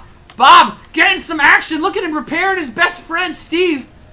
As the cannon moves in, the stalkers come from the back. The Archons, the Zealots, the Liberator not sieged up. He's baiting the Zealots into the freedom zones. But the army supply is actually starting to go in favor of Masa. This is his chance. This is his chance. Huck somehow is floating 1,000 minerals and 1,000 gas in a key moment. Does he not have enough? He doesn't have any warpins. He doesn't have any warpins. And Huck's going for the counter. But, oh my god. Masa actually has a chance at winning this game. This is the last... Oh, he needs to save this command center, though. He needs to save the command center. No, he loses it. The Marine's trying to defend. He picks off this base. He's going to pick off this base as well. He has to kill this Nexus. That's Huck's only chance at bringing his economy back. He still has this mostly fresh natural, but he is literally just cramming Archons down his throat. This is so crucial. This is everything right here, right now. Masa has to win the game with this attack. He has no economy left. He's got 1 orbital command. This is it. The game ends here, for better or for worse. Masa's going to push up the ramp into the natural expansion of Huck. He's looking to get this victory so he can try to get to Intel Extreme Masters Katowice. 1 Archon down. The Stalkers ready for the back. The Siege Tanks have been picked up. The Liberators are doing everything they can, but it's not going to be enough. The Archons with the Immortals have picked off the entire army. Masa has lost everything. GG. Huck brings it to the ace match. Huck keeps his dreams alive. Jeez, this match is... I can't. The club can't even handle me right now. Hashtag Roddy in the club. Oh my god. Oh my god. What was the last map? Ruins of Ceres. Good god.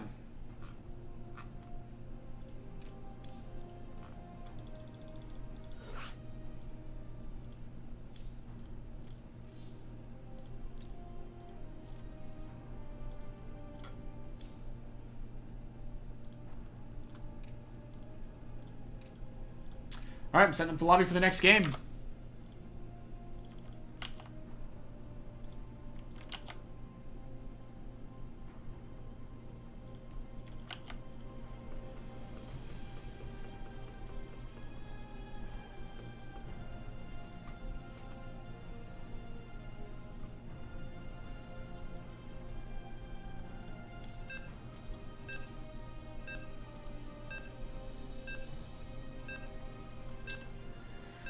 Whew.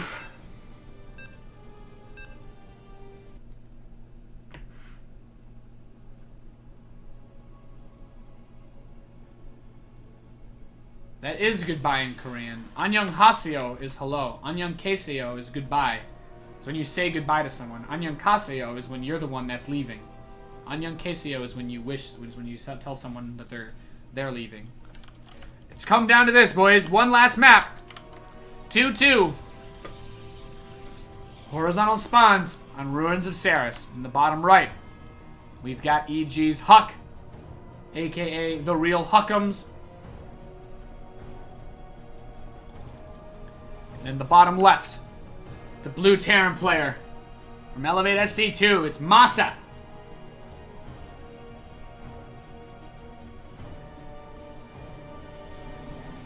This is it.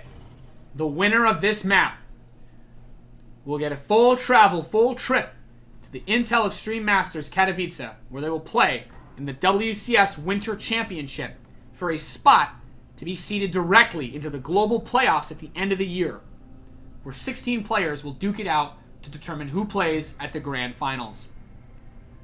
This is a key moment, as if whoever loses this map on Ruins of Ceres, right here, will have to go through this whole entire process next week, or in 2 weeks, however long, I think it's in 1 week, where they too will have to play through the open bracket, where 160 plus players signed up this week. Each day as well. It was like 160 each day. And then they'll have to play through the stage 2 bracket again. And if they lose, they'll also have to once again play through the lower bracket in that, where they will have their final opportunity to make it through. And this is... Whew. This has been intense, man. I hope you guys are having fun. I'm having a great time. That last game, I honestly, towards the end, I started to believe that Masa had a chance. I thought Masa was dead in the water for a while, but he made me a believer. Bob made me a believer.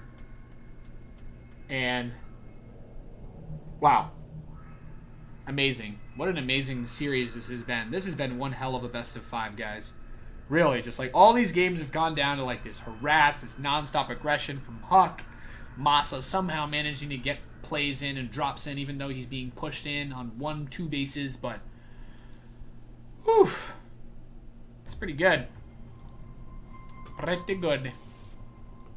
And Masa is going to do his normal thing. He's going to do the same thing he's done every game this best of 5, which is Reactor, Barracks, Command Center, Factory, Starport, Liberator, Cyclone. What are you doing, Marine? What are you doing? Look at you. You going on a little jog? Oh, he's going to the tower. Okay. I didn't mean to disrespect you. He's checking for proxies, I guess? And he knows Huck is here. But does Huck know that he knows that he's here? Stalker's going to go running around. And he's got a probot on the map, too. Twilight Council for Huck after this Nexus first. I'm starting to wonder now what we're going to see. Is he going to go... Okay, Blink. Yeah, Blink as always. Proxy Pylon. It looks like Huck wants to do a really, really aggressive 2-base play to finish this match, man. This has been really sick. Definitely helps Masa that Huck is not starting this game on a gold base. Even if he did go Nexus first. He's opening Raven again. He's not taking any chances. He's not taking any chances at all. So... you need to kill the Stalker. And now, oh, he finds the gateway. This is really nice. Okay, this was really, really big because I felt like Huck was about to start running train on Masa again with the Blink Stalkers going up and down and back and forth and in and out, you know. That's not a fun position to be in if as a Terran player when the Protoss is constantly breaching and leaving your main base. Feels like you're helpless. Robo follow-up. And, ooh, Cloak Banshees. Smart to get that Robo instead of a Stargate. That will really help. You can use that for Warp Prism, for vision. You can use that for Observers, for vision. Do the blinks, do the attacks. Do everything. And this is going to be pretty sick. He's going to do it anyway. I love this. Huck. Like I said earlier, he's an assertive man. If you're looking into a relationship with a StarCraft personality, just know that Huck's not going to put up with any of your crap. Okay? He's a very assertive, forward man. And you know what? In StarCraft, it works. He's played really well this series with this very in-your-face style. This bully Protoss style. Picks off an SCV, and he's like, I got Blink, man. I'm not even mad. Now, he is looking for this third base. Masa knows that there's no third. Wow, this probe doesn't see the Marine, and the Marine doesn't see the probe. Now he should see, but he's got the Banshee. He's got Cloak. And what's he going to do? Skirt down to this bottom side? Might lose a Stalker. Okay, blinks out, blinks out. This Marine sees the third base. Well, at least, you know, the pylons. He's getting ready to take that third base. And now he's going to block it. But, yeah, Mothership Core is just going to straight up murder this Marine. Stalkers are going to blink in and... Oh, point defense drone! What? Oh! 6 City, Tasteless. Wow, that was amazing. Wow. That was incredible. That was actually really awesome. He dropped that PDD right as the Stalkers started shooting. And, oh, Stalkers blink. Don't get the Banshee. This Banshee, however, has got 4 kills. He's going ham. Needs to get on top of them probes, though. Stalkers blink at the main base as Huck starts working on some depots. He has got a bunker in the main, too. However, he does not have another point defense drone, so he's already pulling SCVs, getting ready to repair. This Banshee, oh, dodges outside of the Photon Overcharge range, and the Stalkers continue to stalk around. Very good opening for Masa. He's got combat shields. Only thing he's missing is Stim, which he needs a little bit more time for. Banshee gets another kill, and another one. And there's no third base anymore for Huck. So Masa, 2 base versus 2 base. Feels good, man.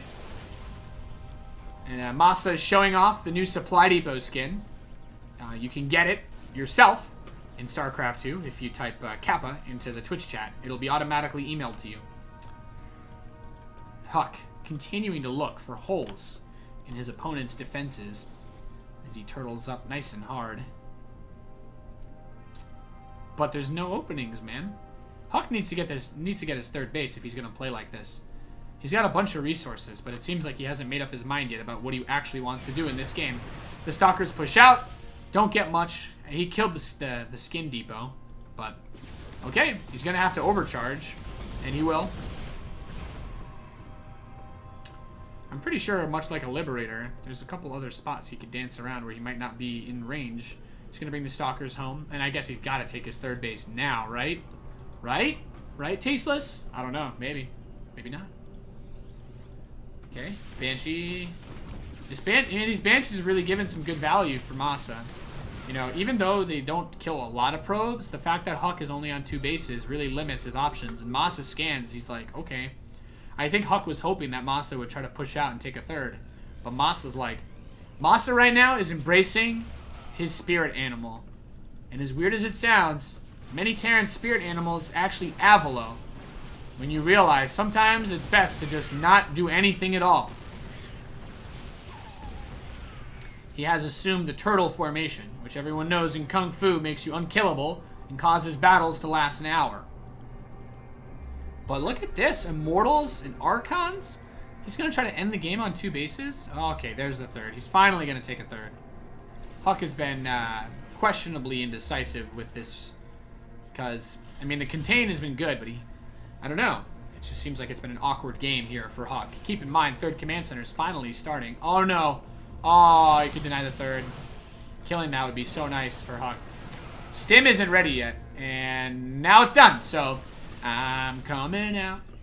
This is basically Masa's theme song now. He should be able to leave his base. He's got 5 siege tanks. He's got 6 siege tanks. Actually, scratch that in a couple seconds. He'll have 7 siege tanks. So, he should be good to go, right? I love these Stalkers in each mineral line. He's like really triggered about those Banshees. And now he's like, come on, he must be vulnerable now. Okay, get a reactor, yeah! Kill the barracks, kill depots, kill SCVs, kill everything. And at the same time, he's getting ready to blink back down, and he's just ready to go. Oh, he drops the auto turret, kills the observer. Noise! He wants the Raven, point defense drone! Nice block, nice block. Nice meme. Killing the Observer also prevents that high ground vision, but he's got another one. Third Command Center is done. Third Nexus is done. Banshee is done. And I guess he's going to jump back in. Oh, no, he's salvaging the bunker. Huck does not give up. Like I said, he is assertive. He is assertive. And he is asserting himself on Masa right here, right now. Huck, this is so frustrating. He's got to kill the next Observer. He needs to get that Observer. Kill the Observer. He needs it. He wants it. Whoa, gets a couple free Stalkers there. He lost a lot of Stalkers to that. I mean, right now, he's basically just hoping the Archon will do all the work for him. Well, the Banshee managed to get into the main. Killed 5 probes. Nice.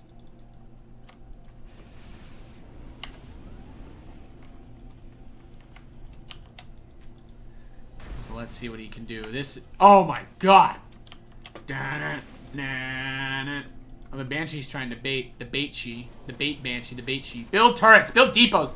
You need to build a wall to keep the illegal zealots out of your mineral line. Stealing your resources. Killing your SCVs. No, really, though. He needs to build a wall of depots because there are so many charged zealots and Archons here. The tanks are a great touch, though. Ghosts are coming out. Oh, I love it. I love it, I love it, I love it, I love it.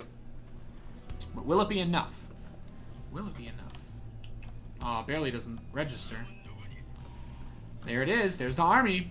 I mean, this could be all or nothing for Huck. I assume he's going to warp in here, hit from the north, hit from the south. But with this many tanks and point defense drone and the wall, there he goes.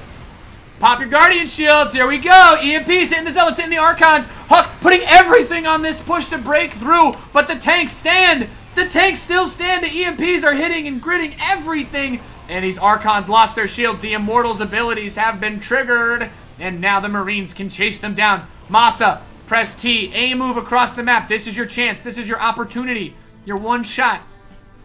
Don't let it slip. This is the best chance Masa's going to have to win this match right now. Just do it. Just do it. Oh, he's trying to do some harass, but there's too many tanks on the dance floor. Masa's going to start a 4th command center? You're double your opponent's supply. GG, Masa is victorious and will advance on to the Intel Extreme Masters in Katowice. Well memed.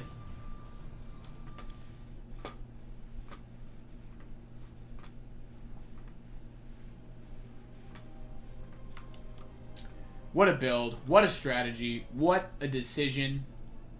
Ladies and gentlemen, absolutely amazing play.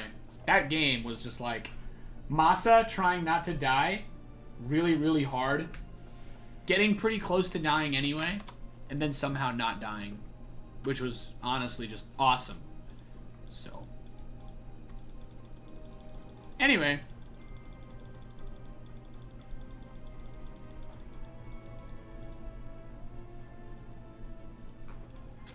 GG, Tasteless. GG. That's going to be it, boys. Your qualifying players today are Petraeus, Neeb, and Masa. You'll see all these boys at the Intel Extreme Masters. 1 Terran, 1 Protoss, 1 Zerg. Hashtag balanced game. Hashtag live game. Make sure you follow me on Twitch TV. Make sure you follow me on Twitter at Nathanius TV. I'll give you guys a special present when I hit 20,000 Twitter followers. If you all followed right now, we would hit it. So do it. Just do it. I'll see you guys later. Have an absolutely fantastic night. And, yeah. Stay in school. Don't do drugs. See you tomorrow for the IAM Taipei broadcast.